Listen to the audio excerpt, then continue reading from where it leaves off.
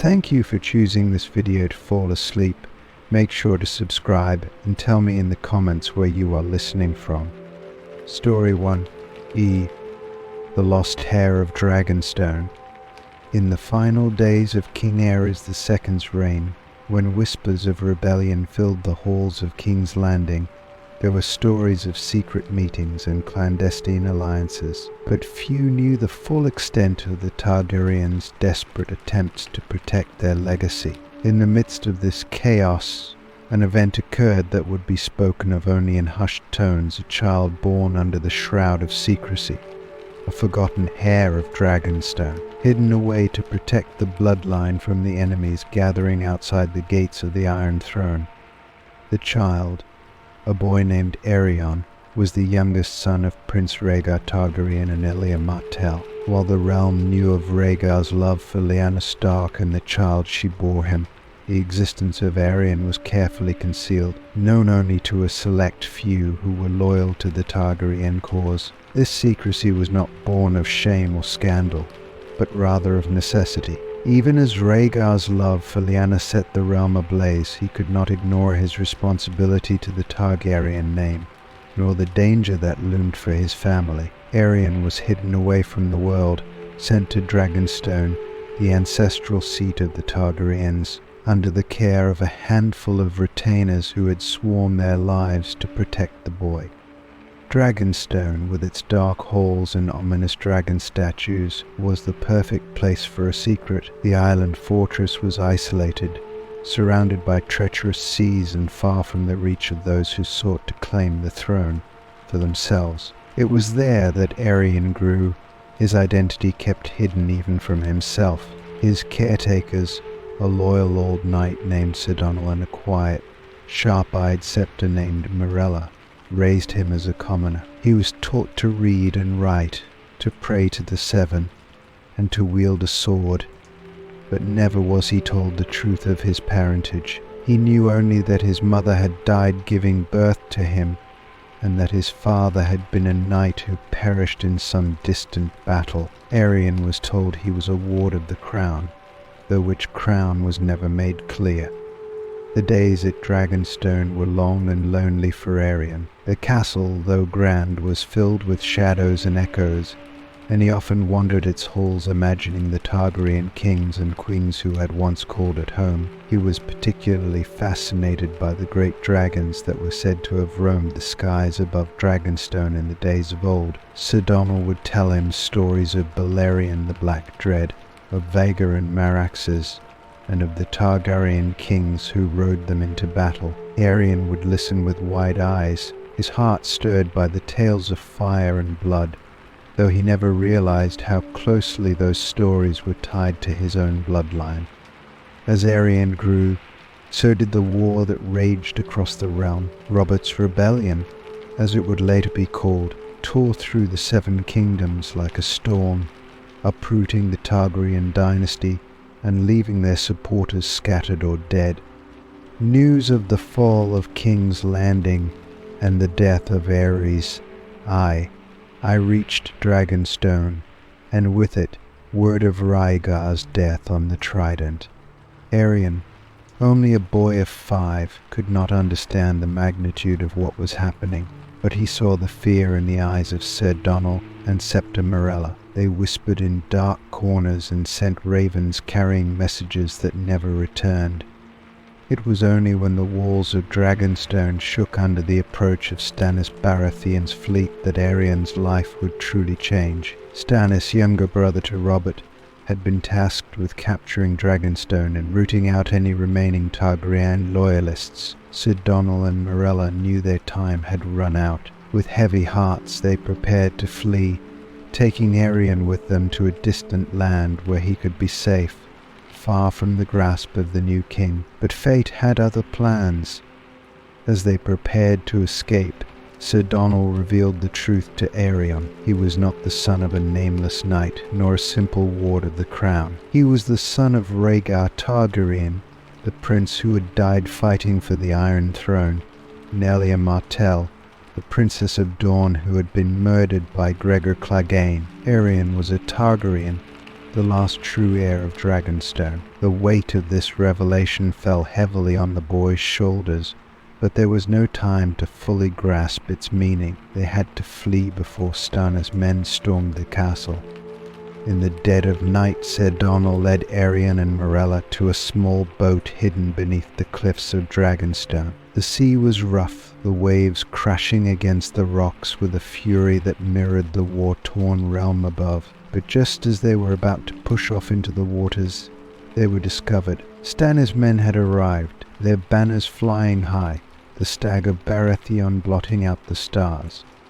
Ser Donal fought bravely, buying time for Morella to get Aerion to safety, but the loyal knight was outnumbered, and as he fell, Aerion watched the only father figure he had ever known die before his eyes. The boat was pushed out to sea, and as Dragonstone disappeared behind them, Aerion realized that his life as he had known it was over. He was no longer a ward, no longer a common boy living in the shadows of a forgotten castle. He was Aerion Targaryen, a lost heir in a realm that had no place for his name. They sailed through the night, Morella guiding the boat through treacherous waters. She was silent, her face set in grim determination. It was only when they reached the shores of Essos that she spoke. "You are the last of your kind," she told him, her voice soft but firm. "The last dragon in a world that has forgotten the power of fire and blood." Aerion did not fully understand, but he knew that he was not the same boy who had wandered the halls of Dragonstone. In Essos, Aerion lived in obscurity, hidden away in a distant city where no one knew his name or his lineage. Morella continued to care for him, teaching him the history of his family, the legacy of the Targaryens, and the importance of keeping his identity. She told him of Daenerys and Viserys, his aunt and uncle, who had also fled to Essos, though their paths would never cross. Years passed, and the war in Westeros faded into memory, but Aerion never forgot who he was. He knew that one day he would have to return to claim his birthright, to take back what was stolen from his family. The dragons were gone, the Iron Throne taken by usurpers, but the blood of the dragon still flowed through his veins. He was the lost heir of Dragonstone, and his time would come. Story 2. The Curse of Maegor's Holdfast. In the heart of the Red Keep, hidden behind thick stone walls and towering battlements, there lies a place shrouded in darkness and fear. Maegor's Holdfast. It was built by the most feared Targaryen king in history, Maegor the Cruel, a man whose reign was soaked in blood and terror. Even in the days of his life, Maegor's name was synonymous with death, treachery, and a ruthless lust for power. But it was not merely his deeds in life that gave rise to the tales of dread surrounding his holdfast. For as the story goes, Maegor did not simply die, he left behind a curse that lingers to this day, haunting the halls of the Red Keep, waiting for any who dare to challenge his legacy. The curse began the day Maegor was found dead upon the Iron Throne. His death was as mysterious as it was gruesome. His body had been discovered alone in the throne room, impaled on the jagged swords of the Iron Throne itself, blood soaking the cold steel and pooling beneath him. No one knew how he had died. Some whispered that his enemies had finally found a way to kill him. Others said it was the Iron Throne itself rejecting him. The most popular rumor, however, was that Maegor had taken his own life after realizing that his tyranny had cost him everything: his allies, his wives, his children, and even the loyalty of his own family. But those who lived in the Red Keep knew better. They believed that Maegor's death was no mere accident or act of desperation. It was the first sign of the curse that would come to haunt the halls of the holdfast he had constructed with his own hands. Maegor had killed thousands to see the Red Keep built to his exact specifications, and among the dead were the very builders who had laid the foundation of his holdfast. He had them all slaughtered to ensure that no one but him would know the secrets of the Keep's design, its hidden tunnels, its deadly traps, its dark, twisting corridors. With their deaths he had sealed his own fate, and theirs into the very stones of the holdfast. After Maegor's death, stories of strange occurrences began to circulate among the servants and guards who lived and worked in the Red Keep. It was said that at night, when the castle was quiet and the only sound was the distant crash of the Blackwater Bay against the cliffs, you could hear the footsteps of Maegor himself pacing malls. Those brave enough to patrol near Maegor's holdfast at night often reported hearing the clanking of his armor, the scrape of his sword, and even the low growl of his voice, muttering in the shadows. Some claim to have seen a dark figure stalking the corridors, a tall, armored man with a crown of black steel and eyes that burned with a cold, ghostly light. The first to disappear was a young page, no older than 10. He had been sent to clean one of the chambers in the holdfast late at night, a simple task he had done countless times before, but that night he never returned. His bed was found empty the next morning, and though the guards searched every corner of the keep, not a trace of him was found. Some said he had run away, frightened by the tales of Maegor's ghost, but others believed that the boy had fallen victim to the curse, taken by the spirit of the cruel king for daring to enter his domain. As the years passed, the disappearances continued. Guards, servants, and even visiting lords would vanish without a trace if they spent too much time within the holdfast. Some were found days later, their bodies mangled and broken as if they had been tortured by unseen hands. Others were never found at all, simply swallowed by the darkness of the Red Keep. Those who survived encounters with the ghosts spoke of strange dreams and waking nightmares. They described seeing Maegor standing over them, his face twisted in a cruel smile, his hands slick with blood as he whispered promises of death and vengeance. One particular tale that chilled the bones of all who heard it was that of Sir Vardis Harla, a knight of the King's Guard who had been stationed in the Red Keep during the reign of King Viserys I. Sir Vardis was known as a brave and honorable man. Shaken by the tales of ghosts and curses, one night during his watch he decided to confront the ghost of Maegor. With sword in hand he ventured into Maegor's holdfast, determined to put an end to the fear that gripped the castle. He was never seen again. All that remained of him was his sword, found broken in two at the base of the Iron Throne, its blade stained with blood. After Sir Vardis' disappearance, the king himself forbade anyone from entering Maegor's holdfast at night, but even the king's decree did little to stop the tales. Over time, more stories emerged, each more terrifying than the last. There were whispers of secret rituals performed in the dead of night, of strange lights flickering in the windows of the holdfast, and of voices, deep, guttural voices calling out from the darkened chambers. Some believed that Maegor's spirit was not alone, that the souls of the builders he had murdered still lingered within the walls, bound to him in eternal servitude. Others said that Maegor had made a pact with dark forces during his reign, and that his holdfast was a place of evil, where the dead and the living were intertwined in a grim dance of power and torment. The curse did not end with the reign of the Targaryens. Even after the fall of House Targaryen, when Robert Baratheon took the Iron Throne, the stories of Maegor's ghost continued to haunt the Red Keep. Robert himself was said to have heard strange noises coming from the holdfast on more than one occasion, though he dismissed them as mere superstition. Yet he avoided the holdfast whenever he could, preferring to keep his court away from its shadowed walls. In later years, when King Robert's children came of age, the curse seemed to grow stronger. Joffrey Baratheon, a boy known for his cruelty, was said to have taken a strange interest in Maegor's holdfast. He would often spend hours wandering its halls alone, and those who dared to question him about it were met with sharp words and threats. Some whispered that Joffrey, like Maegor, was touched by madness, that the ghost of the cruel king had found a kindred spirit in the young prince. Others believed that Joffrey had been influenced by something far darker, something ancient and malevolent that still resided within the walls of the holdfast.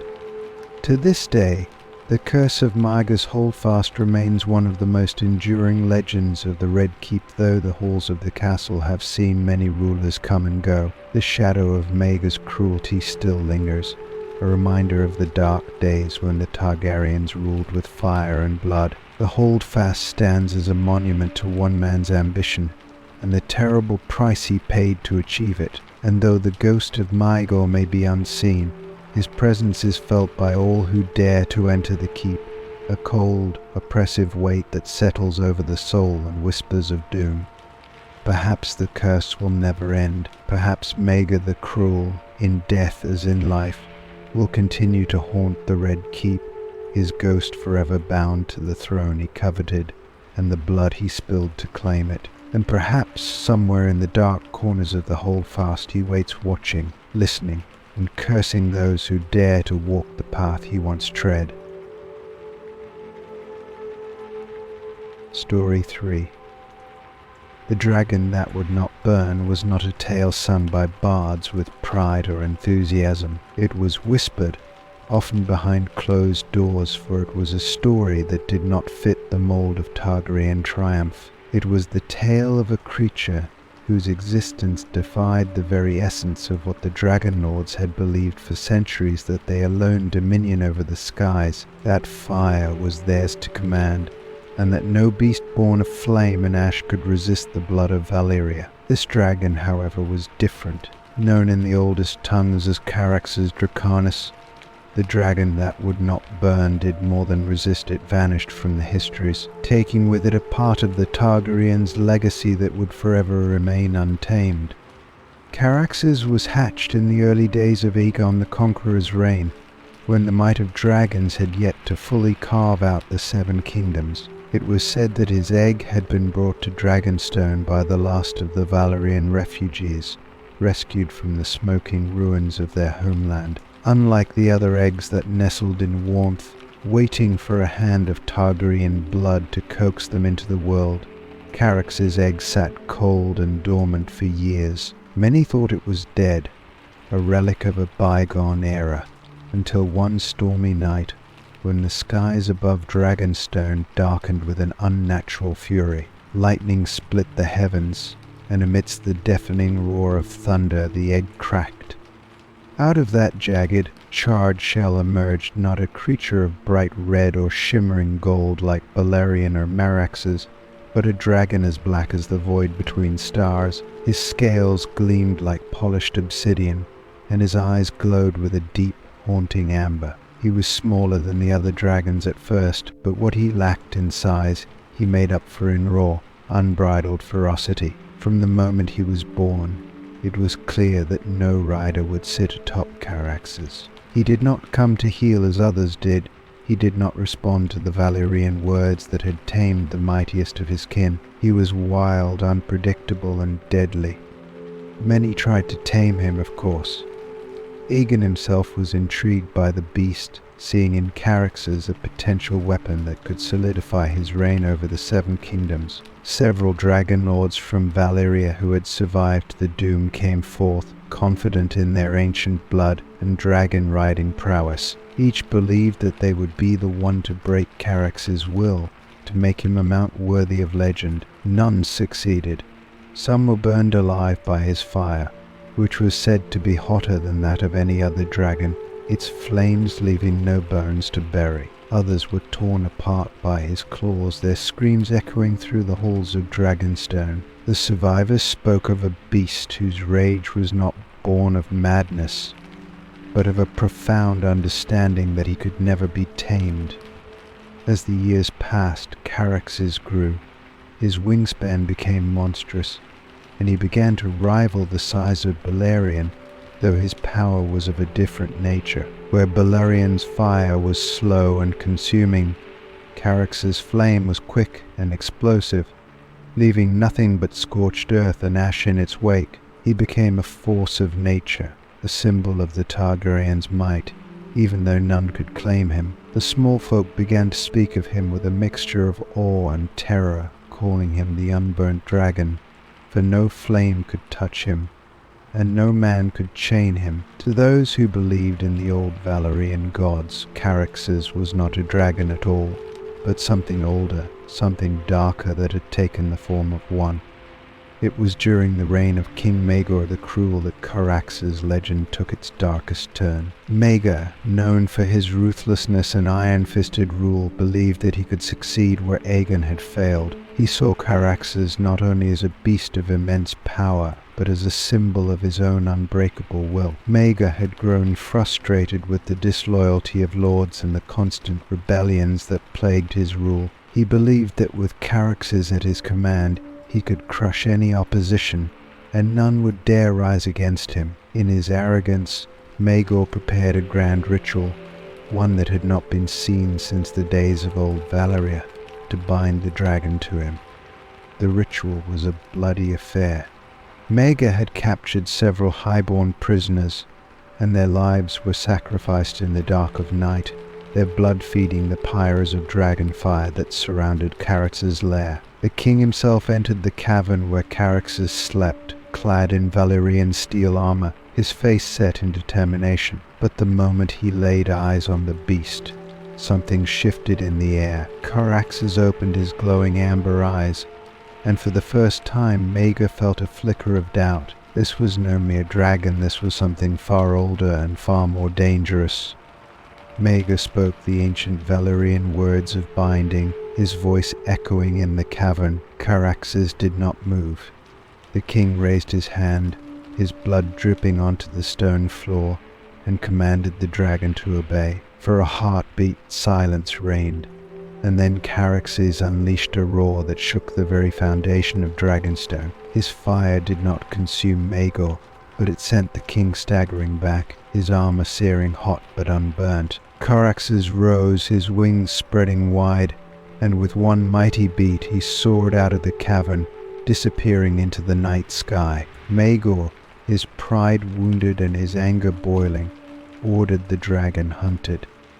For weeks Caraxes was pursued across the skies of Westeros, but none could catch him. He moved like a shadow, always one step ahead, his fire scorching the earth beneath him. The stories say that Caraxes burned entire villages to the ground, not out of hunger or rage, but as a message or warning that he would not be claimed by any man, not even a king. Eventually the Targaryens gave up their pursuit, realizing that Caraxes was beyond their control. Maegor, humiliated by his failure, forbade any mention of the dragon in court, and Caraxes became a legend, a ghost that haunted the skies.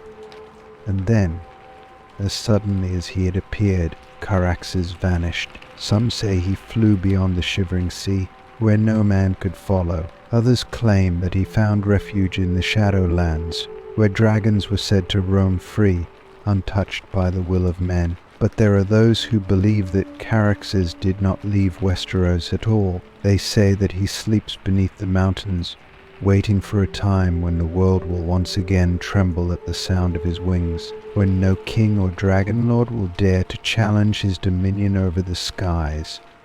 For the Targaryens, the legend of Caraxes was both a reminder of their power and a symbol of their limits. They had bent dragons to their will, conquered kingdoms, and forged an empire, but there was one dragon that remained untamed. Caraxes, the dragon that would not burn, was a testament to the wild, untamable spirit that even the greatest of men could not subdue. And though his legend faded into myth, the shadow of his defiance lingered, a reminder that there are forces in the world that even the mightiest cannot command. Story 4. The Song of Baela and Rhaena Targaryen is one of deep sisterhood, resilience, and defiance against a world that sought to control them. Born as twins to Daemon Targaryen and Laena Velaryon, Baela and Rhaena were destined to carry the weight of their family's legacy. Yet it was their unbreakable bond that would define them in the face of war, loss, and betrayal. The Dance of the Dragons, the bloody civil war that tore House Targaryen apart, placed them at the heart of the conflict, and it was during this time that their courage and tenacity shone brightest.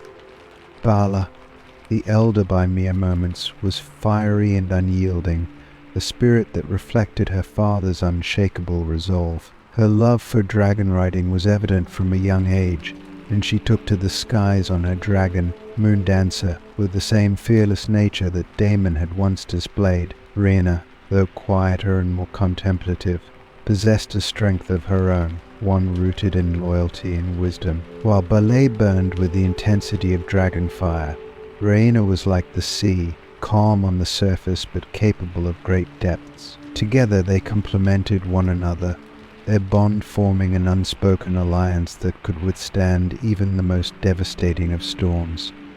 Their early lives were marked by tragedy, as they lost their mother, Rhaena, when they were just children. Rhaena had been a dragon rider as well, flying the great dragon Rhaegar, but her untimely death left a void in the twins' lives that no one else could fill. Daemon, though a loving father in his own way, was often consumed by his ambitions and the ever-growing tensions in Westeros. The twins were left to navigate the complexities of the Targaryen family alone, drawing strength from one another. In a court filled with political maneuvering and dangerous ambitions, Baela and Rhaena quickly learned that they could trust no one as deeply as they trusted each other. When the Dance of the Dragons began, the twins were thrust into the heart of the conflict. Their father Daemon had aligned himself with Princess Rhaenyra, his wife and the declared heir to the Iron Throne.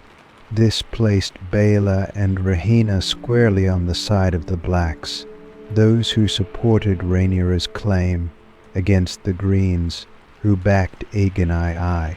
The war that ensued was brutal and merciless, pitting family against family, dragon against dragon. But through it all, Baela and Rhaena remained steadfast in their loyalty to each other and to their father. Baela's role in the war became legendary. With her dragon Moondancer, she took to the skies, fighting alongside Rhaenyra's forces. Though Moondancer was smaller and less powerful than the great dragons of the Targaryen dynasty, Baela's skill as a rider made her a formidable opponent. She fought with the ferocity of a seasoned warrior, her bond with her dragon a testament to the unyielding spirit that had been passed down from her mother. It was said that Baela's eyes gleamed with the same intensity as Moondancer's flames when she rode into battle, her presence a beacon of hope for those who faced Beaconer.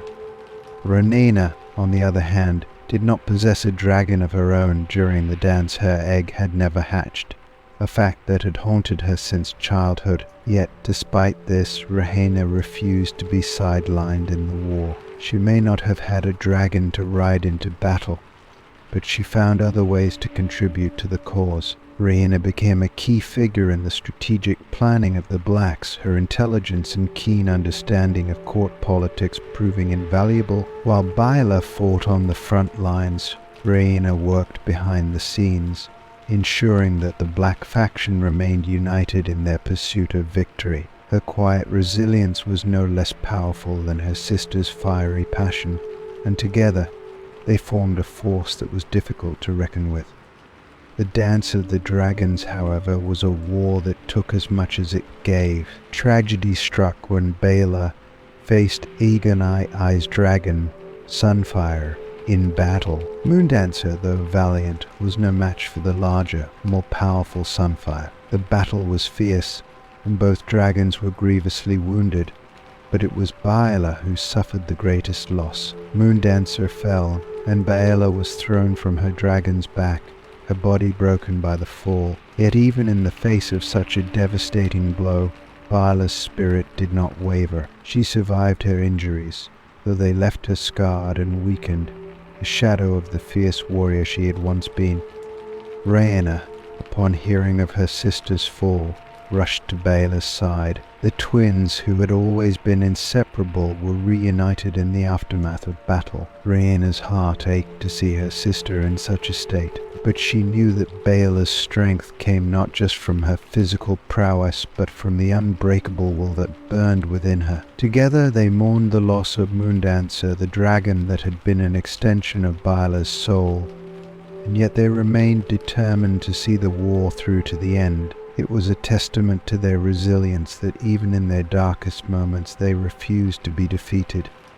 As the war dragged on, the losses mounted, and the toll it took on the Targaryen family became unbearable. Dragons that had once ruled the skies were now falling to the earth, their bodies broken and burned. The realm was left in ruins, and the once glorious Targaryen dynasty was fractured beyond repair. Through it all, Baela and Rhaena remained by Rhaenyra's side, their loyalty unwavering even as the world crumbled around them. They had been born into a legacy of fire and blood, and they had lived through the worst of its consequences.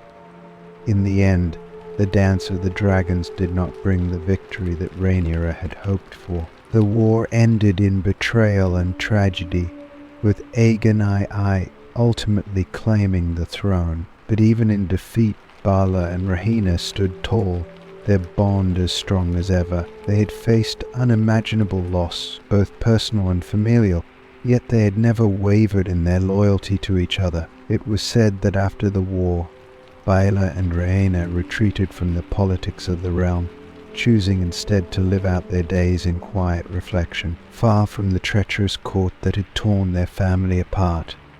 Their story, however, did not end in obscurity. In the years that followed, the legend of Baela and Rhaena Targaryen grew. Their bond, forged in the fires of war, became a symbol of resilience and defiance. They were not just warriors or strategists. They were sisters who had stood by each other when the world had sought to tear them apart. The small folk began to sing songs of their bravery, romanticizing their lives as a tale of love and loyalty in the face of overwhelming adversity.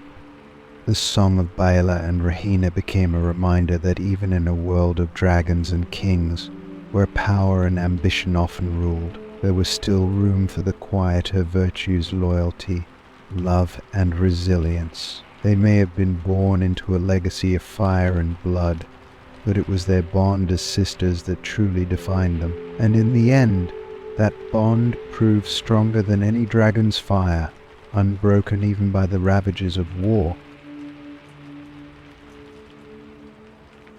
Story 5.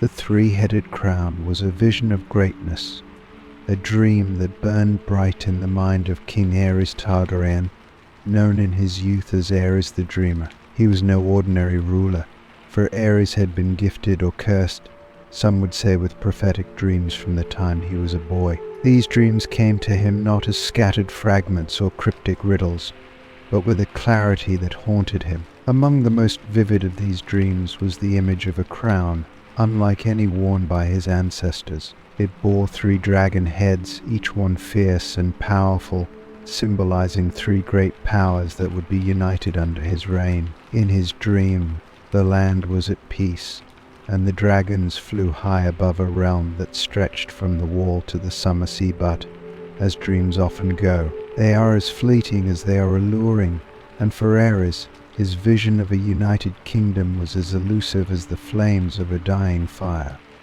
Aerys ascended the Iron Throne at a time when the Targaryen dynasty was still reeling from the echoes of past civil wars. Though the dragons had long since perished, the blood of the dragon still flowed in the veins of the royal family, and with it came the same ambition, pride, and unyielding drive to conquer and rule. The dream of the 3-headed crown consumed Aerys, fueling his desire to expand his dominion beyond the boundaries of Westeros. In his vision he saw 3 powers: Westeros, Essos, and the Summer Isles brought together under the Targaryen banner, with himself at the center, the king who would unite them all. Westeros was already his by right, the legacy of Aegon the Conqueror still strong, though cracks had begun to form in the once solid foundations of the 7 kingdoms. The Reach, the North, and Dorne each harbored their own ambitions, while the Riverlands and Stormlands had grown restless under the weight of heavy taxation and the crown's increasingly oppressive demands. Yet Aerys believed that if he could secure alliances with the powers across the narrow sea and in the far south, the strength of those bonds would hold Westeros together. His dream, after all, was not merely one of conquest, but of unity and lasting peace under his rule.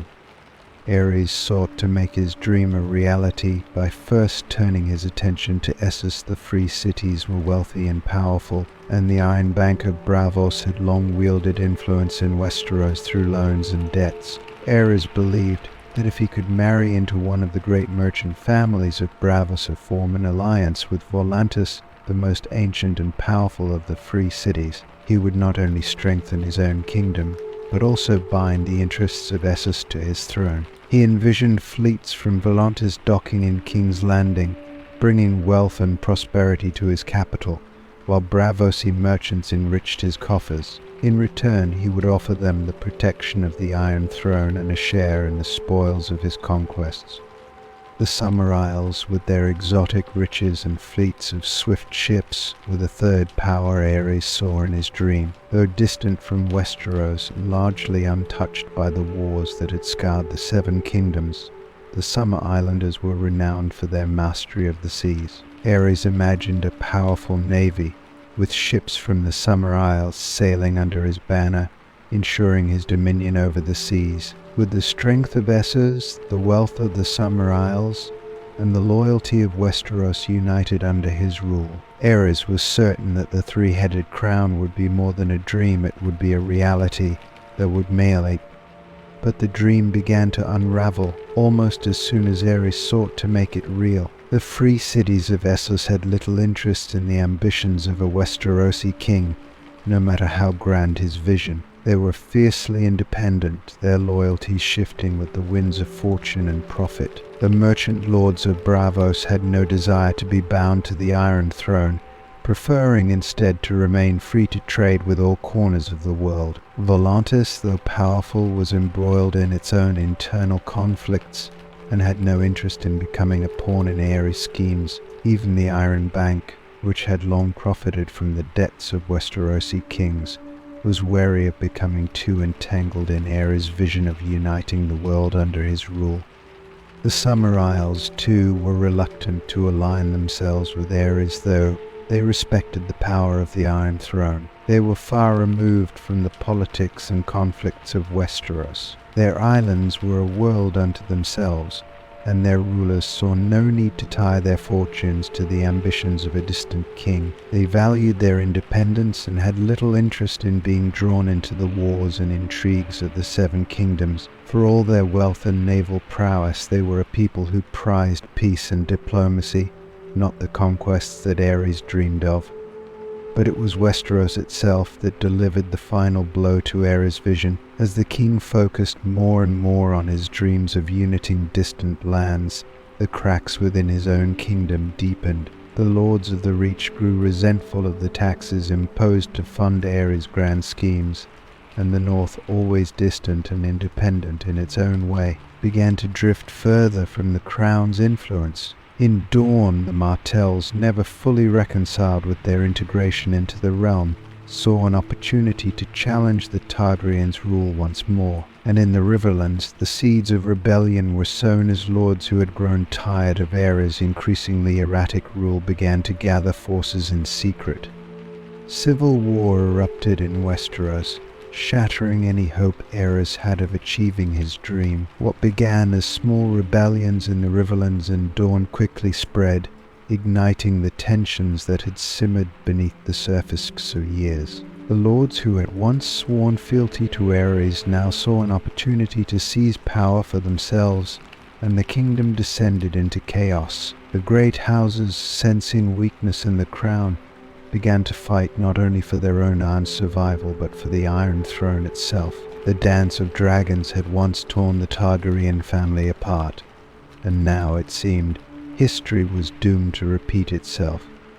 Aerys, the king who had dreamed of uniting the world under his three-headed crown, found himself fighting to keep his own throne from slipping through his fingers. As the war raged, the vision of the crown that had once burned so brightly in his dreams became a distant memory, replaced by the grim reality of a kingdom in flames. The alliances he had hoped to forge with Essos and the Summer Isles never materialized, and the great powers he had envisioned under his rule turned their backs on him, leaving him isolated in his crumbling kingdom.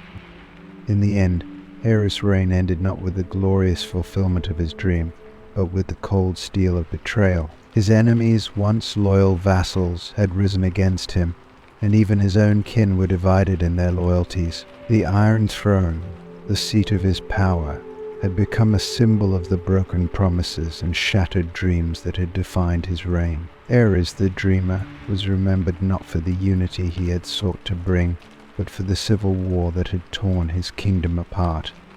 The three-headed crown, once a symbol of the greatness Aerys had envisioned, became a cautionary tale, a reminder of the dangers of ambition unmoored from reality. Aerys had dreamed of uniting three great powers under his rule, but in the end, he had lost the one thing he had already possessed, Westeros. His dream crumbled into dust, and the three-headed crown became nothing more than a ghostly echo, a vision of what might have been but never was.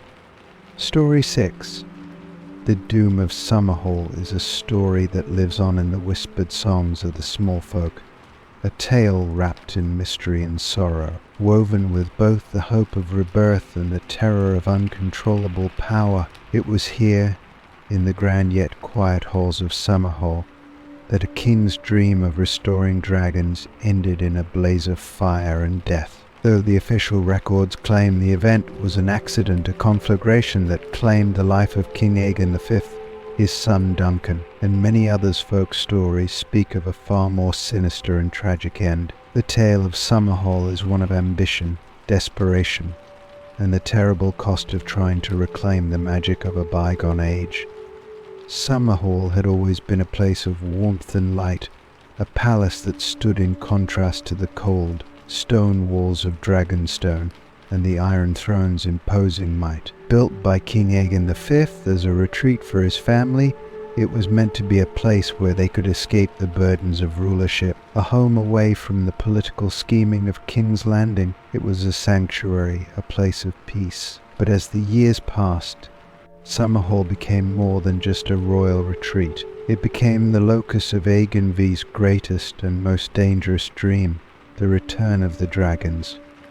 Aegon V, known as Aegon the Unlikely, had not been born to sit the Iron Throne. He had risen to power by an unexpected series of events, and his reign was marked by his desire to bring justice and reform to Westeros. Yet, as noble as his intentions were, Aegon was constantly hampered by the lords and nobles who resisted his efforts. In his mind, the answer to these challenges lay not in politics, but in power, the kind of power that had forged the Targaryen dynasty in fire and blood centuries before. Aegon believed that if dragons could be brought back to life, the Targaryens could once again command the world as they had in the days of Aegon the Conqueror. His dream became an obsession, and Summerhall, with its vast empty halls, became the stage upon which he would attempt to revive the great beasts of old. Many stories have been told of what transpired in those final days at Summerhall. Some say that King Aegon had uncovered ancient Valyrian texts, tomes filled with forbidden knowledge of how to hatch dragon eggs through fire and sorcery. Others claim that Aegon, in his desperation, had sought the counsel of shadowbinders from Ashai or even practitioners of darker arts. Whatever the truth, it is said that Aegon had gathered all the remaining dragon eggs in his possession and brought them to Summerhall, intent on using fire, the greatest of all forces, to awaken them. He was not alone in this endeavor. His son, Prince Duncan, who had given up his claim to the throne for love, was there, as were many of his closest advisors and members of his family. The night the tragedy occurred was one of strange omens, or so the small folk say. The sky above Summerhall had darkened unnaturally, the moon veiled by clouds so thick it seemed as though night had swallowed the world whole. Some claim that the air had an eerie stillness to it, as though the very earth was holding its breath. Inside the halls of Summerhall, fires were lit, great pyres that burned bright and hot, meant to mimic the ancient rituals used to hatch dragon eggs. But what Aegon and his companions did not know, or perhaps chose to ignore, was that fire, though it could give life, could just as easily bring death. The flames that were meant to awaken the dragons soon grew out of control. Some say that the dragon eggs themselves, dormant for centuries, reacted to the fire with violent bursts of heat and flame, as though they were alive but twisted by time and decay. Others believed that the ritual itself was flawed, that the magic Aegon sought to invoke was beyond mortal control, a relic of a world long gone. Whatever the cause, the fire spread rapidly, consuming the halls of Summerhall in a blaze so fierce that those who stood within had no chance of escape. It is said that King Aegon V, realizing too late the disaster he had unleashed, tried desperately to save those around him. Folktales speak of the king running through the flames, calling out for his son Duncan, for his beloved family, as the fire closed in around them. Some even say that Aegon in his final moments tried to shield the dragon eggs from the flames, still clinging to the hope that the dragons would rise from the ashes, even if he did not. But the fire was merciless, and it devoured everything in its path. The king, the prince, and many others perished in the inferno, their bodies lost to the flames that had been meant to bring life. Yet the story of Summerhall does not end with the fire. The small folk who lived near the palace tell of strange occurrences in the aftermath of the tragedy. Though the fire had consumed nearly the entire palace, there were rumors of something surviving the blaze, something not human. Some claimed to have seen shadows moving in the ruins of Summerhall long after the fire had died, shadows that moved like creatures, not men. Others whispered that they had heard strange, low roars echoing through the night, as though the spirits of the dragons Aegon had sought to revive were still trapped in the ruins, unable to return to life but unwilling to die.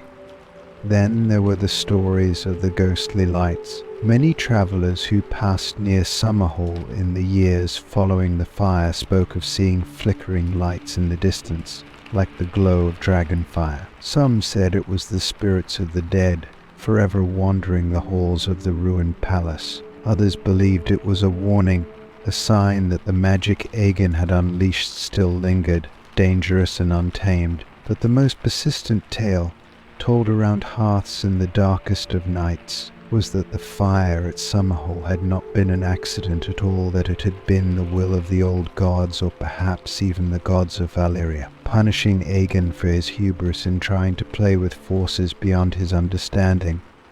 As the years passed, the ruins of Summerhall were abandoned, left to decay under the weight of the tragedy that had unfolded there. The Targaryens themselves rarely spoke of it, the loss too painful and the implications too dark to dwell upon. King Aegon V, who had been remembered as a reformer and a man of the people, became known as the king who had perished in his attempt to bring back the dragons. The surviving members of his family, including Prince Jaehaerys and Princess Rhaegar, carried the scars of Summerhall with them, though they seldom spoke of that fateful night. Jaehaerys would go on to rule wisely, but the shadow of Summerhall followed him, a constant reminder of the dangerous allure of the past.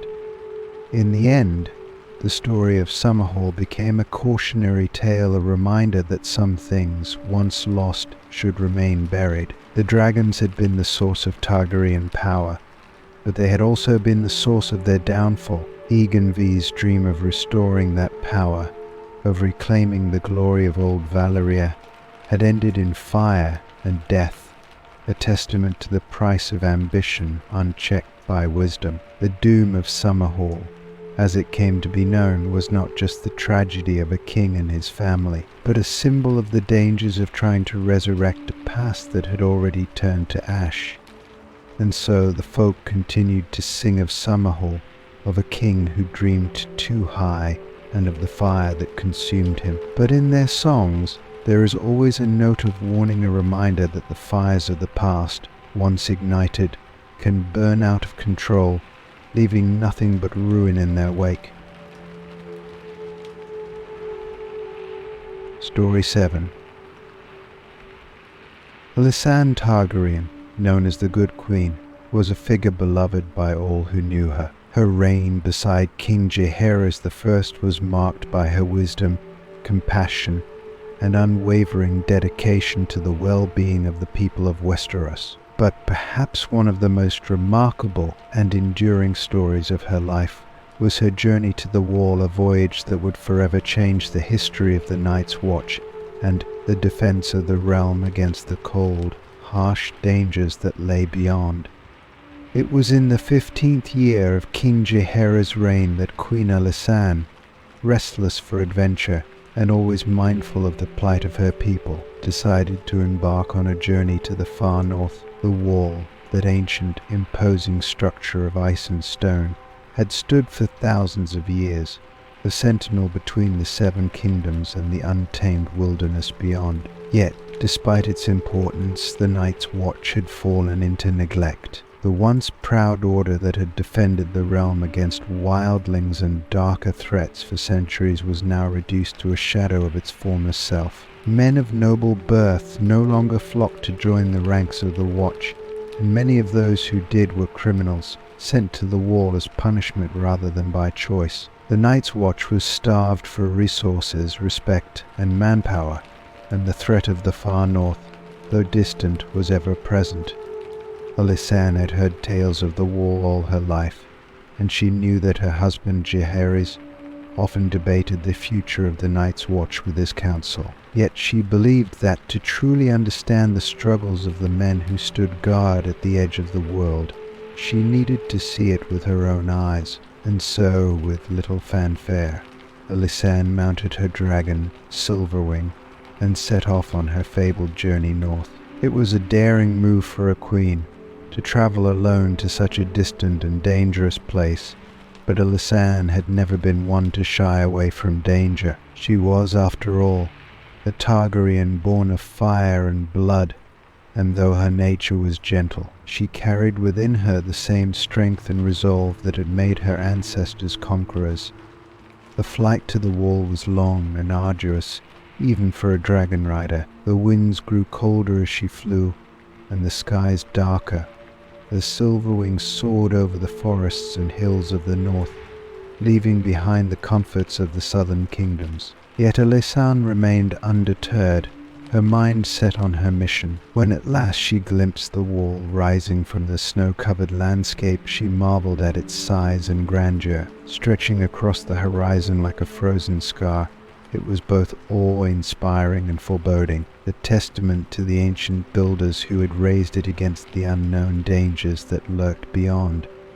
The men of the Night's Watch had never seen a sight quite like the one that greeted them on that cold, windswept day. As Silverwing descended from the clouds, her silver scales shimmering in the pale northern sun, the brothers of the Watch gathered at the base of the Wall in awe. Dragons were creatures of legend to them, and though many had heard of the Targaryen queens and their beasts, few had ever expected to see one so close. And there, atop Silverwing, was Queen Alysanne, regal and unbowed, her silver hair streaming behind her, as she guided her dragon to a graceful landing.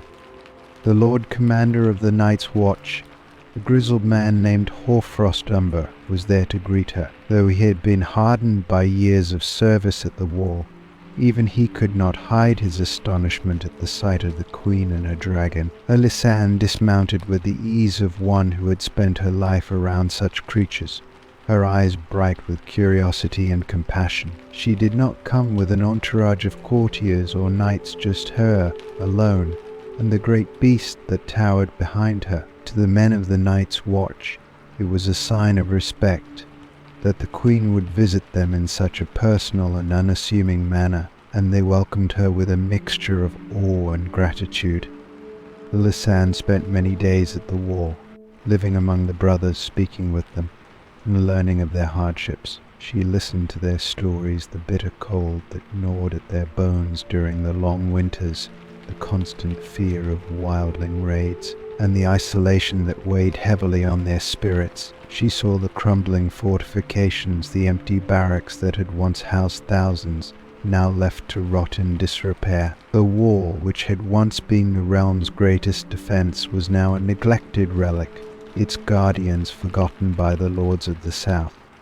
But Alysanne was not content merely to observe. She spoke at length with Lord Commander Umber and the officers of the Watch, and it became clear to her that what the Night's Watch needed was not just more men, but the resources to support them. She wrote to Jaehaerys from the Wall, imploring him to send aid to the Watch in her letters. She described the dire state of the Wall and the courage of the men who served there, despite the hardships they faced. She spoke of the importance of the Night's Watch, not just in protecting the realm from wildlings, but from the unknown dangers that still lurked beyond the wall, threats that most of the realm had forgotten. It was during her stay that Alysanne made a decision that would cement her legacy in the north. After touring the various castles along the wall, she visited the nearby settlement of New Gift, a stretch of land given to the Night's Watch centuries before but long abandoned by its original settlers. Seeing the potential of the land, Alysanne petitioned Jaehaerys to grant the Watch additional lands, expanding the New Gift so that the Night's Watch could grow its own food, raise cattle, and become more self-sufficient. This act of generosity was a lifeline for the struggling Watch, and it became known as Queen's Gift, a name that would endure for generations.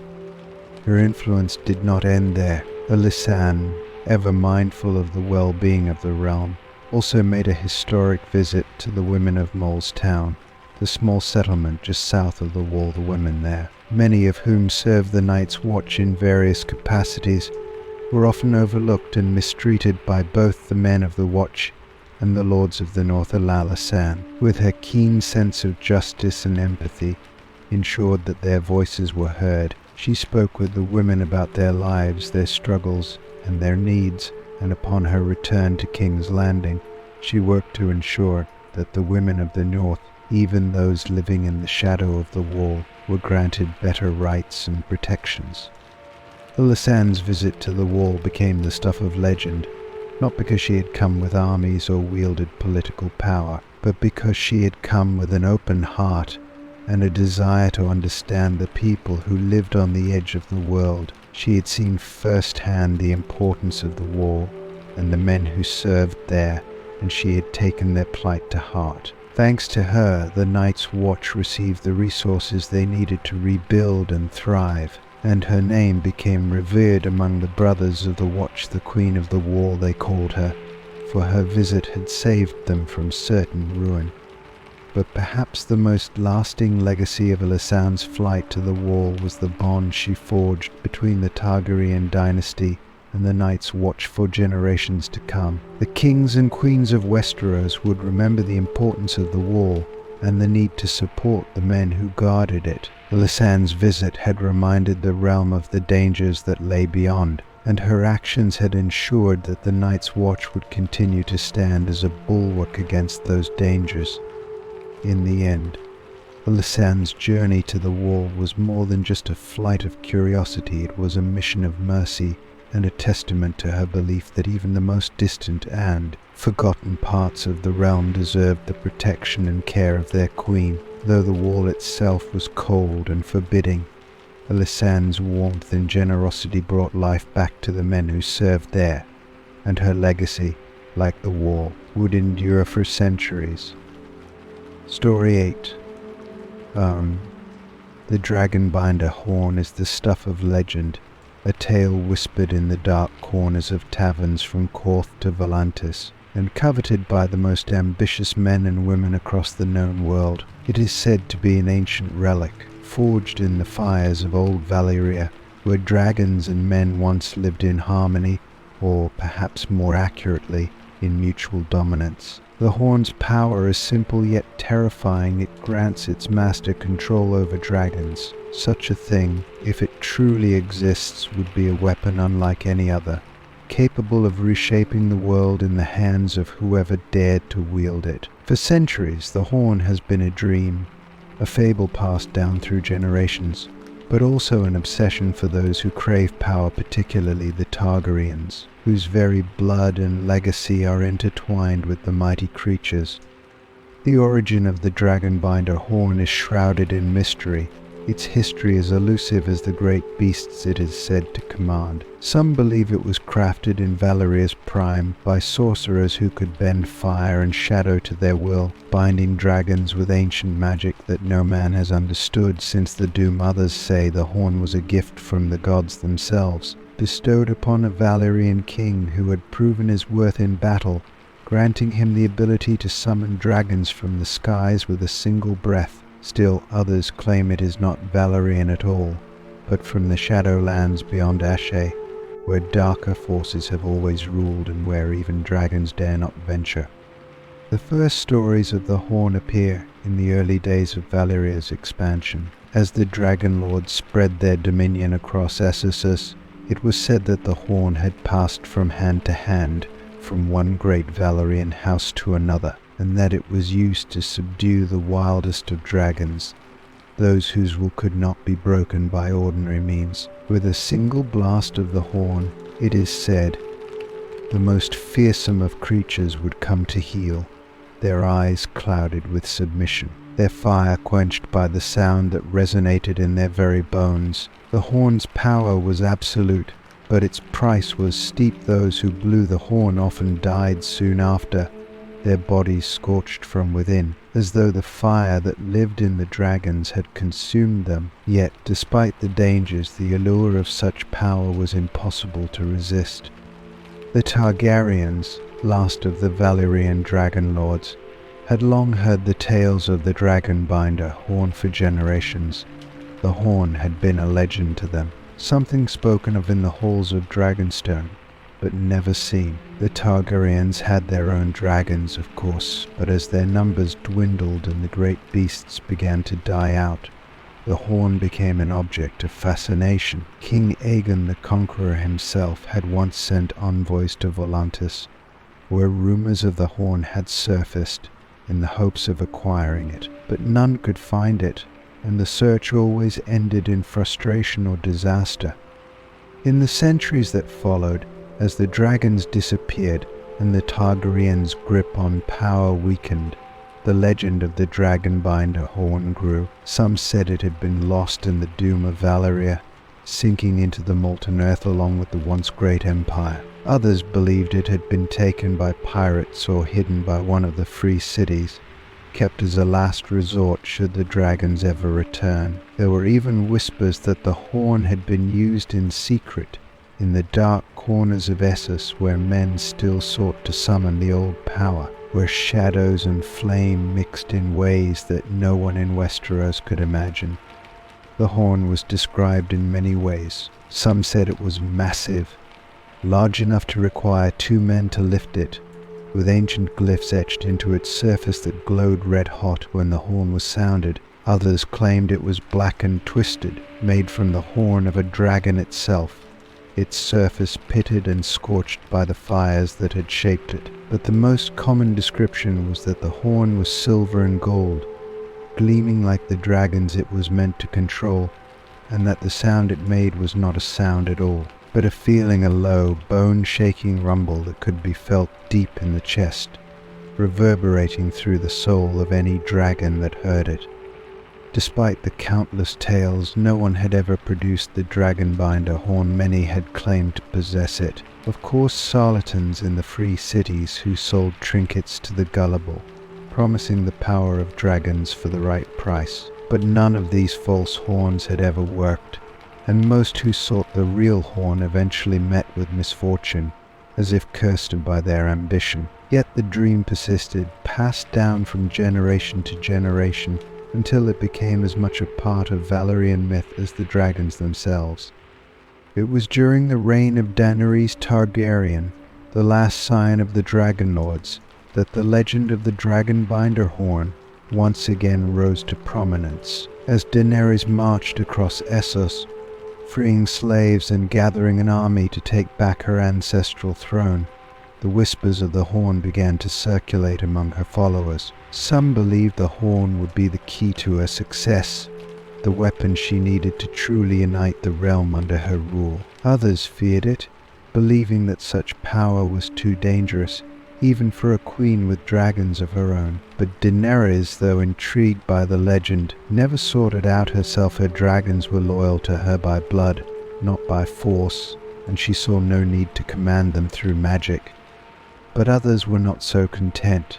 Euron Greyjoy, the pirate lord of the Iron Islands, was said to have found the horn during his travels in the Far East, where he had roamed the Shadowlands and consorted with dark sorcerers. When he returned to the Iron Islands, he brought with him a massive horn, black as night, and etched with runes that none could read. Euron claimed it was the dragonbinder, and that with it he could control any dragon that walked the earth. He blew the horn before his men, and though the sound was said to be deafening, Euron stood unharmed. The same could not be said for the man who had been tasked with blowing the horn first. He had died within moments, his body burning from the inside out.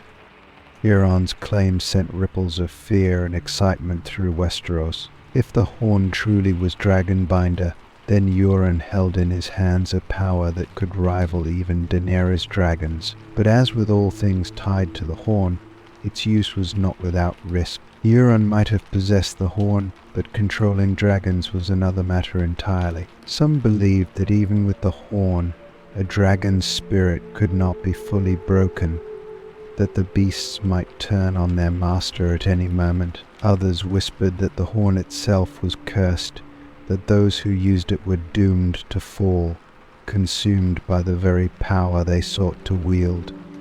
In the end, the true fate of the dragonbinder horn remains a mystery. Whether it was truly the horn of legend that Euron possessed or another counterfeit, no one can say for certain. But the story of the horn endures, as all good fables do, a reminder of the allure of power and the dangers that come with it. For as long as there are dragons, there will be those who seek to control them, and the legend of the dragonbinder horn will continue to haunt the dreams of men. It is a symbol of ambition and hubris, of the desire to bend the will of the most powerful creatures ever known, and of the terrible price that comes with such ambition. And so the dragonbinder horn, whether it lies hidden in the shadows of Essos or buried in the ashes of Valyria, remains an enduring myth, a dream of fire and blood, waiting for the next man or woman brave or foolish enough to seek it out. Story 9.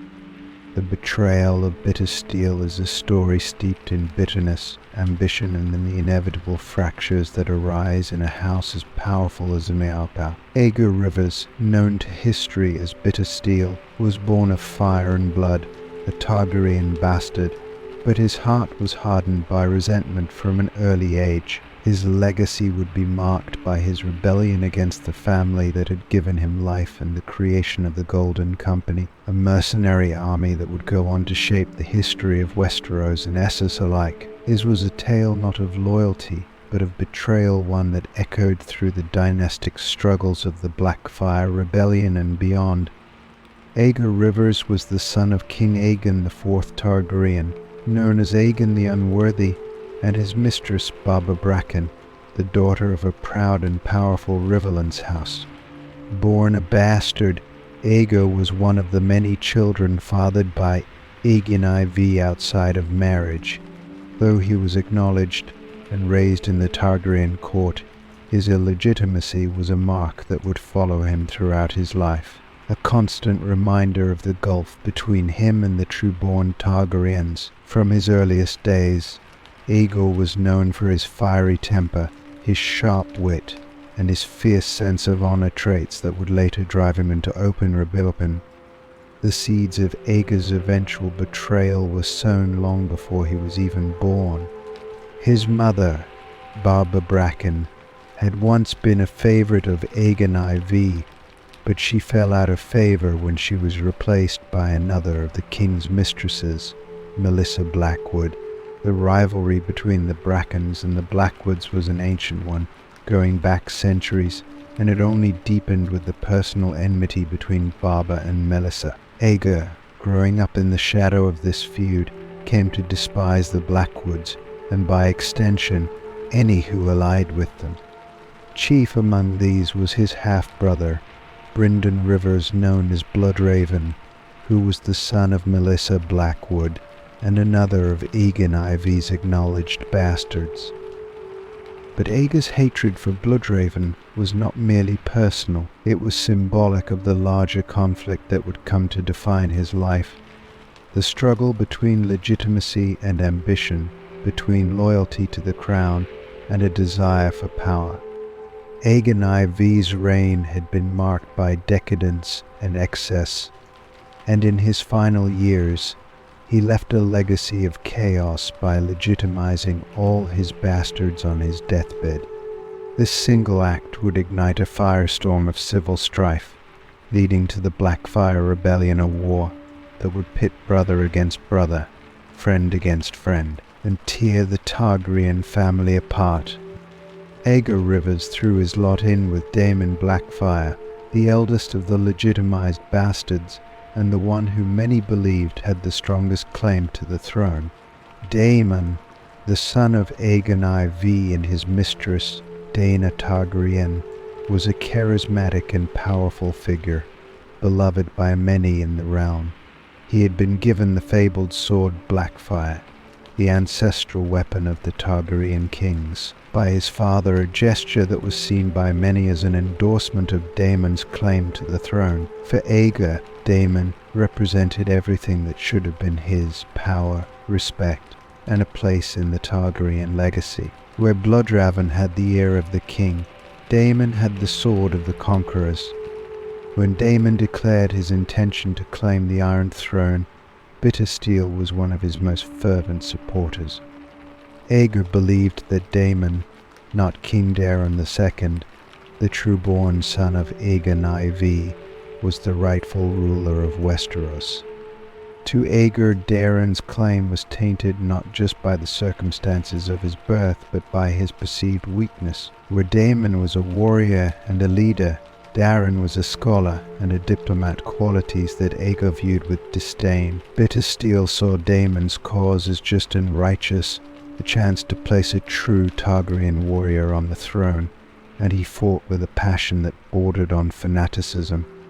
The Blackfyre Rebellion that followed was one of the bloodiest civil wars in Targaryen history. Daemon's forces, bolstered by many of the great houses of Westeros, who had grown dissatisfied with Daeron's rule, marched against the crown in a bid to seize power. Bittersteel, ever the warrior, led many of the Blackfyre forces into battle, his hatred for Bloodraven and the loyalist Targaryens fueling his every strike. He fought with a fury that earned him both fear and respect on the battlefield, and his name became synonymous with the Blackfyre cause.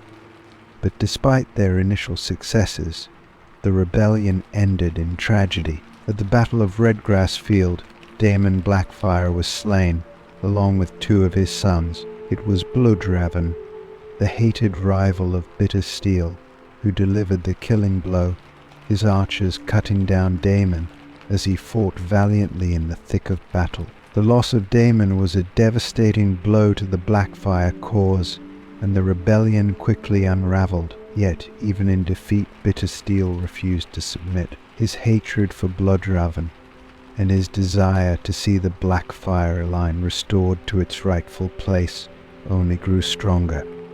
After the rebellion, Aegon fled Westeros with the surviving Blackfyre loyalists, taking with him Daemon's remaining children and the sword Blackfyre itself. It was then that Bittersteel's true legacy began to take shape. In exile, across the narrow sea and the free cities, Aegon founded the Golden Company, a mercenary army unlike any other. The company was not just a band of sellswords, but a brotherhood of exiled lords, knights, and soldiers who had lost everything in the Blackfyre Rebellion. They were men with no homes, no lands, and no hope of returning to Westeros, except through Bittersteel's dream of a Blackfyre restoration.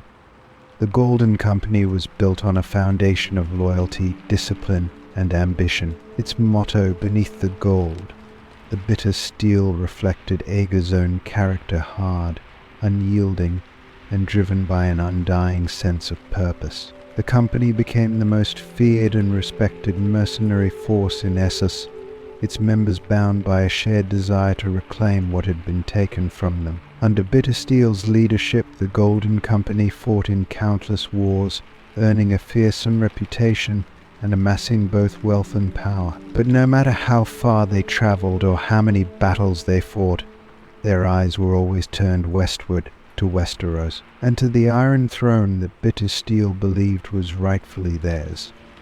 For decades, Bittersteel waged his war from exile, organizing multiple attempts to return the Blackfire line to power. Though each rebellion ended in failure, Aegon never wavered in his commitment to the cause. He trained Daemon's descendants, preparing them to one day sit the Iron Throne, and he instilled in the Golden Company a sense of honor and loyalty that outlived even him. Bittersteel's hatred for Bloodraven and for all those who had betrayed the Blackfires burned within him until the day he died. In the end, Aegon Rivers did not live to see his dream realized. He died in exile, far from the lands of his birth, but his legacy endured through the Golden Company. Even after his death, the company continued to fight for the Blackfire cause, and for generations they remained a thorn in the side of House Targaryen. Though the Targaryens would ultimately hold the Iron Throne for centuries to come, the shadow of Bittersteel's betrayal loomed large over their reign. His creation, the Golden Company, became a symbol of defiance, a reminder that even the mightiest dynasties could not escape the consequences of their own bloodlines.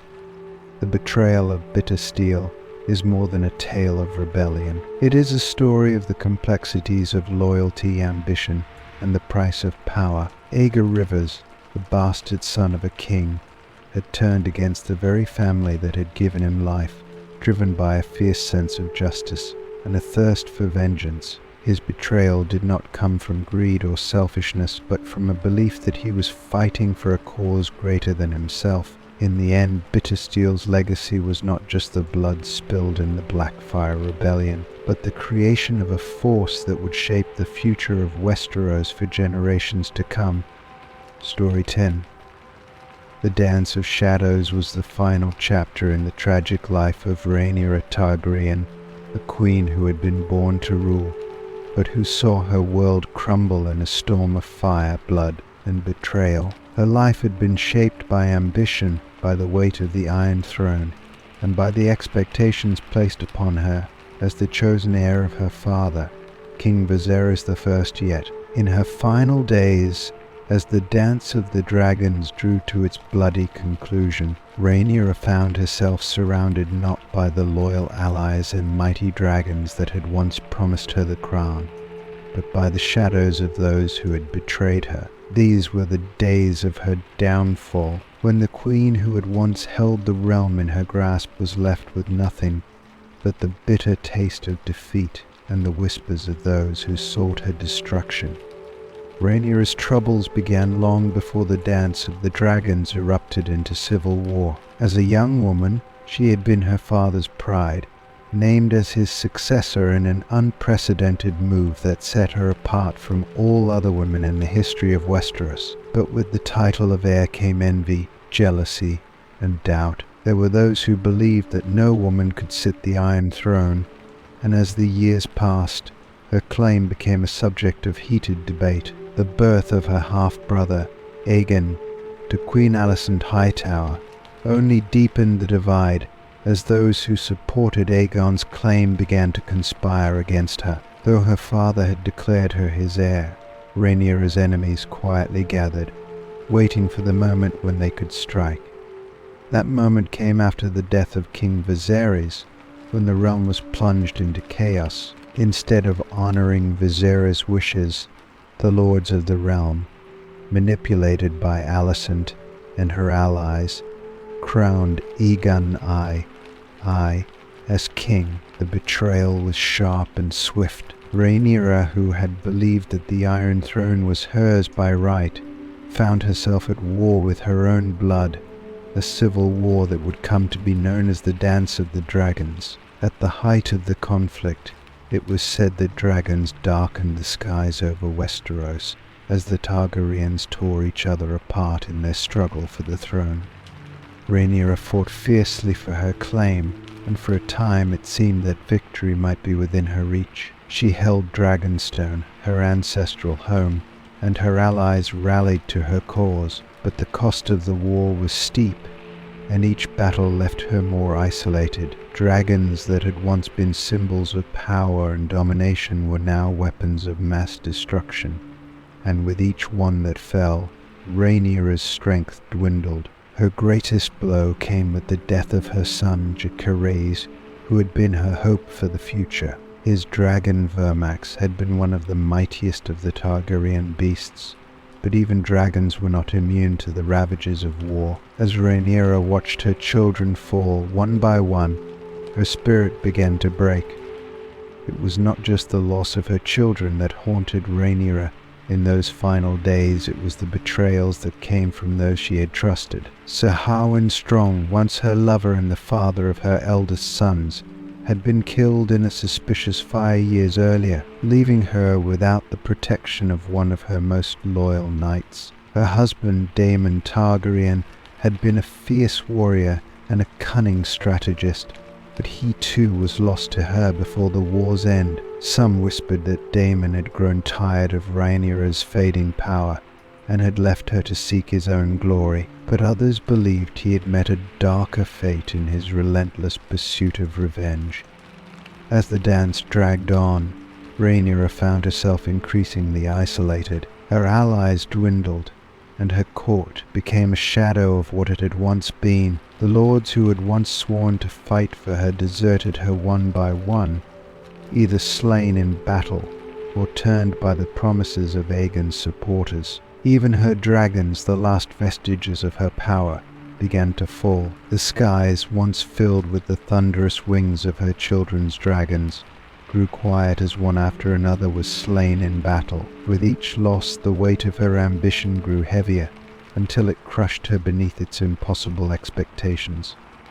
Rhaenyra's final days were spent on Dragonstone, the seat of House Targaryen, now a place of gloom and dread. She had once taken pride in her claim to the Iron Throne, but as the war drew to its bloody conclusion, she became a queen in name only. Dragonstone, which had once been her stronghold, was now a prison. The people of Westeros, who had once hailed her as the rightful heir, now whispered of her cruelty and madness. They spoke of how she had allowed her children to fight and die in her name, how she had scorched the earth in her desperation to claim the throne, and how the realm had suffered under her ambition.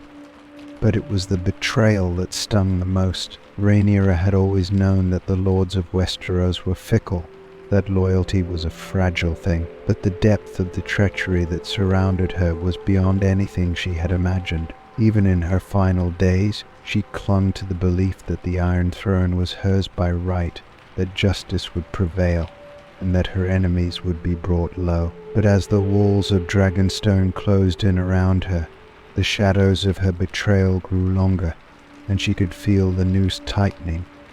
In the end, it was her own brother, Aegon I, who would deliver the final blow. Rhaenyra had been captured by her enemies, betrayed by her last remaining allies, and dragged before her brother in King's Landing. Aegon, who had spent the war consumed by hatred for his sister, showed no mercy. He had her brought to the Dragon Pit, a place that had once been the pride of House Targaryen, where dragons had roamed freely under the shadow of the Red Keep. Now it was a ruin, a testament to the devastation of the Dance of the Dragons.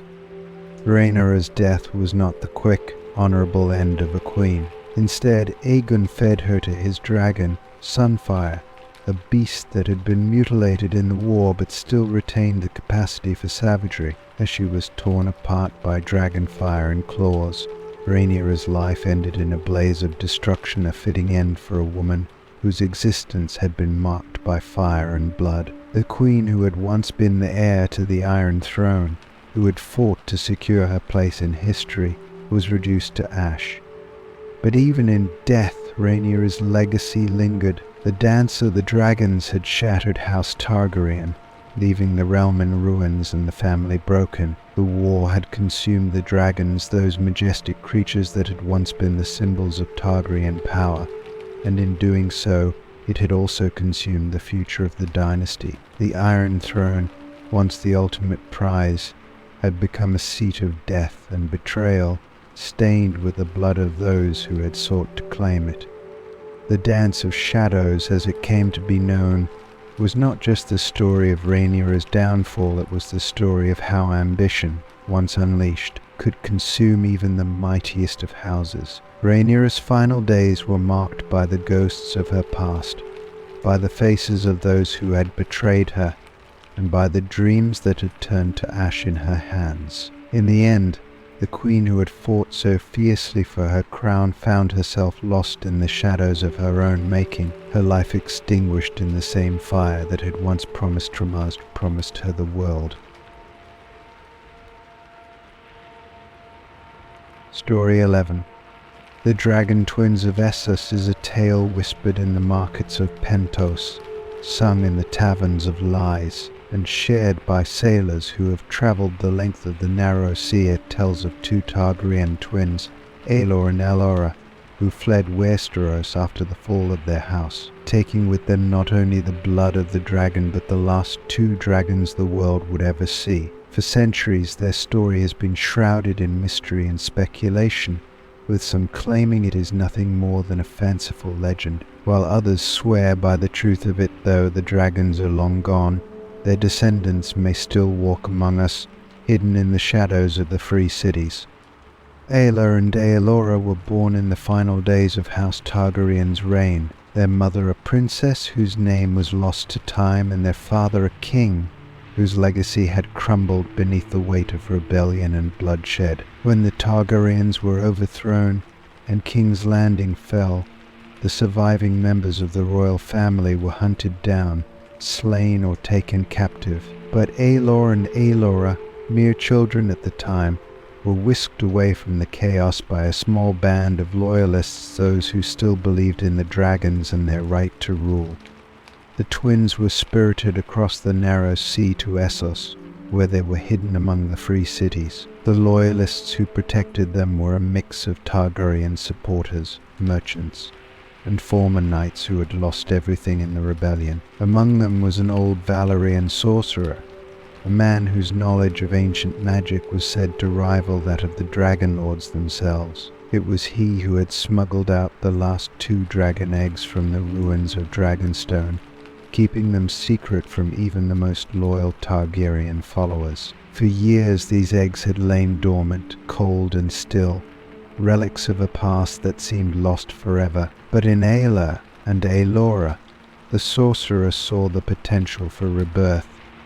The twins were raised in secret, never knowing the halls of the Red Keep or the luxuries of royalty. Instead, they grew up in the shadows of Essos, moving from city to city, always one step ahead of those who would have them killed. Pentos, Lies, Maegor, and even Volantis all became temporary homes to the twins, each city offering its own form of sanctuary and danger. But wherever they went, they were taught the old ways, the Valyrian language, the history of their ancestors, and, most importantly, the art of dragon riding. Though there were no dragons left in the world, the twins were taught as if they would one day take to the skies. Their bond with the beasts a crucial part of their Targaryen legacy.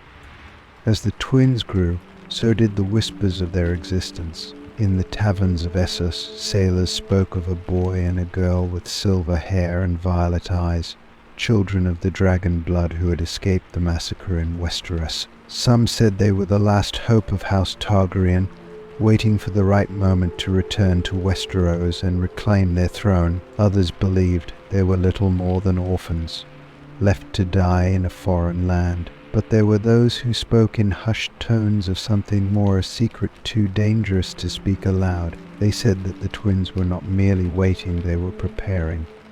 The dragon eggs, which had lain cold and dormant for years, began to stir. The old Valyrian sorcerer, whose magic had been dismissed as nothing more than tricks and illusions, worked tirelessly to bring the eggs to life. Using fire and blood, always blood, he attempted to awaken the dragons within. For years his efforts failed, and the twins grew up in a world where dragons existed only in stories. But on the twins' 16th name day, the sorcerer's magic succeeded. Under the light of a blood-red moon in the heart of a secret temple deep within the city of Liz, the first dragon egg cracked open.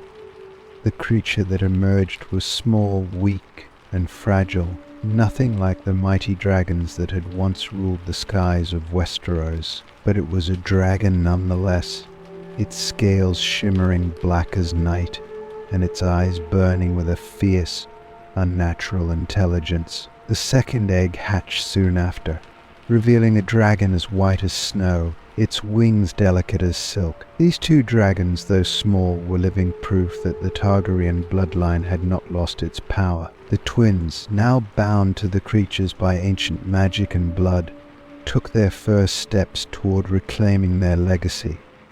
But the world was not as simple as it had been in the days of Aegon the Conqueror. The free cities were independent, powerful, and filled with their own ambitions. Aela and Aelora knew that revealing their dragons too soon would bring death to their doorstep. They kept their creatures hidden, raising them in secret, training them in the shadows. The dragons grew slowly, feeding on the wealth of those loyal to the Targaryens, kept safe in the ruins of old Valyrian temples and ancient fortresses long forgotten by men.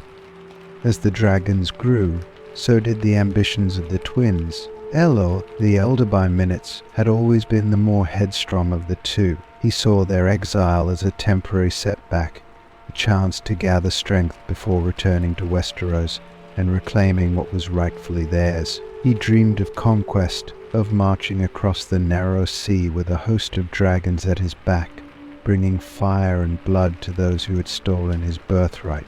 Elora, by contrast, was more cautious. She understood the dangers of their position, the fragility of their power. Though she shared her brother's desire to see the Targaryens restored, she believed that patience, not war, was the key to their survival. The bond between the twins, once unbreakable, began to strain under the weight of their differing visions. Aelor's dragon, the black-scaled beast known as Shadowfire, grew larger and more aggressive with each passing year. Elora's dragon, the pale Frostfang, was more graceful, but no less dangerous. The two dragons, like their riders, were destined to clash.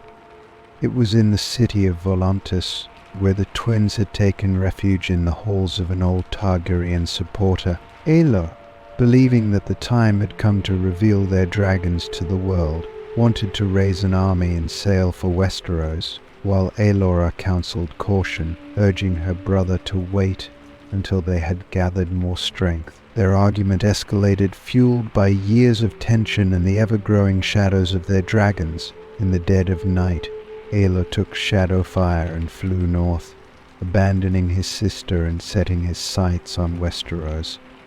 Aelora, heartbroken and betrayed, remained behind in Essos. She knew that her brother's rash actions would bring nothing but disaster, but she also knew that without him, she was alone.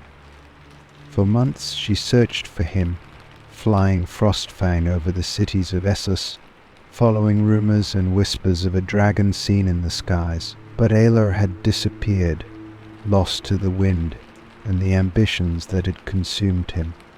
The story of Aelor and Aelora ends, as many stories of the Targaryens do, in tragedy. Some say that Aelor died in the mountains of the Vale, killed by loyalists who still feared the return of dragons. Others claim he flew to the ruins of Valyria, never to be seen again. As for Aelora, she was last seen flying Frostfang over the ruins of old Valyria, her heart broken and her hope extinguished. The dragon twins of Essos became a legend, a reminder of the fleeting nature of power and the dangers of ambition. The dragons they had raised in secret were never seen again, their existence fading into the mists of history. But the people of Essos still tell their story, of the twins who fled Westeros with dragons and tried to reclaim a world that had already moved on without them. Whether the dragons still exist, hidden in some forgotten corner of the world, or whether they died with their riders, no one can say for certain, but the legend lives on, a tale of fire, blood, and the undying will of the dragonlords. Story 12. The Silver Queen of Slaver's Bay is a tale that has taken root among the people of Essos, sung in the shadowed streets of Meereen, whispered by freedmen who still remember the taste of chains, and painted in the bright murals that adorn the walls of the cities she conquered. It is the story of Daenerys Targaryen, the last scion of the dragonlords, who rose from exile to become a queen not through birthright, but through the power of her will and the unyielding belief that she was meant to bring freedom to the oppressed. In the folktale version of her rise, Daenerys is not merely a queen, she is a savior, a breaker of chains, and a symbol of hope for those who had none. Her story begins in the distant lands of Westeros, where House Targaryen, once the rulers of the Seven Kingdoms, had been overthrown. Daenerys was born amidst the storm that raged as her family fell, a princess with no kingdom and no throne, cast into exile with her brother, Viserys, who dreamed of reclaiming their lost birthright. But while Viserys spoke only of vengeance and conquest, Daenerys listened to the wind and the whispers of a world she did not yet know. She was a child when she was sold to Khal Drogo, a Dothraki warlord, by her brother in exchange for the promise of an army. In the folktales of Slaver's Bay, it is said that this was the moment when the tides of fate began to shift. In the harsh lands of the Dothraki, Daenerys found not just a husband, but a strength within herself that she had never known. As Khal Drogo's wife, she learned the ways of the Dothraki, their fierce pride and their unbreakable spirit, but she also learned the power of compassion. The legends say that the Khaleesi rode through the great grass sea, not with cruelty or domination, but with a heart full of empathy for the weak and downtrodden. It was here, in the unforgiving lands of the East, that Daenerys' dream of freedom began to take shape. She was not content with power for its own sake. She sought to free those who had lived in chains, to give a voice to the silenced, and to bring justice to a world that had long forgotten it. The first true moment of her power came not in battle, but in the fire. When Khal Drogo died, and her world seemed to collapse around her, Daenerys did the unthinkable. She walked into the flames of his funeral pyre. Those who had witnessed it said it was an act of madness, the desperate end of a queen who had lost everything. But as the flames roared higher, Daenerys emerged, unburnt, with 3 dragons born from the ashes. The folk tales call this her rebirth, the moment when the Silver Queen was truly born. Her dragons, the first the world had seen in centuries, were not just symbols of power, they were symbols of rebirth, of the return of the Targaryens, and of the fire that would sweep away the old world of slavery and oppression. With her dragons at her side, Daenerys began her journey across the east, her eyes set on Slaver's Bay, where the great cities of Astapa, Yunkai, and Meereen lay like jewels upon the coast. These cities, rich and ancient, had long thrived on the blood and toil of slaves. For generations, the masters of Slaver's Bay had ruled with an iron fist, their power built on the backs of the broken. But to Daenerys, the sight of these cities was not one of awe or admiration, it was a call to arms. She saw the suffering of the slaves, their bruised bodies and hollow eyes, and knew that she could not turn away. The legend of the Silver Queen speaks of her arrival in a staple where she met the rulers of the city, the good masters who controlled the unsullied, and an army of unniched soldiers, trained from birth to obey without question. Daenerys saw in the unsullied both tragedy and opportunity. They were the ultimate symbol of the masters' cruelty, but they were also a force that could be turned against their oppressors. The folk tales tell of how Daenerys, with her silver hair shining in the desert sun, made a bargain with the good masters. She would trade one of her dragons for the entire army of Unsullied, a deal that shocked and delighted the masters, for they believed they had outwitted her. But Daenerys was not so easily fooled. When the time came to complete the deal, Daenerys handed over one of her dragons, Drogon, to the good masters, But as soon as the trade was made, she gave a single command in High Valyrian, a language the masters did not know she spoke. With one word, she commanded the Unsullied to turn on their masters. The dragon she had seemingly given away turned on its new owners, incinerating them in a burst of fire. In a single moment, Daenerys had taken the city, freeing the Unsullied and the thousands of slaves who had lived under the lash. The folk tales of Slavers Bay remember this day as the birth of the breaker of chains, the queen who had come not to rule over the broken, but to shatter their chains forever. From Astapor, Daenerys marched on Yunkai, where the slave masters, hearing of her conquest, fortified their walls and prepared to resist. But the legend speaks of how Daenerys, with her army of Unsullied and her dragons at her back, did not need to lay siege to the city. Instead, she sent emissaries to the slaves within, offering them freedom if they rose against their masters. The slaves of Yunkai, inspired by the tales of Astapor and the sight of dragons in the sky, turned on their masters, opening the gates for Daenerys and her army. Once again the city fell without bloodshed, and once again the Silver Queen freed the oppressed, adding to her growing legend as the liberator of Slavers Bay.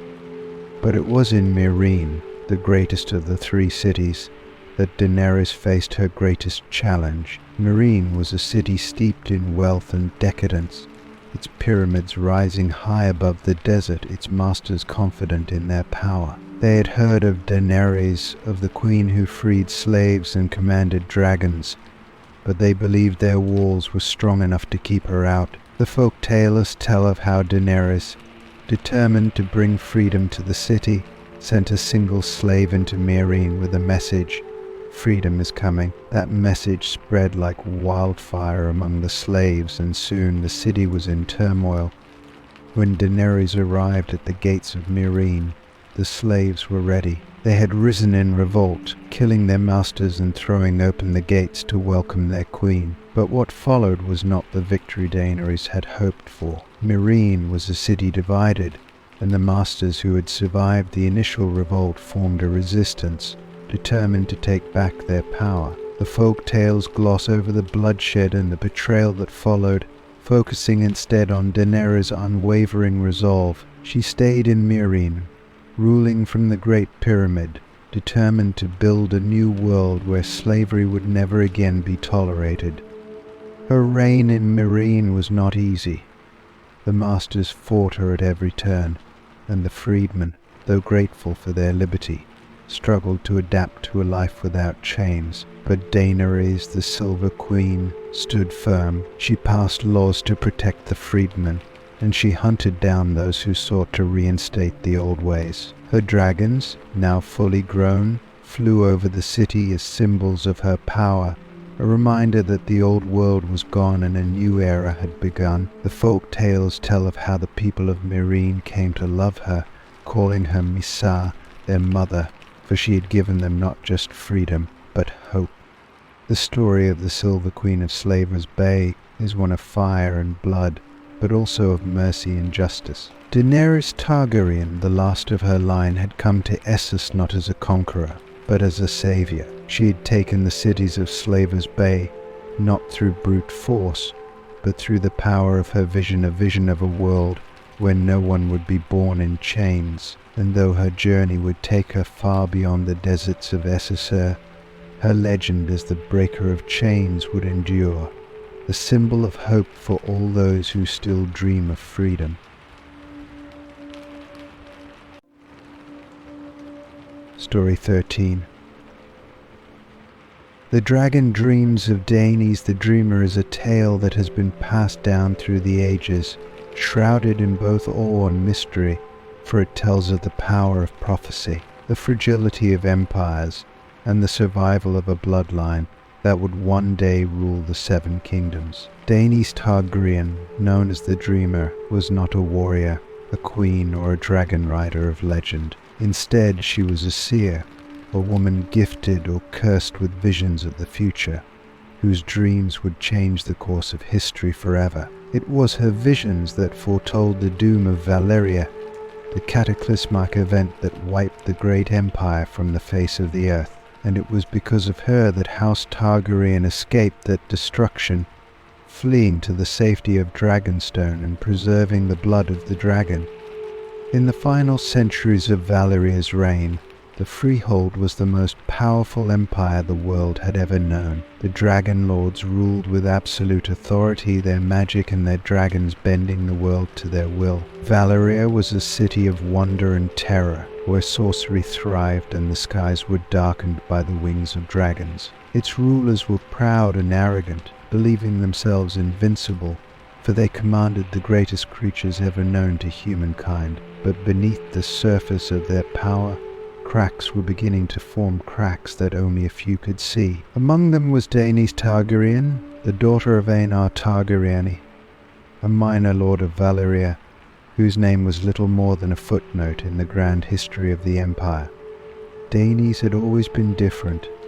From a young age she was prone to strange dreams, visions of fire, smoke and shadow. Her family regarded her with a mixture of fascination and unease, for it was said that the Targaryens, more than any other Valyrian house, were touched by the magic of old Valeria. Their connection to dragons was deeper, their blood more potent with the ancient power of their ancestors. But even among the Targaryens, Daenys stood apart. Her dreams were vivid, unsettling, and often prophetic. She saw things no one else could see, events that had not yet come to pass.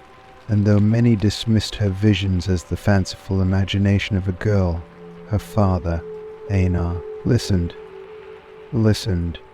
It was during her 14th year that Daenys had the dream that would change the fate of her house. In the dead of night, she awoke from a vision so terrifying, so vivid, that it left her trembling with fear. She had seen Valyria, the great empire, the seat of dragonlords, the heart of the known world engulfed in flame. The very earth beneath the city had cracked open, spewing molten rock and fire. The skies were dark with ash, and the dragons that once soared above the city fell from the heavens, their wings torn apart by the fury of the earth. The proud spires of Valyria, which had stood for millennia, were reduced to rubble, and the great houses of the dragonlords, those who had once believed themselves untouchable, were no more than ashes in the wind.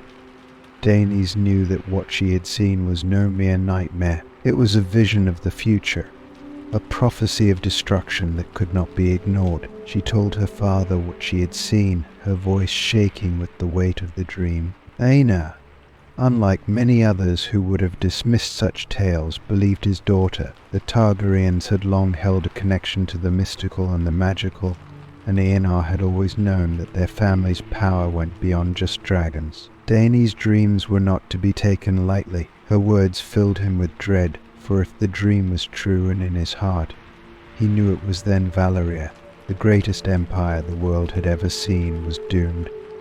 But how could one escape such destruction? The very thought of fleeing Valyria seemed unthinkable. The Targaryens, though not among the most powerful of the dragonlord families, were still deeply rooted in the Freehold society. Their wealth, their dragons, and their legacy were tied to the city. Yet Aenar could not shake the conviction that his daughter's dream was a warning, a chance to survive the coming cataclysm. And so, against the advice of his peers and the whispers of mockery that followed him, Aenar Targaryen made a bold and unprecedented decision. He would leave Valyria.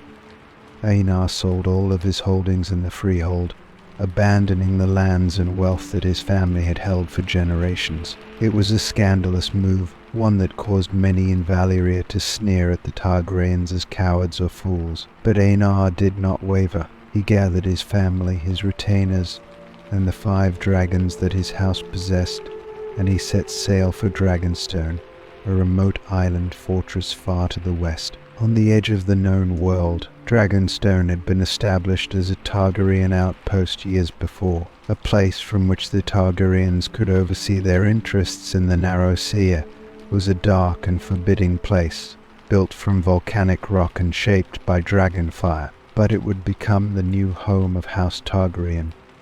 The journey to Dragonstone was long and perilous, and it was said that Daenys spent much of the voyage in silence, her mind still haunted by the vision of Valeria's doom. Yet her father remained steadfast, trusting in her dreams and in the strange power that flowed through their blood. When they finally arrived at Dragonstone, Rhaegar set about fortifying the castle, preparing for the future that Daenys had foretold. They settled into their new life, far from the splendor and might of Valyria, but safe from the fire and death that Daenys had seen in her dreams.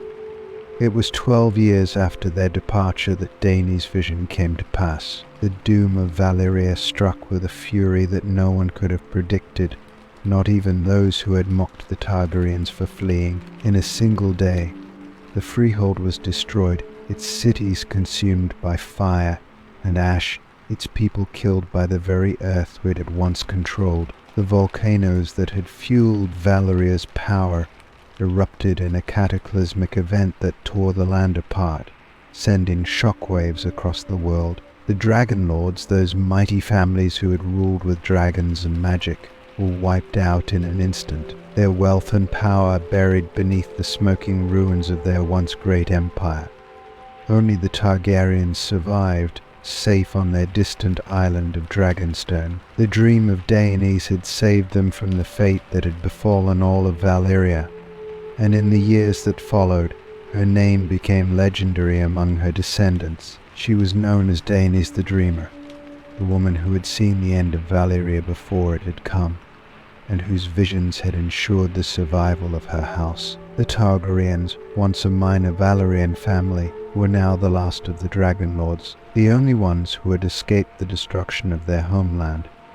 For years the Targaryens remained on Dragonstone, quietly building their strength, while the rest of the world marveled at the mystery of Valyria's fall. Many believed that the gods had punished the Valyrians for their hubris, for daring to wield such great power. Others thought that the magic of the freehold had turned against them, that the very dragons they had once controlled had brought about their destruction. But the Targaryens knew the truth, passed down through the generations in stories and dreams. Daenys had seen it all, and they had been spared by the foresight of a single dreamer.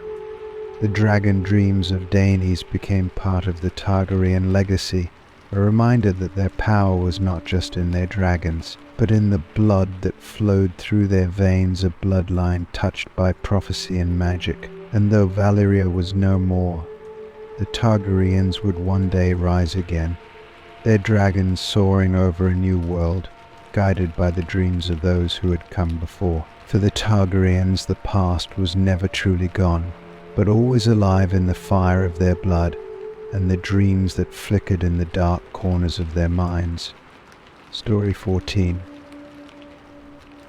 The ghost of King's Landing is a tale as old as the Red Keep itself, whispered through the stone halls of the castle, and muttered in the kitchens and servants' quarters when the winds howl through the city at night. It is said that a spectre, cloaked in shadows and silver, appears during times of great turmoil, offering cryptic warnings to those who dare to listen. Some claim it is a Targaryen ghost, one of the fallen kings or queens of old, cursed to walk the halls of their ancestral home, forever bound to the Iron Throne. Others believe it to be the restless spirit of a dragonlord, unable to find peace after the tragedies that have haunted House Targaryen for generations. But all who have seen it agree on one thing: its appearance is a harbinger of doom. The story of the ghost of King's Landing first surfaced during the reign of King Maegor the Cruel. Maegor, a tyrant feared by all, had seized the throne through blood and treachery, ruling with an iron fist and a ruthless disregard for the lives of his subjects. Under his reign, the Red Keep became a place of terror, its walls echoing with the screams of those who dared to defy him. It was during this dark time that the first reports of the ghost began to emerge. Servants spoke of seeing a pale figure in the dead of night, its silver hair glowing faintly in the dim torchlight, moving silently through the halls as if searching for something lost long ago. One such sighting occurred on the eve of Maegor's death. The chambermaid, alone in the dimly lit corridors near Maegor's chambers, claimed to have seen the ghost standing before the Iron Throne. The figure was tall, its face obscured by shadows, but there was something unmistakably regal about its presence. As she watched, frozen in fear, the ghost turned toward her, its eyes glowing faintly in the darkness. It spoke no words, but the maid would later tell anyone who would listen that she felt a deep, bone-chilling sense of dread wash over her, as if the very air had grown heavier with the weight of an unseen force. The next morning, King Maegor was found dead upon the Iron Throne, impelled by its jagged blades. No one knew how he had died. Some whispered that the throne itself had killed him, rejecting him as an unworthy ruler, while others believed he had been murdered by one of his own supporters. But the story of the ghost spread quickly, and many began to believe that it had appeared to warn of Maegor's impending death, a silent harbinger of the tragedy that was to come. The legend of the ghost of King's Landing grew over the centuries, with each new sighting adding another layer to the tale. During the reign of King Aerys II, known as the Mad King, the ghost appeared again, seen by several members of the court on the eve of Robert's rebellion. Aerys had become increasingly unstable, his paranoia and cruelty reaching new heights as he burned those he believed to be his enemies. The Red Keep was a place of fear once more, and it was said that the ghost walked the halls more frequently during these dark days. One night, as the rebellion raged and King's Landing prepared for the possibility of siege, a guard stationed outside Aerys' private chambers saw the ghost. The figure, pale and ethereal, walked past him without a sound, its silver hair trailing behind it like mist. The guard, unsure whether to raise an alarm or simply flee, stood frozen in place as the ghost continued its silent vigil, disappearing down a shadowy corridor. The next day, word spread that Prince Rhaegar had been killed in battle at the Trident, a devastating blow to the Targaryen cause. Some believed the ghost had come to warn of the prince's death, its presence a prelude to the tragedy that would soon engulf the entire royal family. As the rebellion drew to a close and Robert Baratheon's forces marched on King's Landing, Aerys himself became haunted by the spectre. His paranoia deepened, and he began to speak of voices in the walls, of shadows that whispered in the night. Some said that the ghost visited him in his final hours, appearing at the foot of his bed as he plotted the destruction of his own city. When Jaime Lannister, one of the king's own Kingsguard, struck Aerys down in the throne room, many believed it was the ghost's final warning, one that Aerys had failed to heed, leading to the end of his dynasty. Yet the ghost did not disappear with the fall of the Targaryens. Even after Robert Baratheon took the throne and the Targaryen bloodline was all but extinguished, the spectre was still seen from time to time, a reminder that the Red Keep's history was soaked in the blood of kings and queens. During the reign of King Robert, rumors circulated that the ghost had appeared once again, this time to warn of the coming storm that would tear apart the realm. As the War of the Five Kings erupted, many in King's Landing spoke of seeing the ghost wandering the halls at night, its silver hair gleaming faintly in the torchlight, its presence a sign of the chaos to come. But it was not only in times of war and rebellion that the ghost appeared. Some claimed to have seen it during moments of personal tragedy as well, when a lord or lady of the court met an untimely death, or when a child of noble birth was lost to illness. It was said that the ghost could be seen lingering in the shadows, watching silently as fate played out its hand. Always it remained an observer, never interfering but always present, as if bound to the Red Keep by the tragedies that had unfolded there.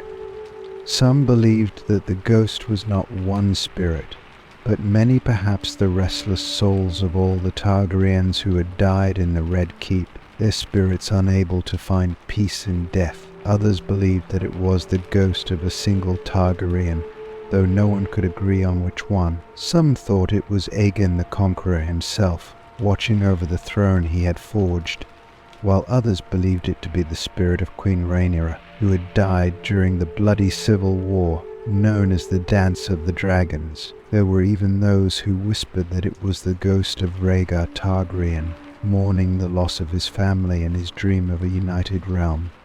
Despite the many theories, no one could say for certain who or what the ghost truly was. But one thing was clear: its appearances were always tied to moments of great upheaval, as if the very walls of the Red Keep held the memories of the Targaryen bloodline and the tragedies that had befallen them. And though the Targaryens were no longer the rulers of Westeros, their legacy lived on in the ghost that haunted the castle they had built. In more recent years, as the realm once again faced the threat of war and division, the ghost was said to have appeared once more as Daenerys Targaryen, the last of her line, marched on Westeros with her dragons. The people of King's Landing spoke in hushed tones of the silver-haired figure seen wandering the Red Keep's halls. Some said it was an omen, the sign that the Targaryens were destined to return. Others feared it was a warning of destruction, a reminder that the blood of the dragon always came with fire and death.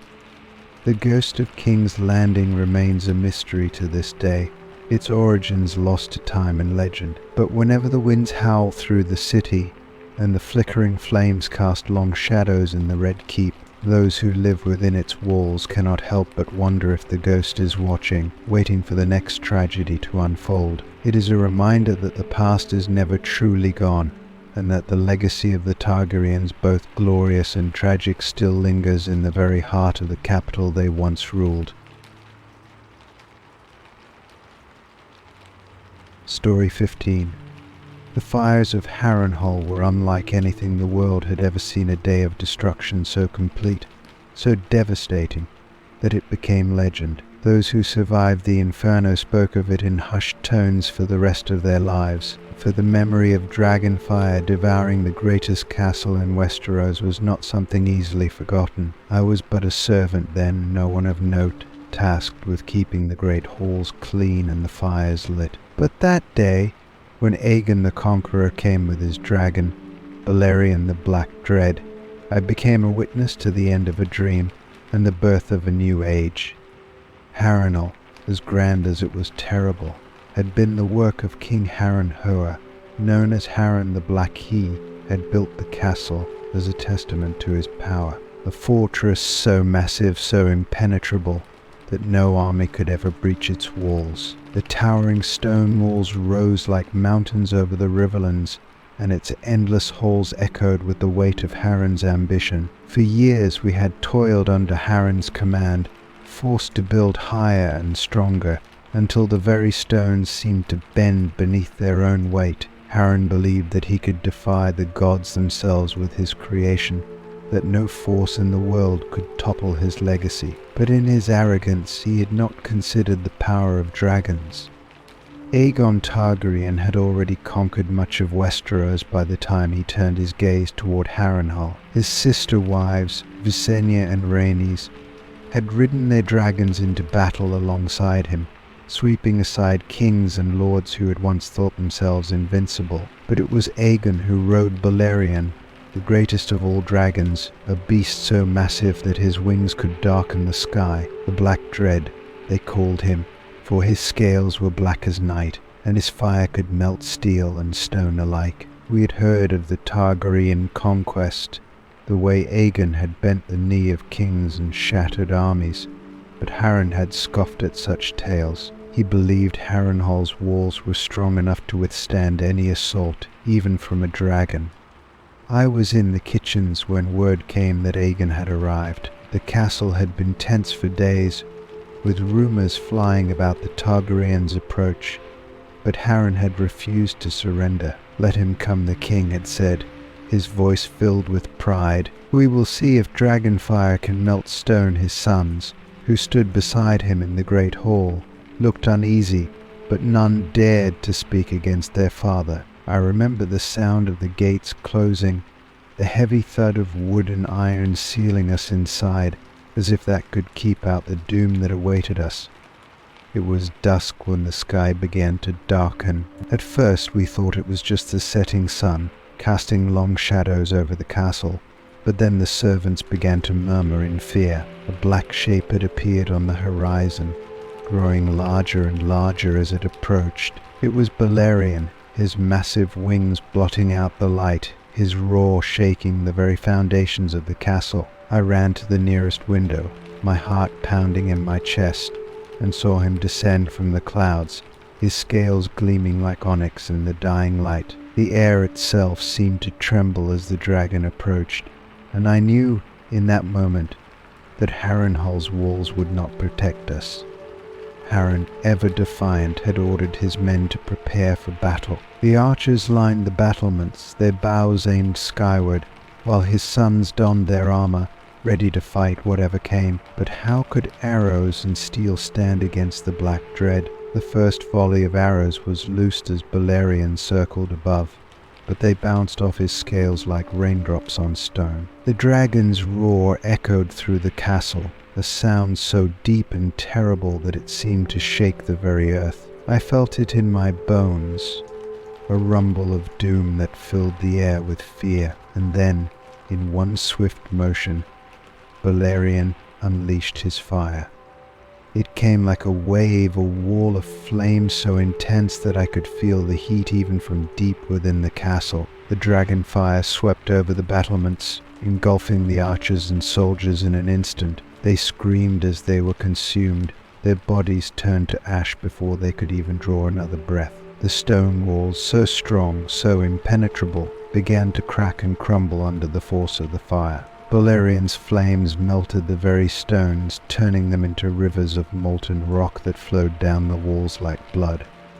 I ran, along with the other servants, as the fire spread through the castle. The great halls that had once seemed so vast now felt like a prison, the heat pressing in from all sides. The ceilings began to collapse, the stonework crumbling under the relentless assault of dragonfire. I remember the sound of the walls groaning, as if the castle itself was in agony, and the deafening roar of the flames as they devoured everything in their path. Harren's men tried to fight, but there was no fighting what had come for us. The air was thick with smoke, and the screams of the dying filled the halls. In the chaos, I caught a glimpse of King Harren himself, standing in the center of the great hall, his face lit by the glow of the fire. He was not afraid. Even as his castle burned around him, even as his sons were consumed by the flames, Harren the Black stood tall, defiant to the end. He had believed that his walls would protect him, that his legacy would endure, but in that moment I saw the truth in his eyes. He knew he had lost. As Balerion's fire rained down upon him, Harren did not flee. He stood in the center of his burning castle, the last king of Harrenhal, and let the flames take him. I do not know how I survived that night. Perhaps it was luck, or perhaps it was simply that I was no one, a servant with no place in the great halls of kings and dragons. I found shelter in the deepest parts of the castle, hidden away from the fire, and when the dawn came, Harrenhal was no more. The once great castle, the fortress that had been meant to stand for 1,000 years, was a smouldering ruin. The walls had melted, the towers had collapsed, and the bodies of Harren's sons lay in the ashes, their armor fused to the stone. The castle was a graveyard, a testament to the power of dragons and the folly of men who believed they could defy them. Balerion and Aegon had gone by the time I emerged from the wreckage. The Targaryen king had left his mark on Westeros, and Harrenhal was now a symbol of his conquest. The stories spread quickly of how the Black Dread had melted the greatest castle in the realm, and how Harrenhal had perished in the flames, his legacy reduced to ash. The survivors, what few of us there were, scattered, our lives forever changed by that terrible night. But the fires of Harrenhal did not die with the flames. They lived on in the stories, in the fear that gripped the hearts of those who saw what dragonfire could do. The castle, once the pride of the Riverlands, became a cursed place, haunted by the ghosts of those who had died in the inferno. No lord who took Harrenhal after that day ever prospered, and the ruin stood as a reminder of the price of defying the dragon. And though I lived to see the rise of Aegon's new kingdom, I never forgot the night that Harrenhal burned, the night when the Black Dread came, and the greatest castle in Westeros melted beneath his flames. Story 16.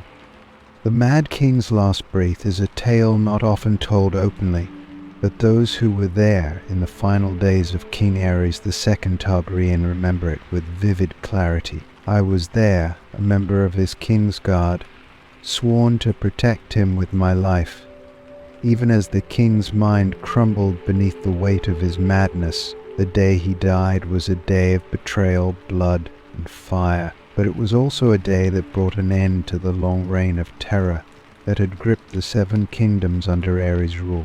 I have kept silent for years, bound by oaths, by shame, and by the weight of what I witnessed. But now I will tell the truth. The story of how the last true Targaryen king met his end, and how madness consumed him until his final breath. Aerys had not always been mad, or so the older knights would say. There was a time, before my service in the King's Guard, when he had been a promising young king, filled with the ambition to restore the glory of his ancestors. He was charming, intelligent, and determined to rule well. But somewhere along the way the rot set in, the slow decay of his mind that festered beneath the surface, unnoticed until it was too late. Some say it began after Duskendale, when he had been taken captive by rebels and held for months. Others believe it was his blood, the legacy of centuries of Targaryens wed to their own kin, that eventually drove him to madness. Whatever the cause, by the time I donned my white cloak, the Mad King was fully formed. I was still young then, proud to serve in the King's Guard, honored to be one of the few trusted with the protection of the king. But serving Aerys was no easy task.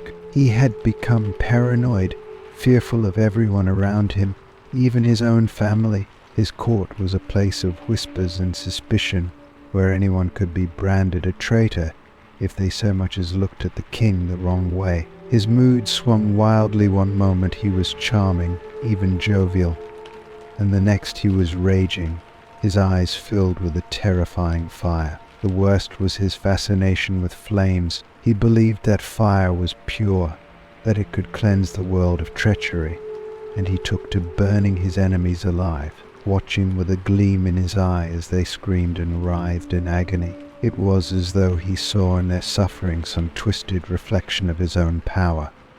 As Robert's rebellion raged across the land, Aerys grew more erratic, more dangerous. He had become obsessed with the idea that his enemies were everywhere, even within his own walls. He no longer trusted his hand, Lord Carlton Chelstead, who had tried to curb his madness, nor did he trust his own son, Rhaegar, who led the royal armies against Robert Baratheon. The king's paranoia fed his isolation, and in his solitude the madness deepened. He began to speak of wildfire, the ancient Valyrian substance capable of leveling cities in a single, fiery explosion. He ordered pyromancers from the Guild of Alchemists to produce vast quantities of it, filling hidden caches throughout King's Landing. His plan, though few knew of it at the time, was to burn the city to the ground should Robert's forces break through the gates. "Let them be consumed in a firestorm," he would scream. "Let the world burn,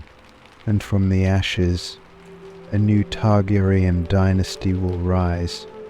It was madness, but who could speak against him? The lords who might have challenged him were either too afraid or too far away, fighting in the rebellion. The rest of us were bound by oaths, forced to stand by and watch as he spiraled deeper into his delusions. Only his King's Guard remained close, but even we were helpless to stop what was coming.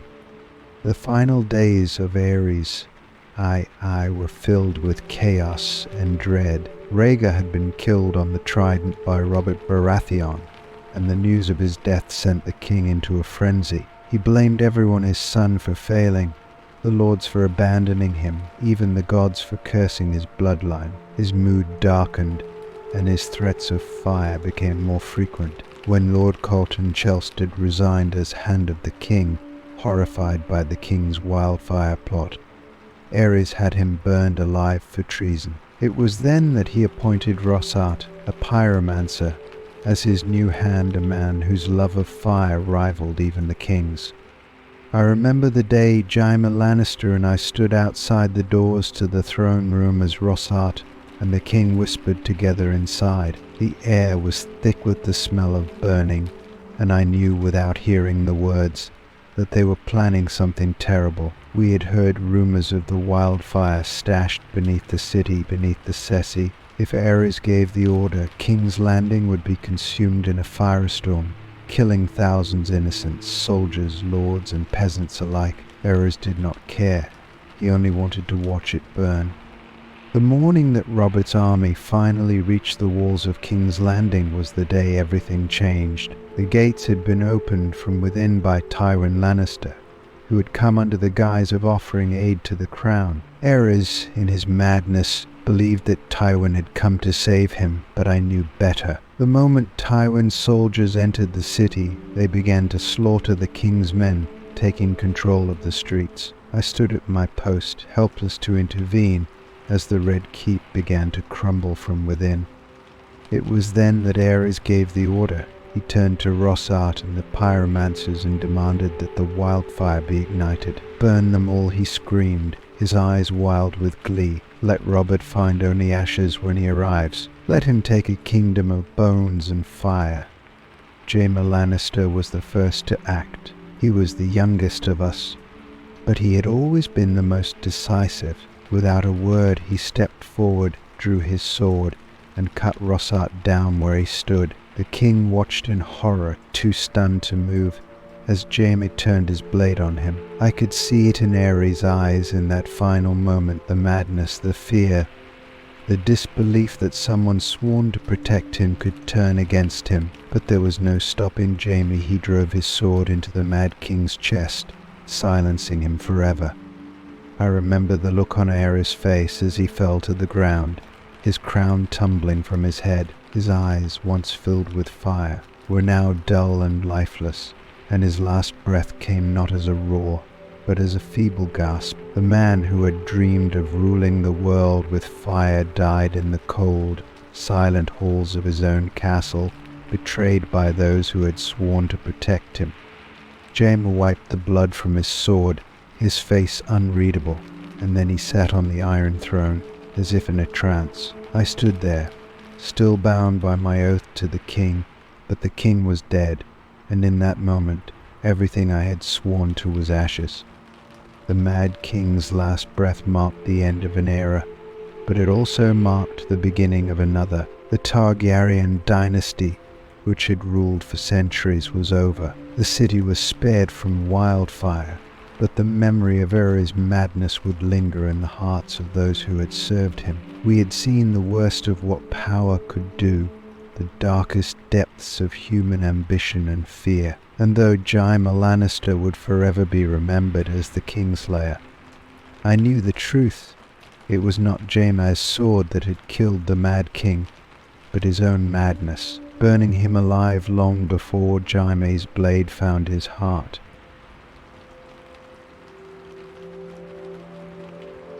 Story 17. The unburnt Daenerys Targaryen, the last daughter of House Targaryen, who stepped into the flames and emerged unscathed, has become a legend woven into the fabric of Essos and Westeros alike. Her survival in Khal Drogo's funeral pyre was not merely an act of defiance against fate, but a moment that would mark her as a reborn heir to the fiery magic of old Valyria. It is said that the fire embraced her, that the flames, which should have consumed her, bowed before her will and her blood, recognizing in her the spirit of a dragon. From that night onward, she would be known as Daenerys Stormborn, the unburnt, mother of dragons, a queen touched by fire, destined to rise above the ashes of her past and reclaim the legacy of her ancestors. The story begins in the land of the Dothraki, far from the halls of King's Landing, or the shadow of the Iron Throne, Daenerys had been little more than a pawn in the schemes of her brother, Viserys, sold to Khal Drogo as part of a desperate bid to reclaim the throne of their father. But even as she was married off to the powerful Khal, Daenerys began to understand her strength. She had been born in exile, but the fire of old Valyria still ran through her veins. Over time, she embraced her role as Khaleesi, learning the ways of the Dothraki and earning the loyalty of her husband's people. Yet her path was one of hardship and loss. It was the death of Khal Drogo that shattered the life Daenerys had known, casting her adrift in a world that no longer seemed to have a place for her. Drogo, the great Khal who had commanded armies with a single word, had been reduced to a living corpse, unable to speak, move, or even recognize the woman who had once been his queen. The Dothraki, who valued strength above all else, abandoned him, and Daenerys, in their eyes, was nothing without her husband's power. But what the Dothraki could not see, what even Daenerys herself barely understood, was that her true power lay not in the strength of men or the loyalty of armies, but in the fire that had always been her birthright. As Drogo lay dying, Daenerys made a choice that would change the course of history. She refused to let him wither away in the state he had become, trapped between life and death. She ordered a funeral pyre to be built, a towering structure of wood and kindling to burn the body of her husband and cleanse his spirit in the flames. But Daenerys did not intend to send Drogo alone into the fire. She had come into possession of 3 dragon eggs, ancient and long thought dead, gifts she had received from the magisters of Serpentos. These eggs, dark and cold, had been kept by her side as symbols of the past, reminders of the lost power of her family. But on that fateful night, Daenerys decided that they would serve a greater purpose. The pyre was lit as the moon rose high above the horizon, casting a silver glow over the desolate plain. The flames licked at the edges of the wood, and the heat began to grow, filling the air with the crackling sounds of burning timber. The Dothraki watched from a distance, their faces etched with confusion and disbelief. They had come to witness the end of Daenerys, to see the girl who had once been their queen send her husband to the afterlife, and then fade into obscurity. But Daenerys had other plans. As the flames grew higher, casting flickering shadows across the barren landscape, Daenerys stepped forward, clad in her simple garments, her silver hair shining in the firelight. She walked toward the pyre with a purpose that none could understand. The Dothraki murmured among themselves, wondering what madness had overtaken her. She approached the fire, her dragon eggs clutched tightly in her hands, and without a word, she stepped into the flames. The heat should have consumed her. The fire should have devoured her flesh, turning her to ash in an instant. But as the flames rose around her, Daenerys did not scream. She did not falter.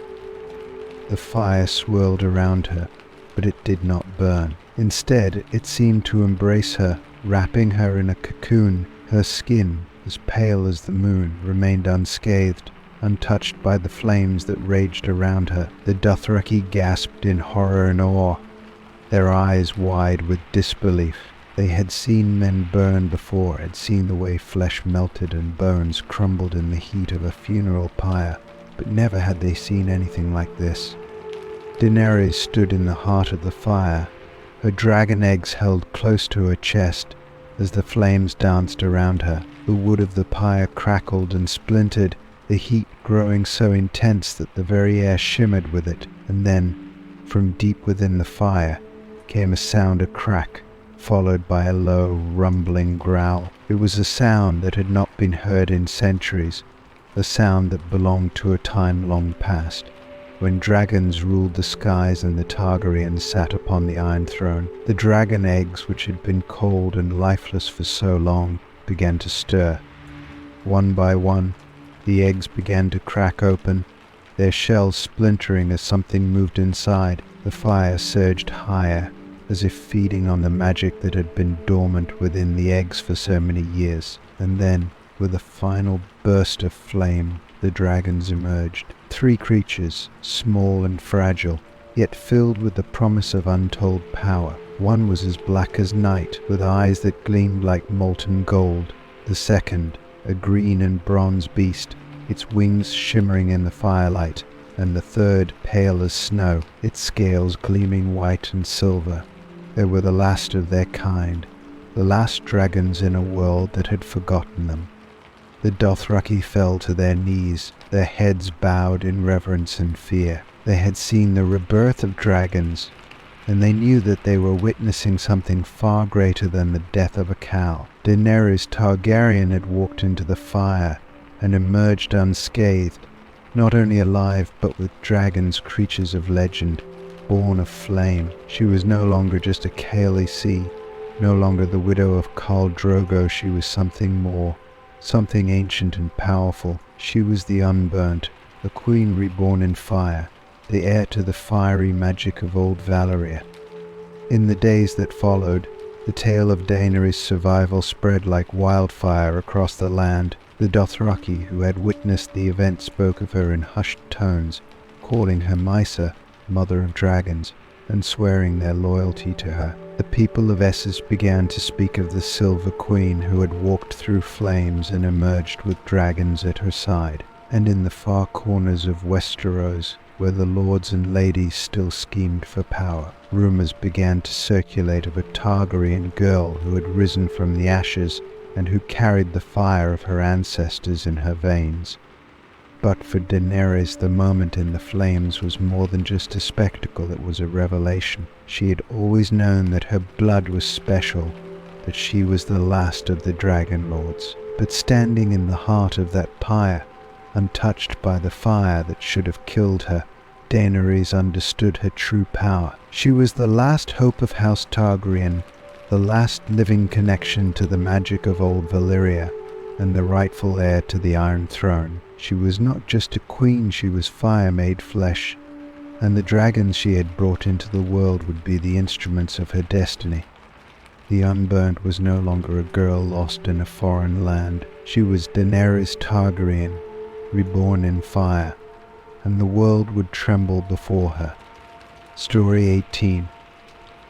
The lost dragon eggs of Dragonstone is a myth that has endured for centuries, whispered by sailors, smuggled into the stories of tavern keepers, and murmured by those who still cling to the old Targaryen legends. It is said that beneath the volcanic island fortress of Dragonstone, deep within the black stone halls carved by ancient sorcery, lies a hidden cache of dragon eggs, waiting in silence for the day when the Targaryens would return to reclaim their birthright. These eggs, unlike any seen in the waking world, are said to pulse with a dormant magic, the last vestiges of the once mighty dragons that had forged the Targaryen dynasty, though the dragons have long since perished, and the Targaryen line has been reduced to memory. The legend of the eggs remains an ember of hope smouldering beneath the ashes of a fallen house. The story begins with the doom of Valyria, the catastrophic event that shattered the greatest empire the world had ever known. As fire and molten rock consumed Valyria, the dragonlords who had ruled the skies were obliterated in an instant, their magic and knowledge lost to time. But House Targaryen, a minor Valyrian house, survived, having fled to Dragonstone years before the doom, guided by the prophetic dreams of Daenys the Dreamer. Though they escaped the destruction of Valyria, the Targaryens knew that they were not safe from the dangers of the world. Their future lay in the strength of their dragons, and their survival depended on the preservation of their most sacred treasures, their dragon eggs.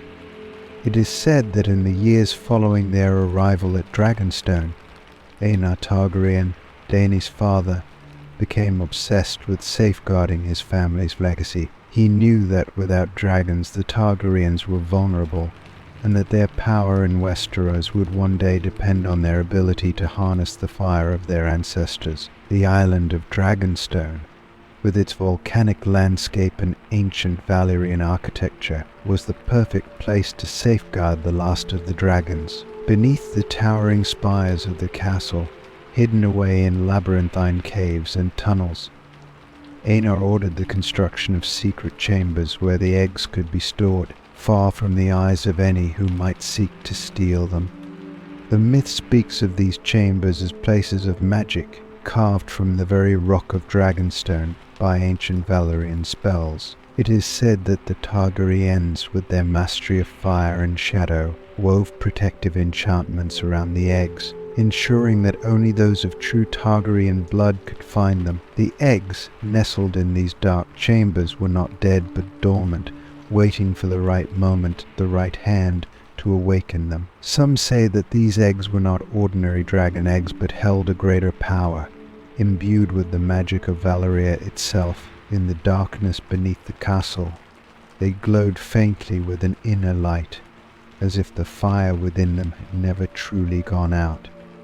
Generations passed, and the Targaryens came to Westeros not as exiles but as conquerors. Aegon the Conqueror, riding Balerion the Black Dread, and his sisters Visenya and Rhaenys swept across the continent, subjugating the 7 kingdoms beneath their dragons' wings. The dragon eggs, however, remained hidden beneath Dragonstone, a secret known only to a select few within the family. Though the Targaryens ruled the Iron Throne, centuries they guarded their knowledge of the eggs jealously, always keeping the location of the cache concealed. The myth endured, passed down through the family as a closely guarded secret, a final safeguard should the dragons of the world ever perish. But as the years wore on, the Targaryens began to lose their dragons. The mighty beasts that had once laid waste to armies and burned castles to the ground grew smaller and weaker with each new generation, until the last dragon died in the reign of King Aegon III, leaving the Targaryen line without the creatures that had once made one invincible. The loss of the dragons was a blow from which House Targaryen would never fully recover. Without dragons, their claim to power grew tenuous, and rebellions and civil wars began to plague their reign. It was during this time of uncertainty that the legend of the lost dragon eggs began to surface again, whispered among the Targaryens themselves and their closest advisors. Some believed that the eggs hidden beneath Dragonstone could still be awakened, that the fire within them had not yet gone cold. Others argued that the eggs had been lost to time, forgotten in the chaos of centuries of Targaryen rule. Still, others claimed that the magic required to hatch the eggs had been lost with the doom of Valyria, that no one alive knew the secrets needed to bring dragons into the world again. Despite the doubts, the myth persisted, a flicker of hope for those who longed for the return of the dragons. The more desperate the Targaryens became, the more the legend grew. It was said that in times of great need, the eggs would reveal themselves to the true heirs of House Targaryen, calling out to those with the blood of dragons in their veins. Some whispered that only a queen or king destined for greatness could find the eggs, that they would only awaken for one who could restore the Targaryen line to its former glory. As Westeros plunged into war and chaos with the Dance of the Dragons, and later with Robert's Rebellion, the myth of the eggs faded into the background, eclipsed by the more immediate struggles for power. Dragonstone itself fell into the hands of rival claimants, and the Targaryens, once mighty and feared, became a house in exile. With the death of Aerys II, the last Targaryen king, and the flight of his children, Viserys and Daenerys, the legend of the lost dragon eggs seemed destined to die along with the family. Yet, even in the darkest days, the story of the eggs did not disappear. Sailors who passed near Dragonstone spoke of strange lights seen deep beneath the island, flickers of green and gold that danced on the water like the ghostly remnants of dragonfire. The small folk who lived near the castle claimed that on quiet nights they could hear the faint rumble of something stirring far beneath the earth, like the heartbeat of a sleeping dragon. And there were those who believed that Daenerys Targaryen, the last of her line, was the one destined to find the eggs and bring dragons back into the world. The myth reached its height when Daenerys, exiled to the distant lands of Essos, was gifted 3 dragon eggs by the magisters of Penta. These eggs, though beautiful and ancient, were thought to be little more than relics of a lost age, cold and rust. But the legends of Dragonstone hinted at something more. Some said that the eggs given to Daenerys were not the only ones that beneath the dark volcanic rock of her ancestral home, more eggs survived, protected by the magic of her forebears. These were the eggs of the first dragons, the last link to old Valyria, and they would only hatch for the true heir of House Targaryen. The lost dragon eggs of Dragonstone remain a mystery to this day, a tantalizing promise of power and magic waiting to be rediscovered. Whether the eggs still lie hidden beneath the fortress, or whether they have been lost to history, is a question no one can answer. But the legend endures, carried on the winds of Dragonstone, in the flicker of firelight on a stormy night, and in the hearts of those who still believe in the magic of dragons. The Targaryens may have fallen, but the fire of their blood, and the eggs that may yet hold the key to their return, continues to smolder in the dark, waiting for the day when it will once again ignite.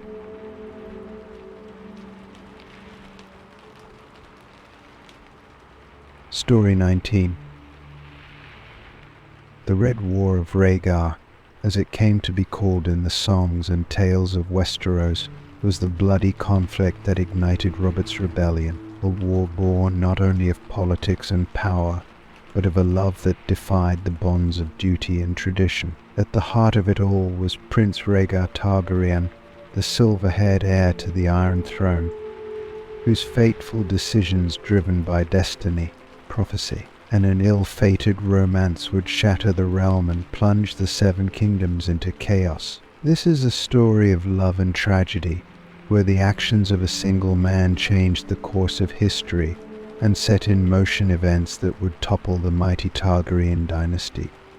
Prince Rhaegar was born into a world of expectations and myth. The Targaryens, long rulers of Westeros, carried within them the blood of dragons, and Rhaegar, as the crown prince, was expected to carry on that legacy. From a young age, Rhaegar was different from other princes. He was not a warrior by nature, preferring the company of books and music to that of knights and weapons. His melancholic disposition and deep sense of duty set him apart, and it was said that he often wandered the halls of the Red Keep, consumed by thoughts that no one could understand. He was a man driven by prophecy, obsessed with the ancient Valyrian texts that spoke of a prince who was promised, a figure destined to save the world from darkness. The songs speak of Rhaegar's haunting beauty, his silver hair and violet eyes marking him as the epitome of Valyrian nobility. But beneath that ethereal exterior lay a man burdened by the weight of his family's legacy and the growing madness of his father, King Aerys II. Known as the Mad King, Rhaegar, ever dutiful, sought to secure the future of House Targaryen through a political marriage to Ilia Martell of Dorne. Ilia was a kind and gentle woman, and though Rhaegar treated her with respect, there was little passion in their union. Together they had 2 children, Rhaenys and Aegon, but Rhaegar's heart seemed always elsewhere, his mind consumed by thoughts of the prophecy and what role he was meant to play in the great cosmic dance of fire and blood. It was at the tourney of Harrenhal that the first whispers of a great tragedy began. The tournament, held in the shadow of the ruined castle of Harrenhal, was the largest and most extravagant gathering of lords and knights in recent memory. It was meant to be a celebration of chivalry and honor, but it became something far darker. Rhaegar, always aloof, seemed particularly distant during the festivities, as if the weight of his secret knowledge hung heavy on his soul. But it was there, at Harrenhal, that he first laid eyes on Lyanna Stark, the wild and beautiful daughter of Rickard Stark, Lord of Winterfell. Lyanna was no ordinary noblewoman. Though betrothed to Robert Baratheon, the fiery Lord of Storm's End, Lyanna had a fierce independence about her, a wildness that captivated those who knew her. She was known for her beauty, yes, but also for her fierce spirit, her loyalty, and her courage. When Rhaegar saw her for the first time, something changed in him. The songs say that it was love at first sight, that Rhaegar, who had been so consumed by duty and prophecy, suddenly found himself overwhelmed by feelings he could not control. Others say it was not love, but destiny, that Rhaegar believed Lyanna was the key to fulfilling the ancient prophecy of the prince who was promised. Whatever the truth, the moment that sealed Rhaegar's fate came at the conclusion of the tourney. After winning the final joust, Rhaegar was given the right to name the tournament's Queen of Love and Beauty. All eyes expected him to present the honor to his wife, Elia Martell, as was customary. But in a move that shocked the entire realm, Rhaegar rode past Elia and placed the crown of blue winter roses in Lyanna Stark's lap. It was a gesture that spoke louder than words, a declaration of love, or something more that would set the kingdom ablaze. Soon after the tourney, Lyanna Stark vanished. Some said she had been kidnapped by Rhaegar, taken to the Tower of Joy in the Red Mountains of Dorne. Others believed that she had gone willingly, drawn to Rhaegar's tragic charisma and the promise of something greater than the life she had known. But to the people of Westeros, and especially to her betrothed, Robert Baratheon, it was an unforgivable betrayal. Robert, a man ruled by passion and pride, saw it as nothing less than an abduction, and his fury knew no bounds. He had loved Lyanna fiercely, and now she was gone, taken by the man who stood to inherit the Iron Throne. The Red War began not long after. Robert, fueled by his anger and heartbreak, declared rebellion against the Targaryen crown. He was joined by Eddard Stark, Lyanna's brother, and Jon Arryn, their foster father. What had begun as a personal vendetta quickly grew into a full-blown rebellion, as other lords disillusioned with the rule of King Aerys joined the cause. The realm was plunged into chaos, and the conflict became a war not just for the throne, but for the very future of Westeros. Throughout the rebellion, Rhaegar remained a distant figure. While Robert fought with the fire of vengeance, Rhaegar was said to have been haunted by his own choices. He had always believed that his actions were part of something larger, that his love for Lyanna was tied to the prophecy that had consumed him for so long. But as the war escalated, it became clear that the cost of his decisions was far greater than he had anticipated. Rhaegar was not blind to the destruction that had been unleashed in his name, nor to the fact that his own family was at risk. His father, the Mad King, had grown increasingly paranoid, ordering the execution of lords he deemed traitors and threatening to burn King's Landing with wildfire, rather than let it fall to Robert's forces.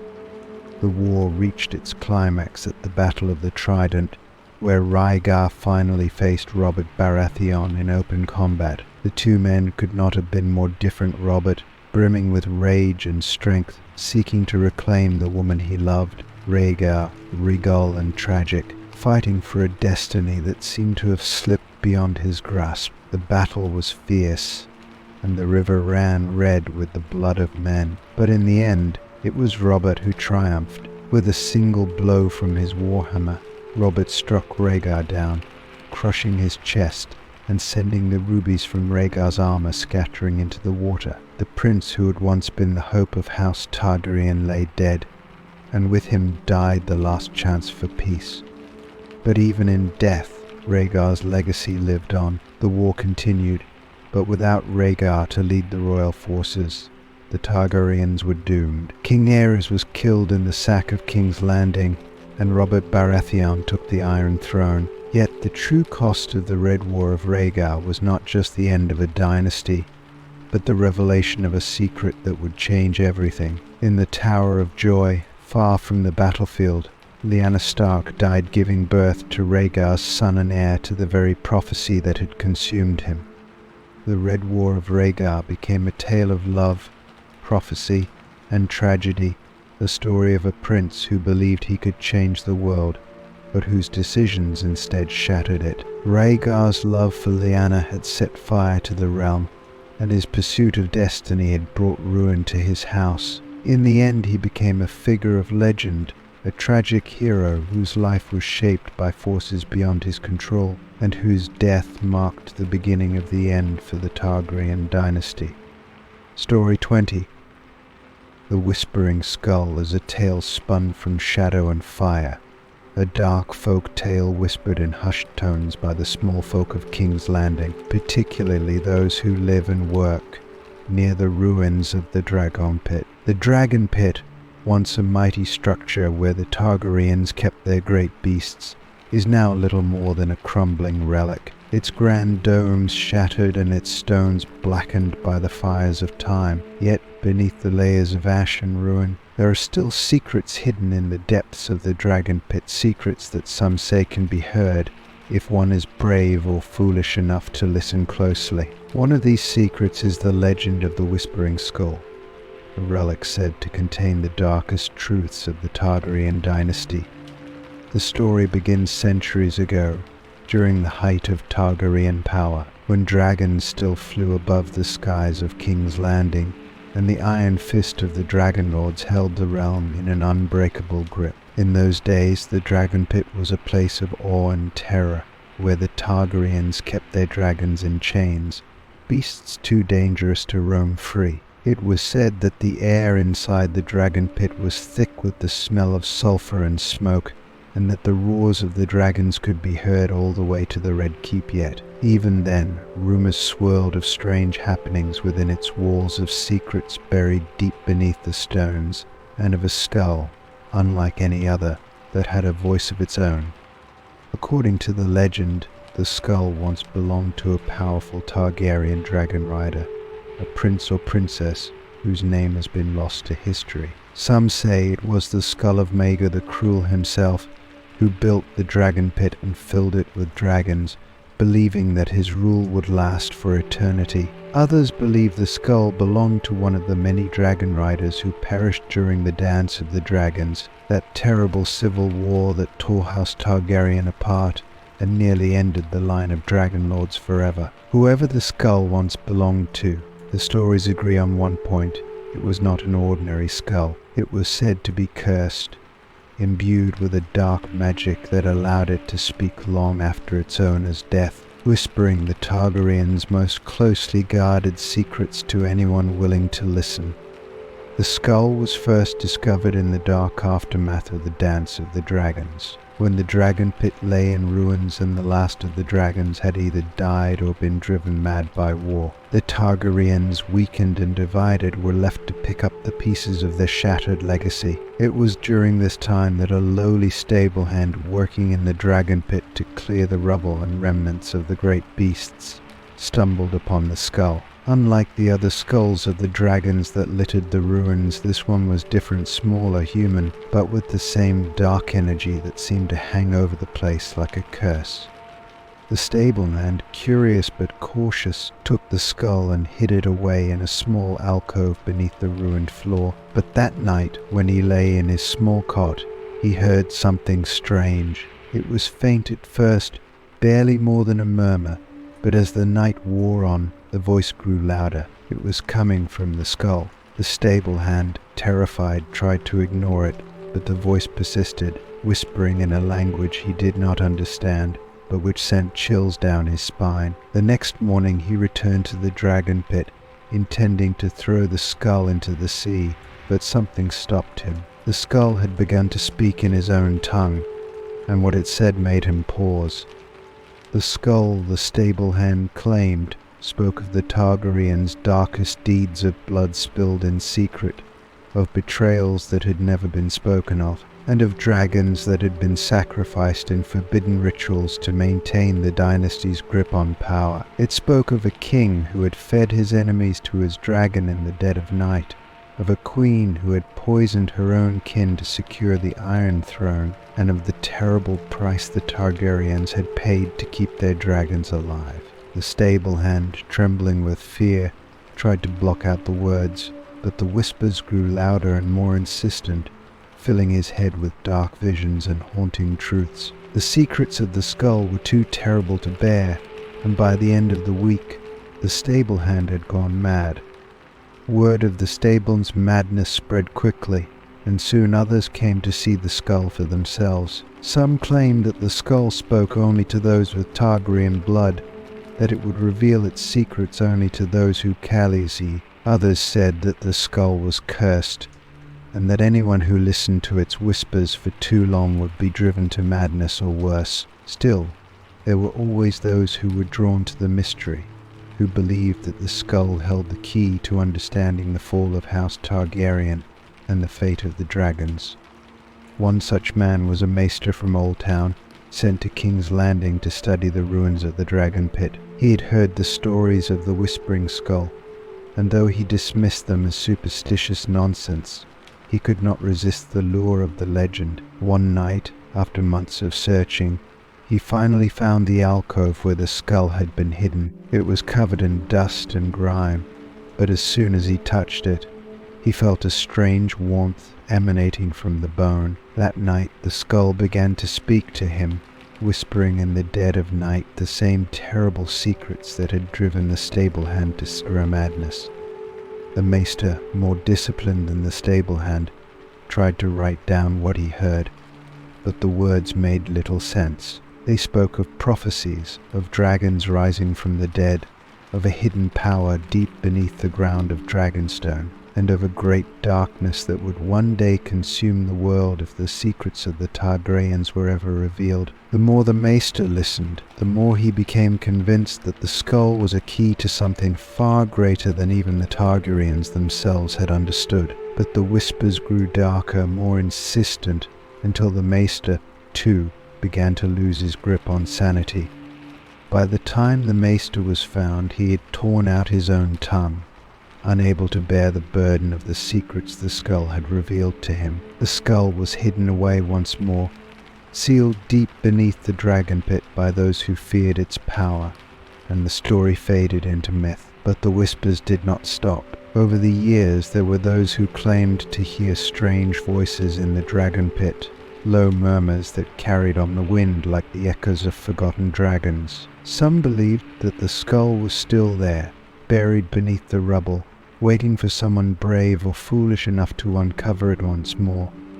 The Whispering Skull remains a dark legend, a reminder of the Targaryens' bloody past and the terrible secrets that may still lie hidden beneath the stones of King's Landing. Whether the skull truly exists or is merely a product of fear and superstition, none can say for certain, but those who pass by the dragon pit at night sometimes hear a faint whisper carried on the wind, a voice, perhaps, that has not yet finished telling its tale.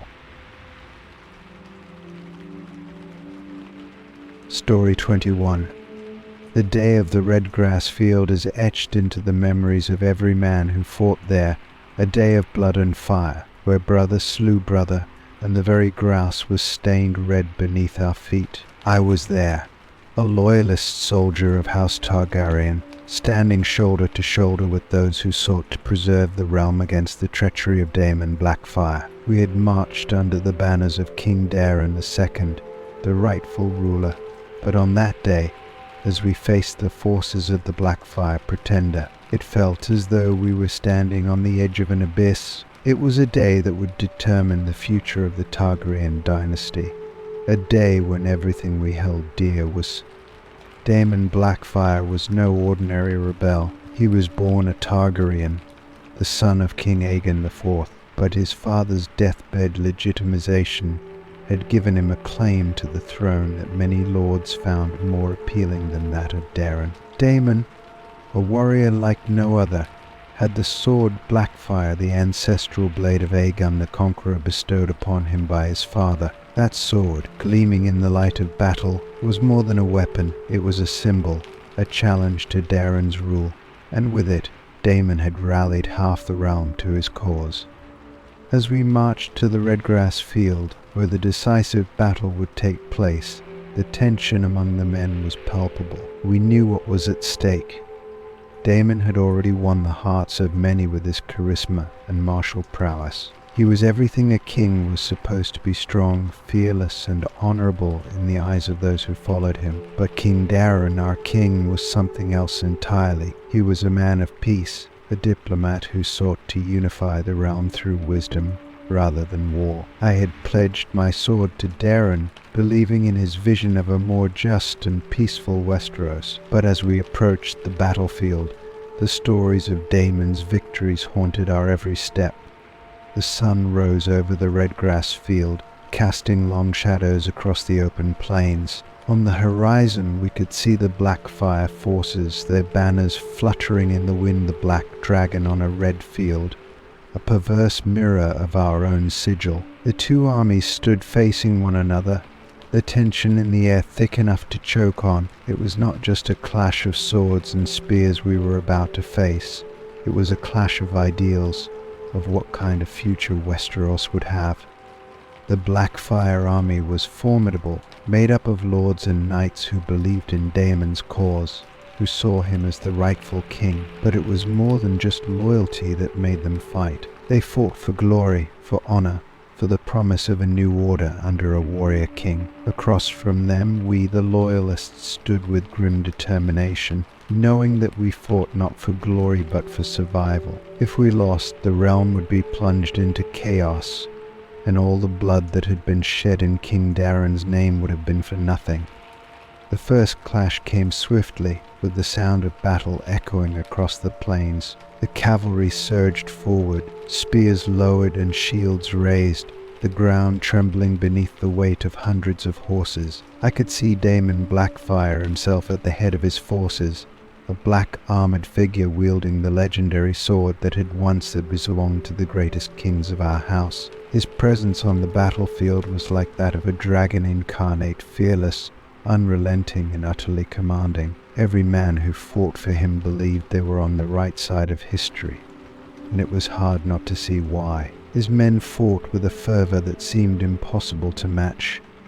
Our own forces, led by Prince Baela Breakspear, fought with equal resolve, though. Baela was everything a prince should be: brave, noble, and loyal. I had seen him fight before, and I knew that he would give his life for the Targaryen crown if it came to that. And on that day, it very nearly did. The chaos of battle swallowed me whole, as it did every soldier. The clang of steel, the screams of men and horses, the scent of blood and sweat, these things become a blur when you're in the thick of it. But one moment stands out clearer than the rest.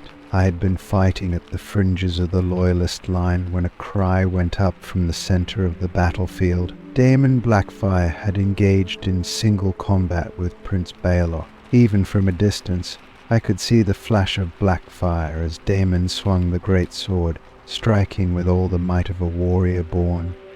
For a moment it seemed as though Baelor might fall. Daemon's strength was unmatched, and Blackfire, with its ancient Valyrian steel, cleaved through shields and armor as though they were nothing. But Baelor fought with the courage of a true dragon, his hammer meeting Daemon's sword blow for blow. Around them, men on both sides stopped to watch, as if the battle itself had frozen, all eyes drawn to the clash of these two giants. It felt as though the fate of the entire realm rested on the outcome of their duel. Then, from the corner of my eye, I saw a rider break from the loyalist lines. It was Sir Brynden Rivers, known as Bloodraven, the king's spymaster, and a man feared for his ruthlessness and his skill with a bow. He had been watching the battle closely, waiting for the right moment to strike. With deadly precision, Bloodraven drew his bow, nocked an arrow, and loosed it straight at Daemon Blackfire. The arrow flew true, piercing Daemon's throat in a single, fatal blow. Daemon, the black dragon, staggered, his hand still gripping Blackfire as though refusing to let go even in death. The men around him gasped in disbelief as their king fell to the ground, his blood soaking the earth beneath him. The redgrass field had claimed its most famous victim. With Daemon's fall, the momentum of the battle shifted. His sons, Aegon and Aemon, rushed to their father's side, but they too were cut down, their dreams of victory dying with them. As the Blackfire forces began to crumble, we pressed the attack. The sight of their leader's body, fallen and still on the blood-stained field, shattered their morale. The once mighty Blackfire army was reduced to a desperate, fleeing mass. Victory was ours, but it came at a terrible cost. The field was littered with the bodies of men who had fought and died for their beliefs, and the grass, once green, was now red with blood. The wind carried with it the scent of death, and the sun, once bright in the morning sky, now seemed dimmed by the carnage it had witnessed. In the aftermath, as I stood among the dead and dying, I could not help but think of Daemon Blackfyre. He had been a man born for greatness, a warrior who could have been a king. In another life, perhaps he would have ruled well, leading the realm with honor and strength.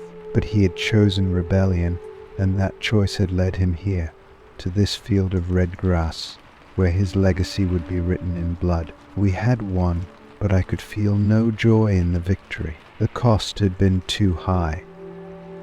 The day of the redgrass field marked the end of the first Blackfyre rebellion, but the seeds of further conflict had already been sown. Daemon's death did not extinguish the Blackfyre cause, and the memory of his fall would linger in the hearts of his supporters for generations to come. But on that day, at least, the Targaryens had held their throne, and the realm for a time had been saved. Yet as I left that battlefield, I could not shake the feeling that this was only the beginning of something far darker, a shadow that would haunt the realm for years to come. Story 22. The shadow of the Black Dread is a tale etched in the trembling hearts of those who survived the fury of Aegon the Conqueror's invasion of Westeros. I was but a peasant when the great black beast first darkened the skies over my village, but the memory of that day has never left me. They called him Balerion, the Black Dread, and he was no mere dragon, he was a living nightmare, a creature born of fire and shadow, whose very presence was enough to make the strongest men fall to their knees in terror. In the stories that followed, people would speak of Aegon's conquest with admiration or awe, but for those of us who lived through it, the shadow of the Black Dread was a thing of fear and destruction, a force of nature beyond comprehension. The first sign that something was wrong came in the form of a strange sound, a low rumble that seemed to come from the earth itself. It was distant at first, but as it grew louder, the ground beneath our feet began to tremble. I remember the way the animals reacted. Our sheep bleated in panic, the dogs barked wildly, and even the horses, usually so calm, stamped their hooves and pulled at their reins. The sky had been clear all morning, but now dark clouds began to gather on the horizon, thick and ominous. We didn't know it at the time, but those were no ordinary clouds. They were the shadow of Balerion's wings. The children were the first to see him.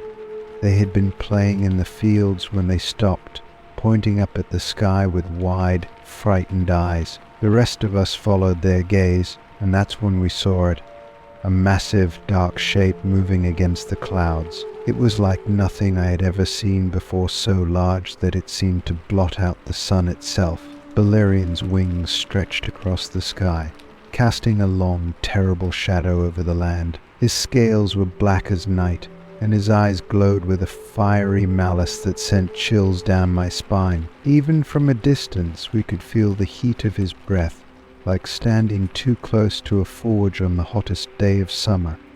Panic swept through the village. People screamed and ran, grabbing whatever they could carry and fleeing toward the woods, as if the trees might somehow protect us from what was coming. I stood frozen, my legs refusing to move, my mind unable to comprehend the enormity of what I was seeing. The tales of dragons had always seemed like distant legends, stories told by old men in taverns to scare children. But here before my very eyes was a creature so immense, so terrifying, that it made those stories seem like pale shadows of the truth.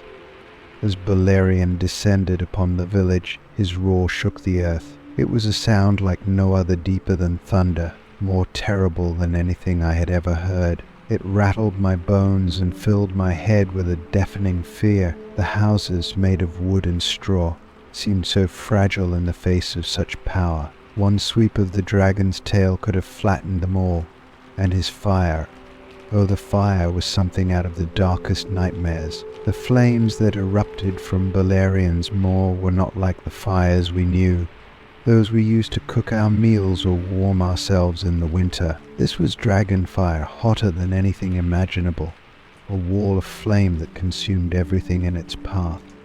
The first houses to catch fire went up in an instant. The thatched roofs burst into flame, the dry wood crackling and snapping as the fire spread from one building to the next. There was no time to stop it, no way to fight it. Buckets of water seemed like child's play against the inferno that raged before us. People screamed as the fire closed in, and some tried to run back to save what they could, but it was no use. The fire moved too quickly, driven by the force of Balerian's breath, and soon the entire village was engulfed in flames.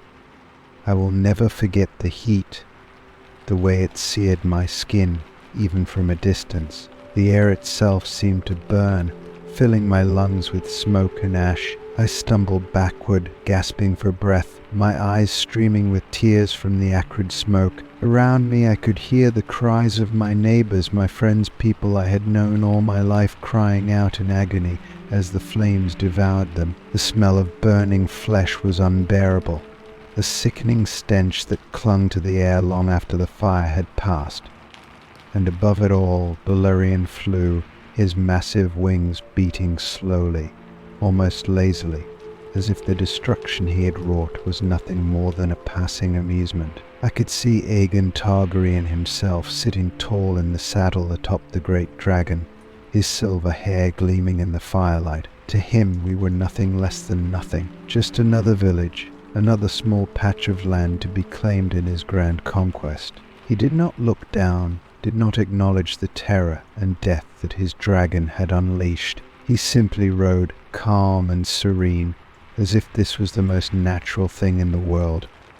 But to us, the people of that village, it was the end of the world. Everything we had known, our homes, our families, our livelihoods, was gone, reduced to ash in a single afternoon. The survivors, those of us lucky enough to escape the flames, huddled together in the woods, watching helplessly as the fire raged on. Some wept, others prayed, but all of us were united in the same terrible knowledge.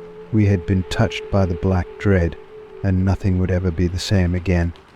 In the days that followed, the story of our village spread. People from neighboring towns came to see the ruins, to witness the aftermath of Balerion's fury. They looked upon the scorched earth and charred remains with a mixture of fear and awe, whispering among themselves of the power of the dragons, and of Aegon the Conqueror who rode them. Some called him a hero, a visionary who would unite the realm under one banner. But for those of us who had lived through the shadow of the Black Dread, he was no hero. He was a conqueror, a man who had unleashed a beast of unimaginable power upon innocent people, leaving only death and destruction in his wake. Even now, all these years later, I still see Balerion in my dreams. I see the great black shape looming over me, his wings blotting out the sun, his fire turning the world to ash. I hear the roar that shakes the heavens, the sound of death itself, and I feel the heat of the flames licking at my skin. The Black Dread is gone now, but his shadow remains, burned into the hearts and minds of those of the Hearts. Aegon may have conquered Westeros, but for me, and for those who lived through that day, the price was far too high. The shadow of the Black Dread is not a story of glory or victory. It is a story of fear, of helplessness in the face of a force too great to comprehend. It is a reminder that even the mightiest kings, even the most powerful dragons, leave behind a trail of broken lives and ruined homes. And though the tales of Aegon's conquest may sing of unity and greatness, for those of us who lived beneath the shadow of the Black Dread, the only song we remember is the roar of a dragon and the screams of the dying. Story 23. The Scourge of Dragonstone is a tale that has long haunted the halls of the Targaryens' ancestral seat, a story whispered with fear and reverence by those who still cling to the ancient beliefs of Valyria. It tells of a time when the great fortress of Dragonstone, carved from volcanic rock and shadowed by the legacy of dragons, was gripped by a plague so devastating that it nearly wiped out all who lived within its blackened walls. It was said that the Targaryens, the last dragonlords of Valyria, had offended their ancestors, those mighty sorcerers and dragon riders who had once ruled a vast empire of fire and blood, that the plague was their punishment for sins long forgotten. The disease was not an ordinary plague, it came like a curse, a shadow over Dragonstone, claiming lives swiftly and without mercy, sparking terror and superstition among the survivors. The plague began quietly, almost unnoticed, in the early days of spring, when the air on Dragonstone was thick with mist and the sea winds carried the chill of winter's end. At first it was nothing more than a few cases of fever among the small folk fishermen and servants who toiled in the Shardom. The maesters treated them as they would any illness, with tinctures of herbs and prayers to the seven, but the fever grew worse, and soon the sick began to die. It was a strange sickness, swift and cruel, burning through the body like wildfire. Those afflicted would first complain of a deep, unshakable cold, followed by chills that no fire could warm. Then came the fever, so hot it felt as though their very blood was boiling. By the time the black spots appeared on their skin, ugly, festering boils that covered their bodies, it was already too late. The first to die were the small folk, and their deaths were met with little alarm at first. After all, Dragonstone was a fortress built for war, not for the comfort of those who lived beneath its walls. Disease was common enough among the servants, and many thought little of the few who had perished. But as the weeks passed, the sickness spread. The kitchens, the stables, the barracks all became infected with the terrible fever. The dead were piling up faster than the living could bury them, and the stench of death began to hang over Dragonstone like a dark cloud. The maesters were baffled, their remedies useless against the strange malady that was consuming the island. It wasn't long before the Targaryens themselves fell ill. The first was a young princess, barely of age, who had been seen only days before riding her dragon across the skies of Dragonstone. She had seemed invincible, like all of her kin, her Valyrian blood burning bright within her. But the sickness did not care for royal blood. She fell to the fever as quickly as the small folk, her silver hair drenched with sweat, her pale skin marred by the same black spots that had covered the bodies of the servants. She was dead within days, her dragon keening mournfully from the cliffs as her body was burned on the pyre. Panic spread like wildfire among the Targaryens. They had always believed themselves different from the common people of Westeros, set apart by their bloodline, their dragons, and their legacy. Disease was something that afflicted others, not them. But the plague showed no mercy. One by one, members of the royal family began to succumb. Brothers, sisters, cousins, none were spared. Even the dragons, it was said, became restless, sensing the death that hung in the air like a poison. The great halls of Dragonstone, once filled with the voices of lords and ladies, now echoed with the sounds of coughing, groaning, and the rattle of death. It was during this time that whispers began to circulate among the survivors. Some said that the Targaryens had offended their ancestors, that the spirits of old Valyria were angry with them for abandoning the ways of the dragonlords. Valyria had been a place of power, where sorcery and blood magic had ruled alongside dragons. The Targaryens, the last of that mighty lineage, had fled Valyria before its doom, but perhaps they had fled too far. Perhaps, in their attempts to fit into the new world of Westeros, they had forgotten the old ways. The plague, some believed, was their punishment, a curse laid upon them by the ghosts of Valyria, angry that their descendants had forsaken their true heritage. The priests of the Red God, who had always had a foothold on Dragonstone, began to speak of the flames. They claimed that the Lord of Light was angry with the Targaryens, that they had turned away from the true God and embraced the false idols of Westeros. They spoke of visions in the fire, visions of dragons and blood, of a great darkness rising in the west, and of a reckoning that would come unless the Targaryens returned to the old ways. The priests called for sacrifices, urging the lords of Dragonstone to burn the sick and the dying, to purify the castle with fire. Some among the Targaryens, desperate and afraid, listened to these words. The pyres were lit, and the bodies of the dead were fed to the flames, their ashes scattered to the sea.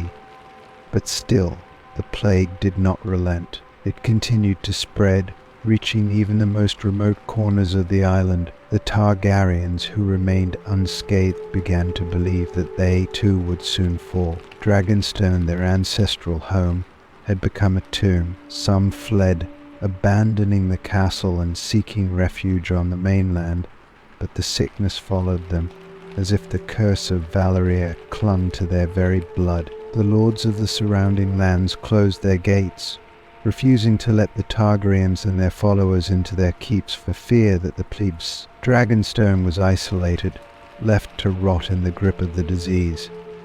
In the end, it was a single Targaryen who survived the last of his line on the island, a boy barely old enough to ride a dragon. He was found by a group of fishermen who had come to Dragonstone in search of food and supplies, their own villages having suffered under the saga. They found the boy wandering the empty halls of the castle, his eyes wide with terror, his skin pale but untouched by the black spots of the plague. He spoke of ghosts, of the voices of his dead kin that echoed through the halls, calling to him, urging him to join them. But he had refused, and somehow he had survived. The boy was taken to the mainland, and from there he was sent to King's Landing, where the surviving Targaryens welcomed him as a miracle. The plague, it seemed, had run its course, but the damage had been done. The Targaryens were weakened, their numbers decimated, their power diminished. Dragonstone, once a symbol of their strength and dominance, was now a place of death and ruin, haunted by the memories of those who had perished within its walls.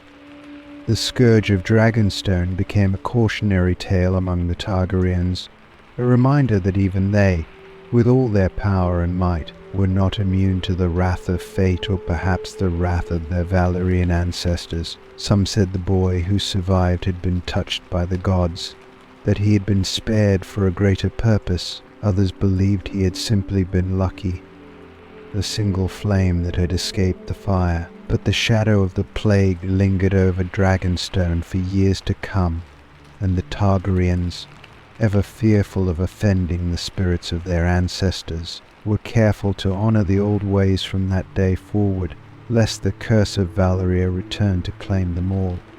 Story 24.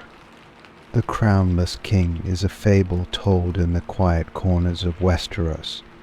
A tale passed down through generations about a Targaryen prince who could have ruled but chose exile instead. It is a story that speaks of the burdens of power, the weight of destiny, and the belief that sometimes the greatest acts of leadership are not those done from a throne, but those done in the shadows, far from the reach of crowns and swords. The prince in question remains nameless in most versions of the tale, as though he himself wished to be forgotten, but the lessons of his life linger in the minds of those who hear his story.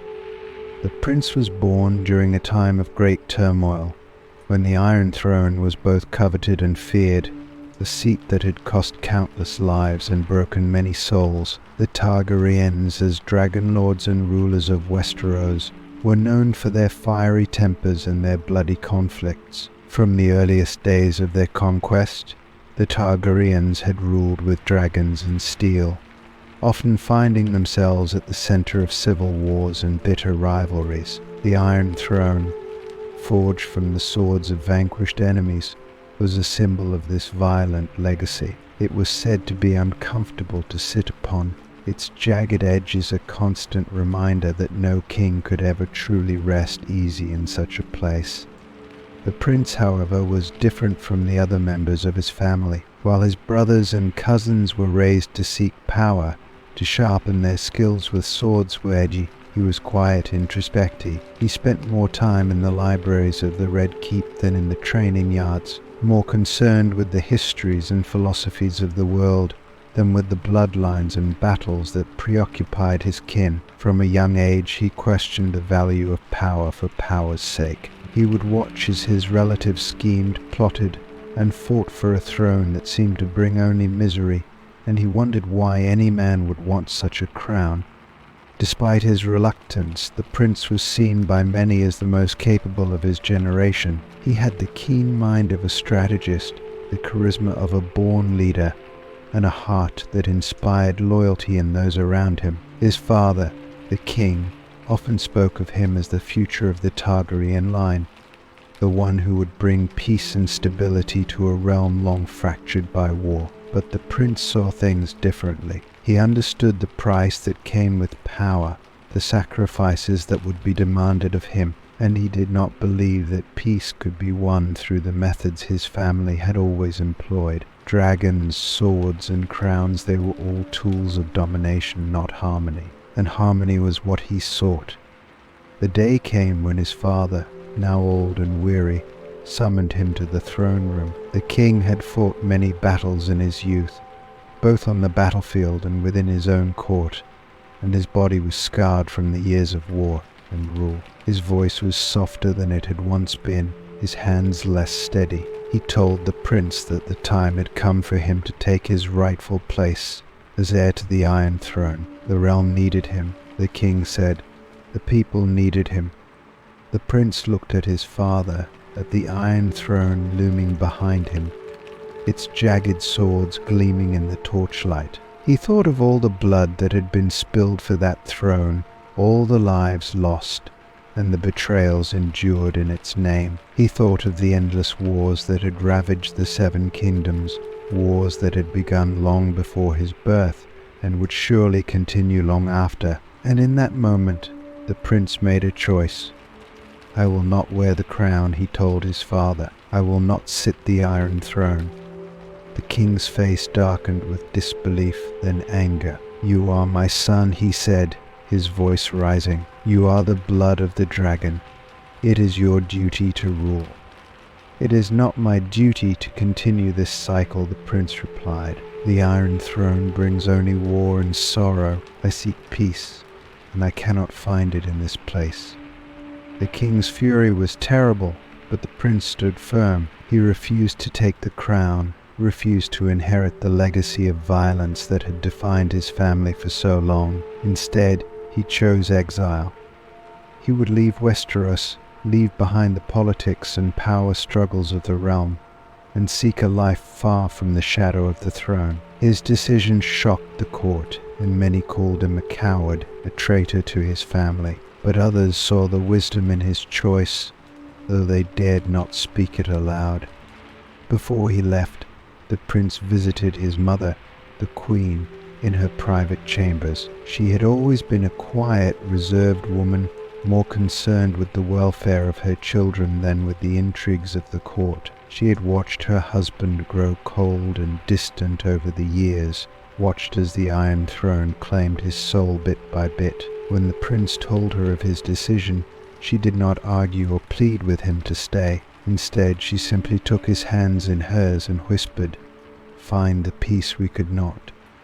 With that, the prince departed from Westeros. He took no retinue, no banners, no wealth from the royal coffers. He left behind his titles, his claim to the throne, and the weight of his family's expectations. Some say he traveled to Essos, where he wandered the free cities in search of knowledge and purpose. Others claim he sailed to the distant lands beyond the known world, seeking the fabled lands of Asshai or the Shadowlands, places where ancient magic still lingered, far removed from the politics of men.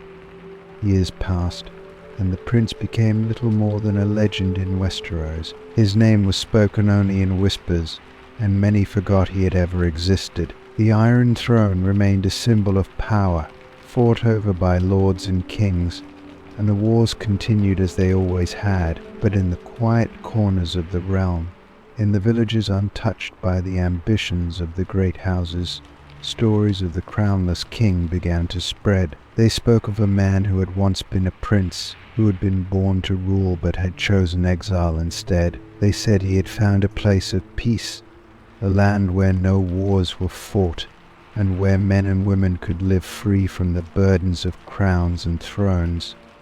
In time, the tale of the crownless king became a fable told to children, the story of a prince who understood that true power did not come from a throne, but from the ability to walk away from it. Some said he had lived out his days in peace, far from the conflicts of his family, while others believed he still wandered the world, seeking the perfect balance he had always longed for. The crownless king never returned to Westeros, and the Iron Throne remained a seat of conflict and ambition. But for those who heard his story, his legacy was not one of failure or cowardice, but of wisdom. In a world where so many fought to claim power, the crownless king had shown that sometimes the greatest strength lies in renouncing it altogether.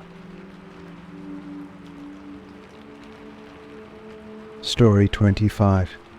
The Shadow of the Conqueror is a tale of burden, a story of how Aegon Targaryen's descendants for generations lived under the weight of the greatness he had forged with fire and blood. Aegon the Conqueror, the first of his name, had been more than a king. He was a legend, a man who had united the 7 kingdoms beneath one crown. With the power of his dragons and the strength of his will, the Iron Throne, forged from the swords of his vanquished enemies, was a symbol of his unparalleled might, and his legacy cast a long, dark shadow over all who followed him. His descendants, heirs to the Targaryen name, struggled beneath that shadow, forever judged against the towering figure of their forefather. The realm did not simply expect them to rule, it expected them to be conquerors, to carry the same greatness that Aegon had, as if it were written in their blood.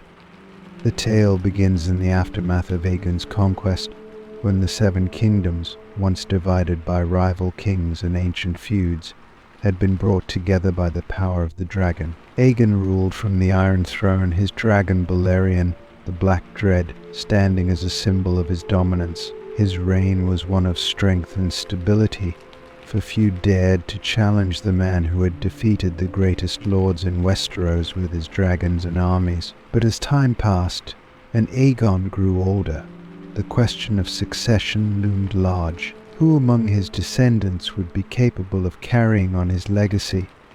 Aegon's sons, Daenys and Maegor, inherited not just his bloodline but the immense pressure that came with it. Daenys, the elder, was gentle, kind, and well-liked by the lords of Westeros, but he lacked the fire and decisiveness of his father. His rule was fraught with rebellion, as many lords saw him as weak compared to Aegon, a man ill-suited to sit the Iron Throne. The faith militant rose against him, questioning the Targaryens' practice of incest and the marriage of his children, and Daenys, unsure of how to handle the revolt, hesitated. In the eyes of his subjects, he was not the conqueror's true heir. He was a shadow of the man who had brought Westeros to heel. When Daenys died suddenly, his son too young to rule, it was Maegor, Aegon's second son, who claimed the throne.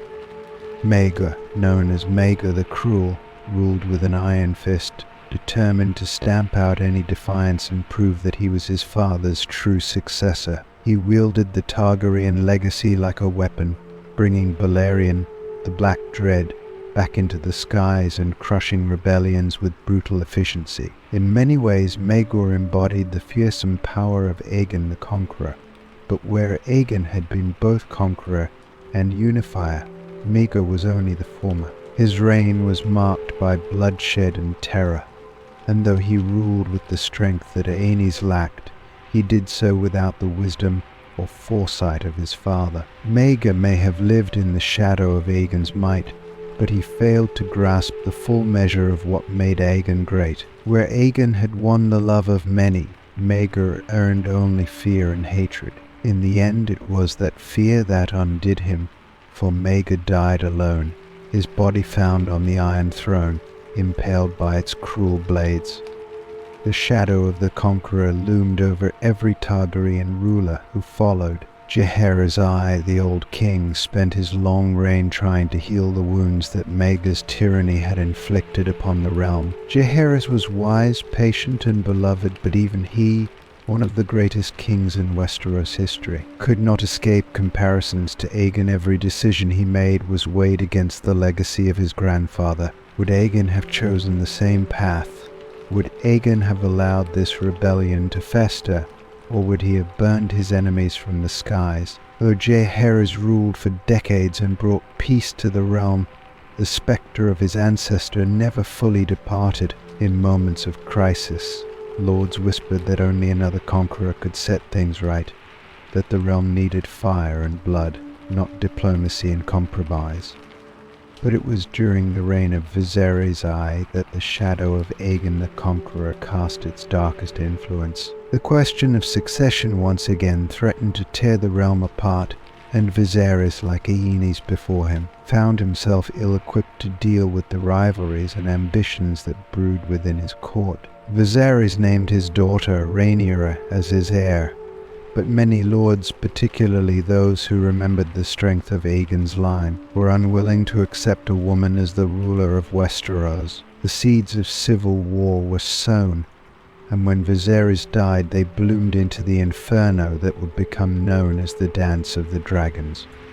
The Dance of the Dragons was, in many ways, the most tragic consequence of Aegon's legacy. His descendants, each striving to prove their worth in the shadow of the Conqueror, tore themselves in the realm apart. Rhaenyra and her half-brother Aegon I both claimed the Iron Throne, each invoking the memory of their ancestor as justification for their cause. Rhaenyra, with her fierce determination and dragon rider's blood, believed herself the rightful heir, as Aegon the Conqueror had united the Seven Kingdoms under Targaryen rule. Aegon I, on the other hand, saw himself as the true embodiment of the Conqueror's vision, a male heir, the natural ruler by right of birth and tradition.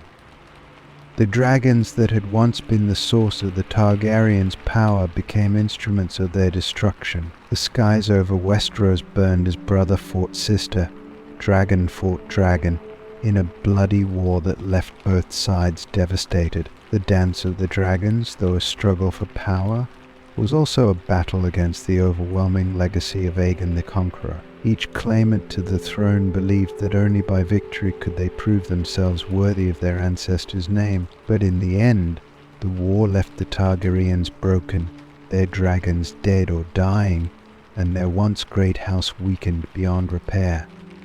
As the Targaryen line dwindled, the shadow of Aegon the Conqueror grew even heavier. Kings like Aegon IV, known as Aegon the Unworthy, and his descendants found themselves trapped by the weight of the past. Aegon IV, in his vanity and corruption, sought to emulate the grandeur of his namesake, but where Aegon the Conqueror had united the realm. Aegon IV sowed the seeds of its division, legitimizing his bastards and setting the stage for the Blackfire rebellions that would plague his descendants for generations. Even the last Targaryen kings, like Aerys II, the Mad King, were haunted by Aegon's legacy. Aerys, in his madness, believed he could reclaim the glory of Aegon's reign through fire and blood, through the burning of his enemies and the destruction of his perceived foes. But instead of embodying the greatness of the Conqueror, Aerys became a tyrant, his cruelty and paranoia driving the realm into rebellion and leading to the fall of the Targaryen dynasty altogether. The shadow of the Conqueror was not only a burden of power, it was a curse of expectation. Each Targaryen ruler, from Aenys to Aerys, carried with them the weight of Aegon's triumph, the belief that they too must achieve something of equal magnitude to prove their worth. But Aegon's legacy was not merely one of conquest.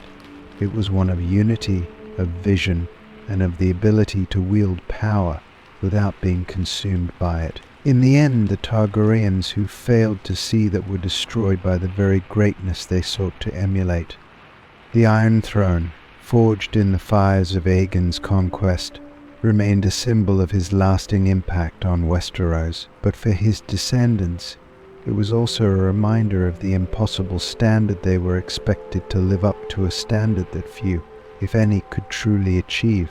And so the shadow of the conqueror continued to loom over the Targaryens, a dark reflection of the greatness they sought but could never quite grasp.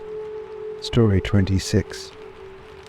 The widow's wail is a tale of vengeance, sorrow, and the restless spirit of Queen Rhaenyra Targaryen, whose tragic life ended in betrayal and fire, but whose ghost, it is said, still lingers on Dragonstone. The winds that whip across the island's blackened cliffs are not merely the breath of the sea, they carry with them the mournful cries of a queen denied her throne, a queen who died screaming as her enemies tore her legacy to shreds. Even now, long after her death, sailors and small folk whisper of hearing her voice in the howling winds, a wail of fury and grief that echoes through the dark halls of Dragonstone, seeking justice in a world that has long since forgotten her pain.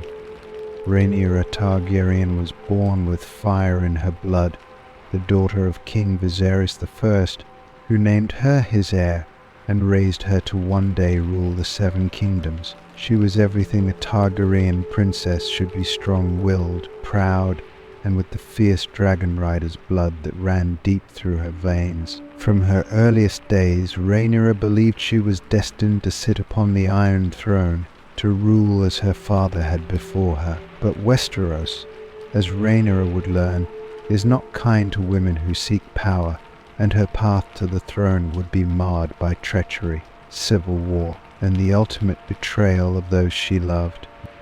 The seeds of her downfall were planted during her father's reign, when the question of succession became a point of contention in the court. Though Viserys had named Rhaenyra his heir, many lords and courtiers doubted a woman's right to rule, and whispers of rebellion stirred even before Viserys' death. When the king finally passed, instead of placing the crown upon Rhaenyra's head, the realm was thrown into chaos.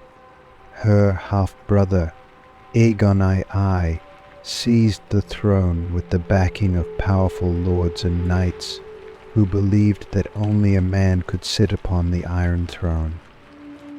Thus began the Dance of the Dragons, a brutal civil war that pitted Rhaenyra against her own blood, a war fought not just with swords and spears, but with dragons, the beasts that had once united the Targaryen dynasty, now tearing it apart. Rhaenyra, furious at the betrayal, raised her own banners and rallied her supporters. Taking Dragonstone as her seat of power, she would not let the throne slip from her grasp so easily. She believed she was the rightful queen, the one true heir, and she was willing to burn the realm if that's what it took to reclaim what was hers. For a time, Rhaenyra's cause seemed just, and her forces grew. She took King's Landing and sat upon the Iron Throne, though her rule was far from secure. Her enemies regrouped, and the cost of the war, in lives and dragons, was staggering. The dragons that had once been the symbol of Targaryen dominance now lay dead or dying, their magnificent wings torn asunder in battle. The skies, once filled with fire, grew silent as the conflict dragged on. The realm bled, and the dream of Targaryen supremacy crumbled into ash. It was in the final, desperate days of the war that Rhaenyra's downfall truly began. Betrayed by her allies, abandoned by those who once swore fealty to her, she fled back to Dragonstone, her once mighty kingdom reduced to a single, storm-battered island. Her children, her hope for the future, had been lost in the war. Her youngest son, Aegon the Younger, was her only surviving heir, but even he had been taken from her, held captive by her enemies. Alone, grieving and consumed by rage, Rhaenyra found herself in the very place where her rise to power had begun. Dragonstone, her childhood home, now a tomb for her shattered dreams. It is said that the winds on Dragonstone changed the day Rhaenyra returned. The air grew colder, and the waves crashed harder against the cliffs. Those who lived on the island began to hear strange noises in the night, the sound of footsteps in the empty halls, the soft creak of a door that had not been opened in years, and, most chilling of all, a distant, mournful wail that echoed through the stone corridors like the cry of a wounded dragon. The small folk who tended to the island's fortifications whispered that the queen's spirit had already begun to leave her body, that her grief had twisted into something darker, more malevolent. Rhaenyra's final days were marked by a profound sense of isolation. Her allies were dead or in hiding, her son was in enemy hands, and the Iron Throne, the seat she had fought so hard for, was now occupied by her hated half-brother, Aegon. When she looked out from the heights of Dragonstone, all she saw was the sea, vast and uncaring, indifferent to her suffering. The weight of her losses bore down on her like the very stones of the castle. She was a queen in name only, a ruler without a realm, trapped in the place where her ambition had once soared so high. But it was not the sea that would claim her. Betrayal came not from without, but from within. Sir Alfred Broome, a knight of Dragonstone, opened the gates of the castle to Aegon's forces. Rhaenyra, who had once commanded armies and dragons, was taken prisoner in her own home, dragged from the halls she had walked as a child. Aegon, vindictive and cruel, had his revenge. He sentenced Rhaenyra to death, but it was no simple execution. She was fed to his dragon, Sunfire, devoured in front of her son's eyes. Her body burned to ash in the dragon's fire. Her screams, they say, were so terrible that even the hardened soldiers who watched turned away, unable to bear the sight of their queen's brutal end. But Rhaenyra's spirit did not rest. Her death was a moment of unimaginable horror, but it was also the birth of the legend of the widow's wail. From that day onward, the winds on Dragonstone were never the same. Sailors who passed near the island claimed to hear a woman's voice carried on the wind, wailing in grief and anger. The sound was unlike anything they had ever heard haunting, filled with sorrow and rage, as if the very island itself had taken up Rhaenyra's cause and was crying out for vengeance. The small folk on Dragonstone came to believe that Rhaenyra's ghost had been bound to the island, cursed to wander the halls of the fortress, forever mourning the life and legacy that had been stolen from her. Some claimed to see her figure at night, a pale shadow moving through the ruins of the great hall, her face hidden beneath a veil of black. Others said she could be heard weeping near the cliffs where the dragons once nested, her cries mingling with the roar of the sea. The lords and knights who later took up residence on Dragonstone found the place unnerving. No matter how many fires they lit, the halls always felt cold, and the wind never ceased its eerie howling. More than one servant fled the island, claiming they had seen Rhaenyra's ghost standing at the top of the steps that led to the sea, staring out at the horizon, as if waiting for the dragons to return. But the dragons were gone, and so was Rhaenyra's kingdom. In the years that followed, the tale of the widow's wail became a story of warning. It was said that Rhaenyra's wailing would grow louder whenever a member of House Targaryen acted with cruelty or betrayal, a reminder of the cost of treachery and ambition. The ghost of the queen who had once fought so hard for the throne now served as a grim testament to the dangers of power and to the wrath of a woman who had been wronged by her own kin. The winds of Dragonstone still howl today, and the sailors who pass by the island still tell tales of the widow's wail, whether it is the spirit of Rhaenyra herself, or simply the wind moving through the ancient stones. None can say for certain, but the legend endures, a reminder that even in death, some wounds never heal, and some voices never fade. The wail of the widow queen continues, a cry for justice that the world has long since forgotten, but that the winds of Dragonstone will carry forever.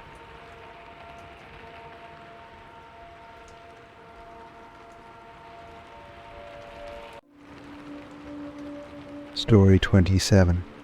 The Silver Prince and His Dark Fate is a tale of love, honor, and tragedy, a recounting of the life of Prince Aemon Targaryen, known as the Dragon Knight, whose life was defined by the tension between his unshakable sense of duty and a forbidden love that would haunt him until his dying breath. Born with the noble blood of old Valyria, Aemon was a paragon of Targaryen strength and virtue, a knight so revered that his legend would endure long after his death. Yet even the most honorable men cannot escape the forces of fate, and Aemon's fate was bound by a love so powerful it threatened to consume him entirely, even as he sought to remain true to his vows.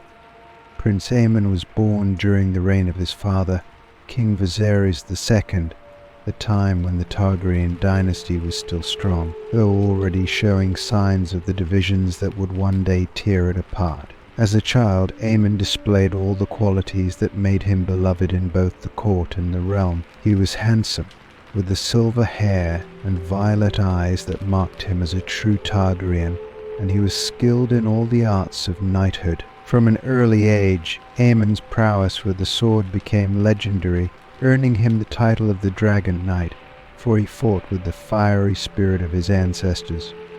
But it was not just his martial skill that set him apart. Aemon was known for his unwavering sense of honor, his loyalty, and his deep sense of duty. These qualities made him the ideal candidate for the Kingsguard, the elite order of knights sworn to protect the king and his family. When Aemon took the white cloak, he did so knowing that it came with a heavy burden he would be bound to serve, to protect, and above all, to remain chaste, forsaking marriage and love in order to fulfill his vows. For Aemon, the honor of the Kingsguard was sacred, and he accepted the weight of those vows without hesitation.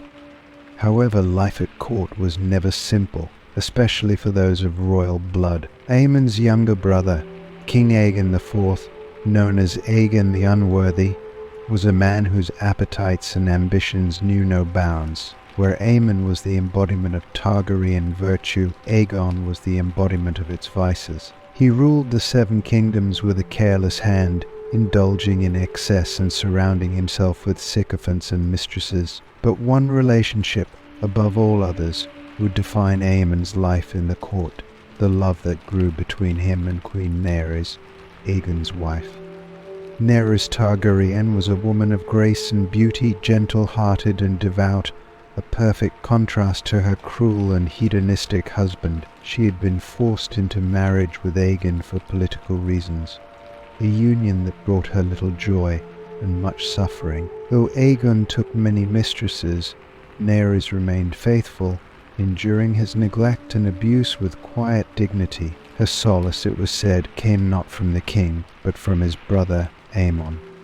Aemon and Daenerys had been close since childhood. They shared a bond that was deeper than mere kinship, a connection that grew as they matured into adults. Though they never spoke openly of it, it was clear to many that Aemon loved Daenerys, and that she, in turn, loved him. It was a love doomed from the start, a love that could never be acknowledged, for Aemon was bound by his vows to the Kingsguard, and Daenerys, as queen, was trapped in her marriage to Aegon. Yet, despite their silence, their love burned like a fire in the shadows, a flame that could not be extinguished by duty or circumstance.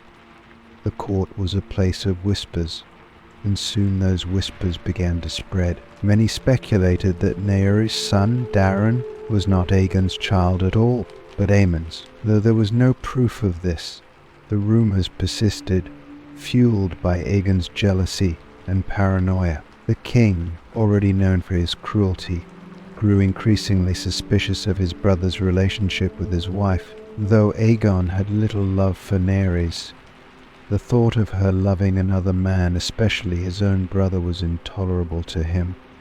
Aegon's jealousy came to a head during a tourney held in King's Landing, where knights from all over the realm gathered to compete. Aemon, as the Dragon Knight, was expected to participate, and his prowess in the lists was unmatched. On the final day of the tourney, Aemon was declared the victor, and as was custom, he was given the right to name the Queen of Love and Beauty. All eyes were on him as he rode his horse to the stands, his silver hair shining in the sunlight, his face unreadable. When he reached the royal box, he presented the crown of winter roses not to one of the court's many eligible ladies, but to Daenerys.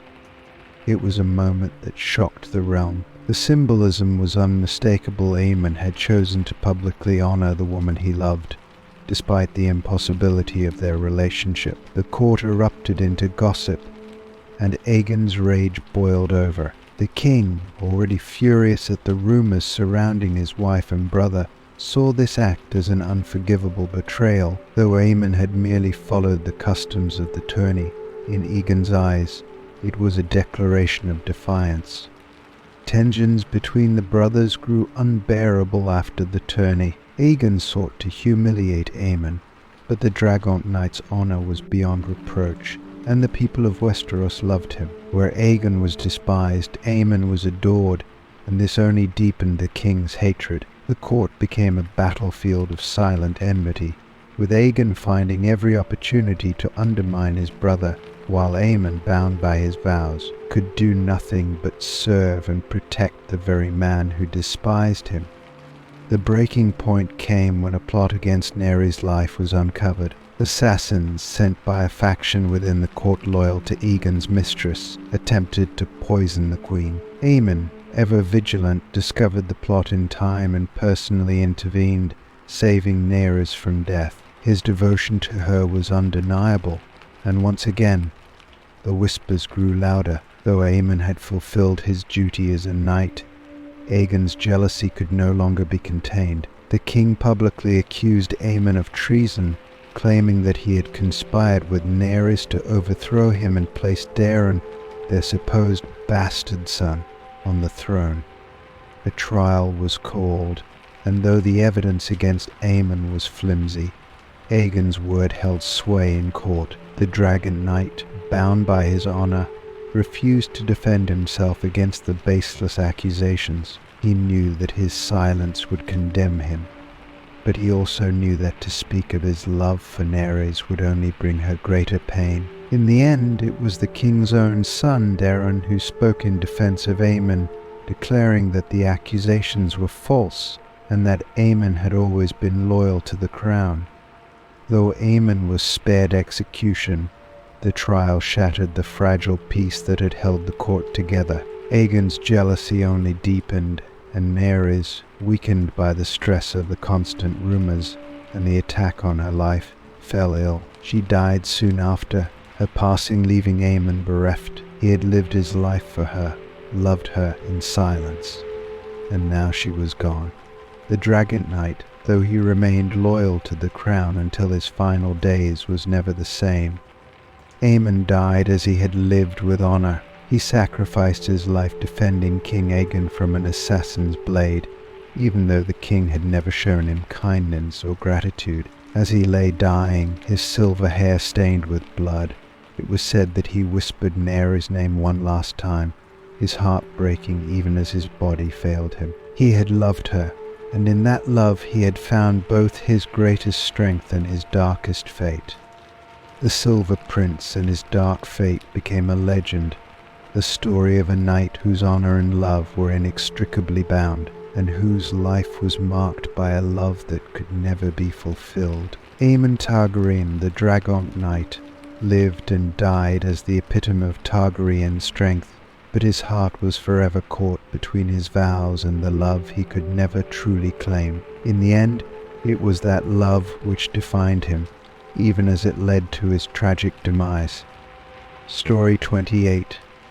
The Last Dragon's Roar is a tale steeped in sorrow, a legend that speaks not only of the death of the last known dragon in Westeros, but also of the end of an era, a fall brought about by the Targaryens' unchecked pride. The Targaryens, once a dynasty of dragonlords who had conquered the Seven Kingdoms with fire and blood, were now fading, their dragons dwindling to nothing more than memories and bones. The death of the last dragon was not just the end of a creature, but the closing chapter of a legacy that had been written in flame, a legacy undone by the arrogance and hubris of the Targaryens themselves. To many, it was not simply a tragic event, it was a curse, a punishment for the house that had forgotten the very power that had once made them kings.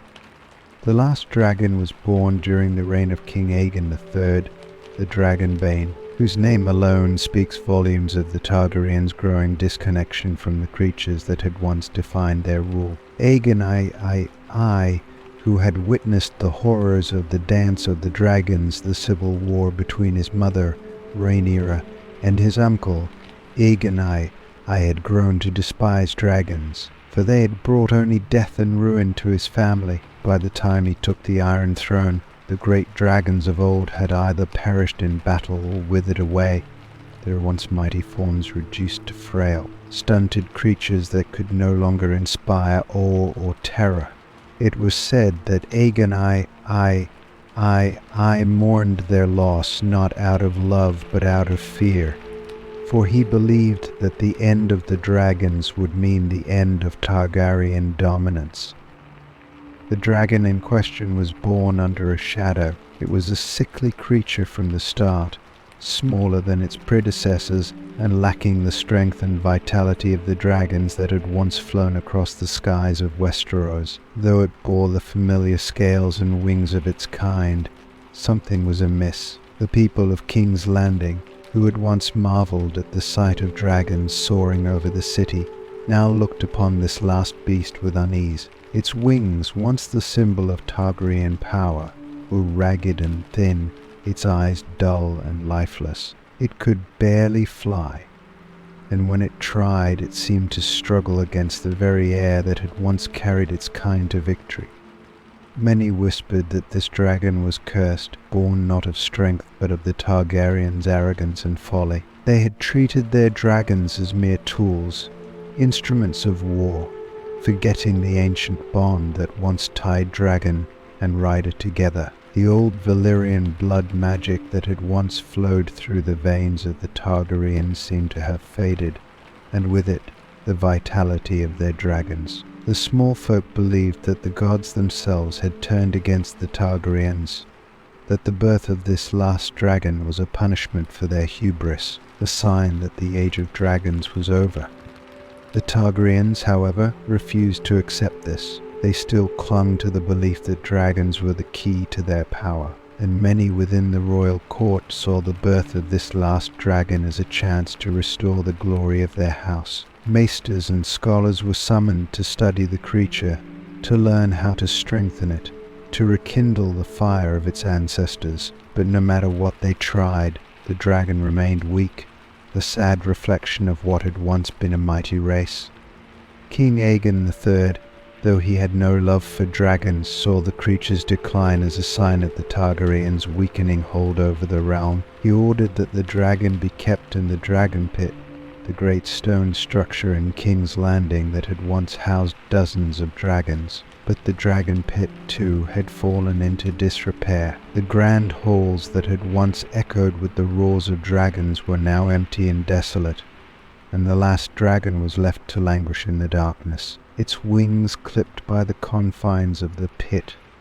As the years passed, the dragon grew weaker still. Its once glimmering scales dulled, and its fiery breath, which had once been the terror of armies, dwindled to little more than sparks and smoke. It was said that the creature's cries could be heard throughout the city at night, a mournful sound that sent shivers through the spines of those who heard it. To some, it sounded like the wail of a dying beast, but to others, it was something more, a lament for the end of an era, the final song of a creature whose kind would soon be no more.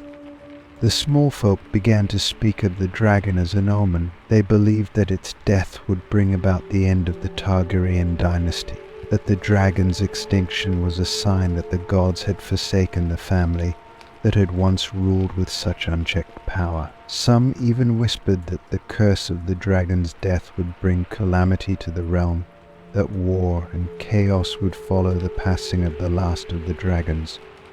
But for the Targaryens themselves, the dragon's slow death was a source of shame. The once proud house, which had ridden dragons into battle and bent the 7 kingdoms of their will, now had only this frail, dying creature to represent their legacy, and still they refused to let it die. The dragon was kept alive through unnatural means, fed and cared for by maesters who knew little of the ancient magic that had once sustained its kind, but no amount of care could restore the fire that had once burned in its heart. The day of the dragon's death came without fanfare. It had been sick for months, its body wasting away, and those who tended to it knew that the end was near. But the dragon did not go quietly. In its final moments, the creature let out a roar, a sound so terrible that it echoed across King's Landing like the roar of a storm. It was a sound filled with pain, fury, and something deeper, perhaps a final expression of the dragon's primal power, or perhaps a curse upon the house that had forsaken it. The roar was said to have shaken the very walls of the dragon pit, and for a moment it seemed as though the entire city held its breath. Those who heard it were struck by fear, for it was not the roar of a mere animal, but something more, a cry that seemed to reach into the hearts of all who heard it, filling them with a sense of dread. Some claimed that the roar was the dragon's curse, that in its death it had unleashed a terrible fate upon the Targaryens and the realm.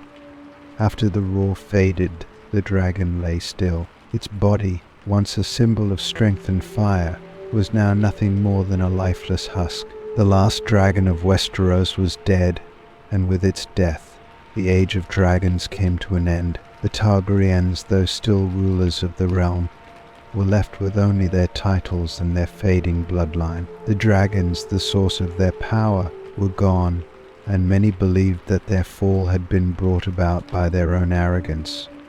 The curse of the last dragon's death became a legend in Westeros, a tale told by small folk and nobles alike. Some said that the Targaryens would never again rise to the heights of the ancestors, that they had lost the favor of the gods. Others believed that the dragon's death was a warning, a sign that the Targaryens' time on the Iron Throne would come to an end, just as the dragons had.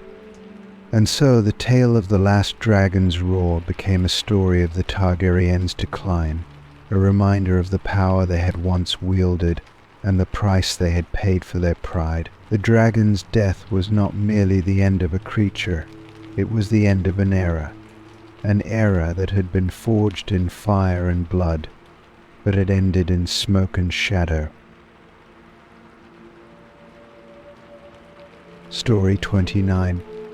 The Blood of the Dragon is a folk tale as old as the Targaryens themselves, a story whispered in the darkest corners of Westeros, passed down through generations, from noble halls to humble hearths. It is a tale that speaks of power, magic and fate, but also of doom, a belief that the blood of House Targaryen, infused with the fire and fury of dragons, is both a blessing and a curse. To carry the blood of the dragon is to hold within oneself immense strength, the ancient magic of old Valyria, but it is also to carry the seeds of madness, destruction, and tragedy.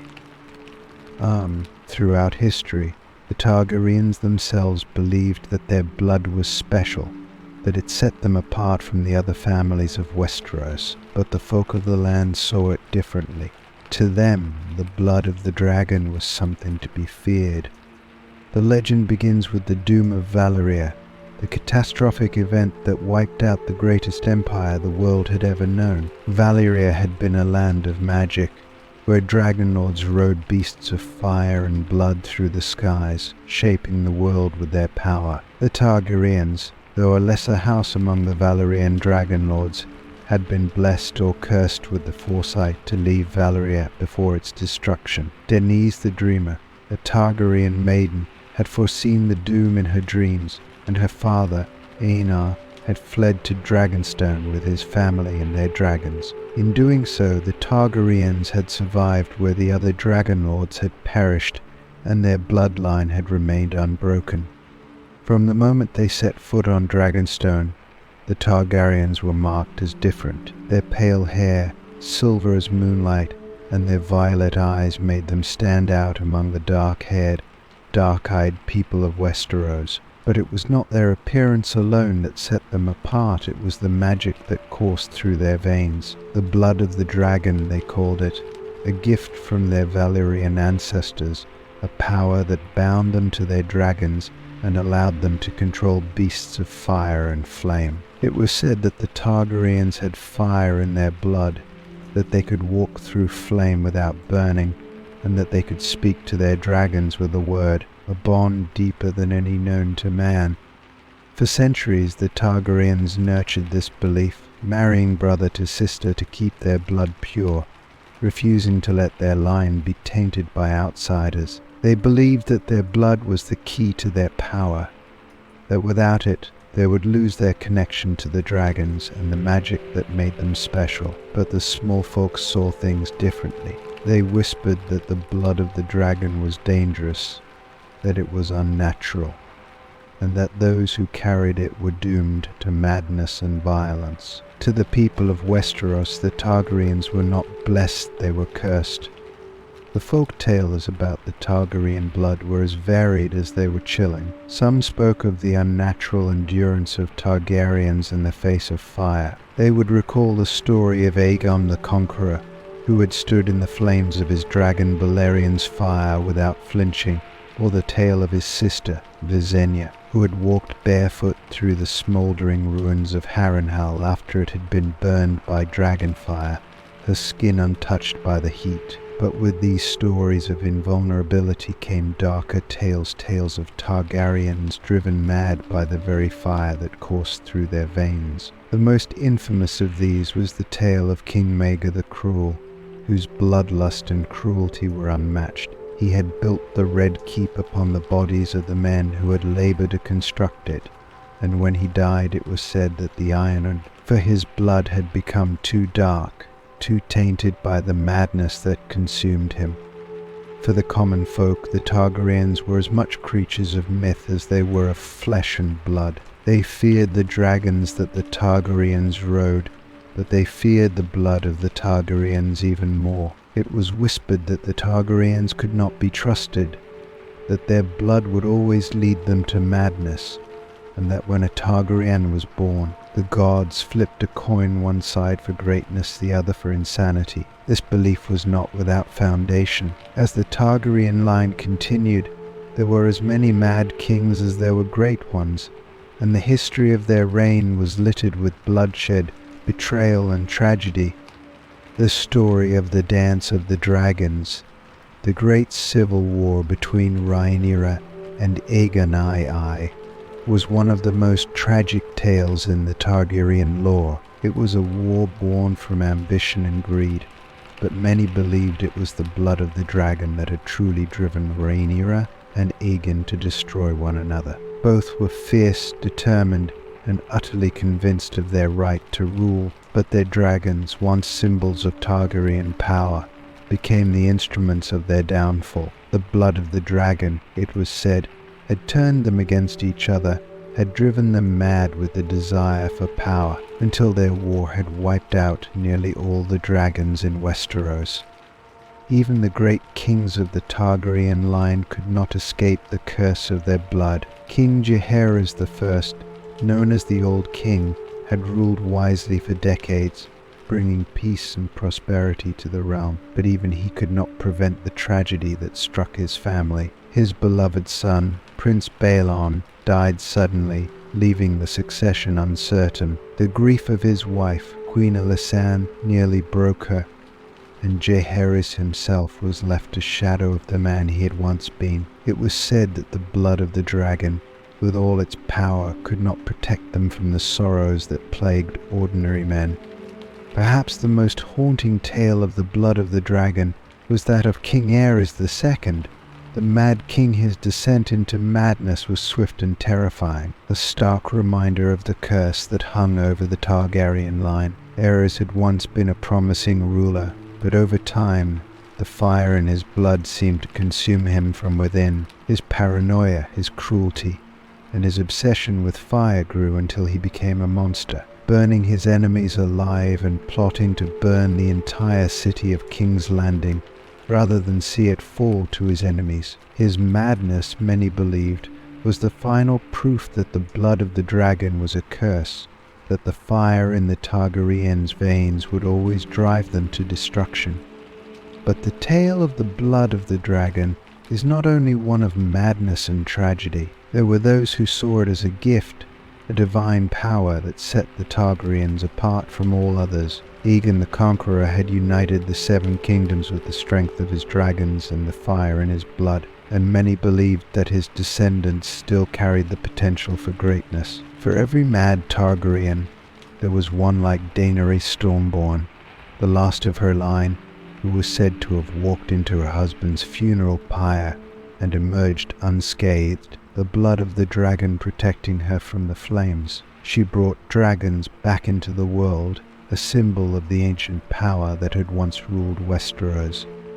In the end, the folk tale of the blood of the dragon is a story of balance of power and madness, of fire and blood, of greatness and doom. The Targaryens, with their magic and their dragons, may have been set apart from the rest of the world, but they were not free from the consequences of their own nature. To carry the blood of the dragon was to carry both the potential for extraordinary greatness and the risk of unimaginable ruin. It was a blessing, and it was a curse, and it was a legacy that would haunt the Targaryens for as long as their name was remembered in Westeros. Story 30.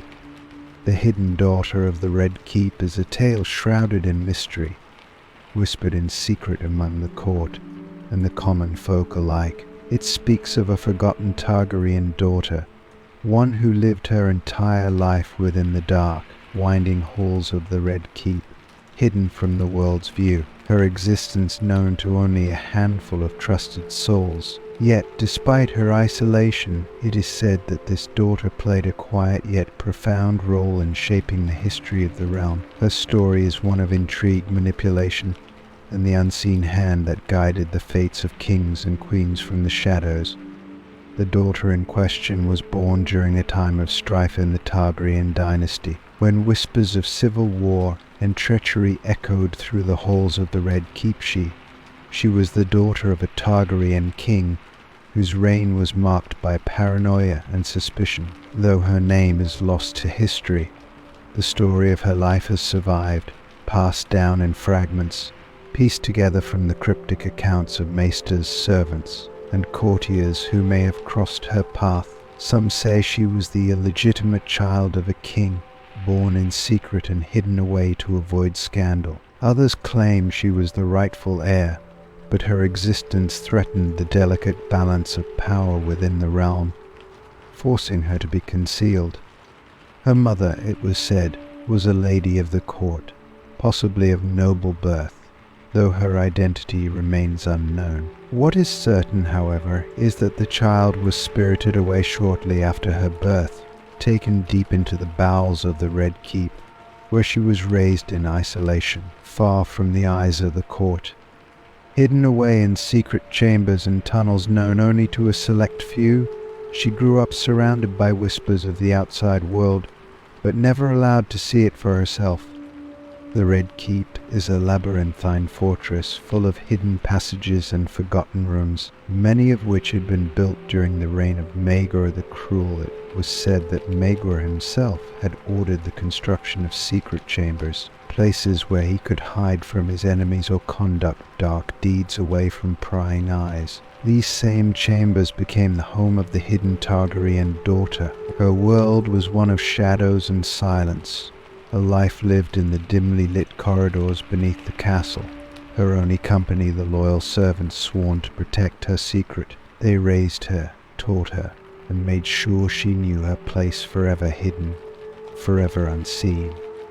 Despite her isolation, the hidden daughter was no simple prisoner. She was raised with all the education and grace befitting a Targaryen princess. Her tutors taught her the history of her house, the lore of dragons, and the intricate workings of the realm's politics. She learned to read and write in several languages, including High Valyrian.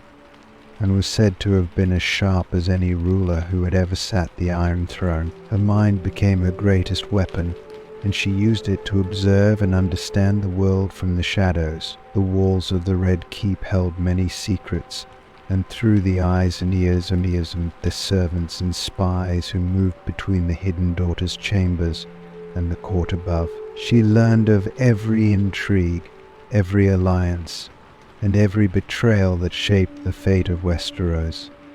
Though confined to her secret rooms, the Hidden Daughter was not content to remain a passive observer. It is believed that, in time, she began to wield her influence from the shadows, using her knowledge and cunning to manipulate events in the court. Through letters delivered by trusted servants, she communicated with key figures in the realm, offering advice, guidance, or threats depending on what the situation called for. Some of these letters were anonymous, while others were signed with cryptic symbols that only the recipient would understand. In this way, she became a ghostly presence in the Red Keep, a figure whose influence was felt but never fully understood. There are many stories of how the Hidden Daughter shaped the events of the realm, though none can be confirmed. Some say that during a particularly tense succession crisis, it was her whispered counsel that convinced a key lord to switch sides, ensuring the victory of the rightful heir to the throne. Others claim that she orchestrated the downfall of several powerful enemies of the crown, using her knowledge of their secrets to blackmail or ruin them. Still others believe that she had a hand in the mysterious deaths of certain members of the court, those who posed a threat to her family's rule.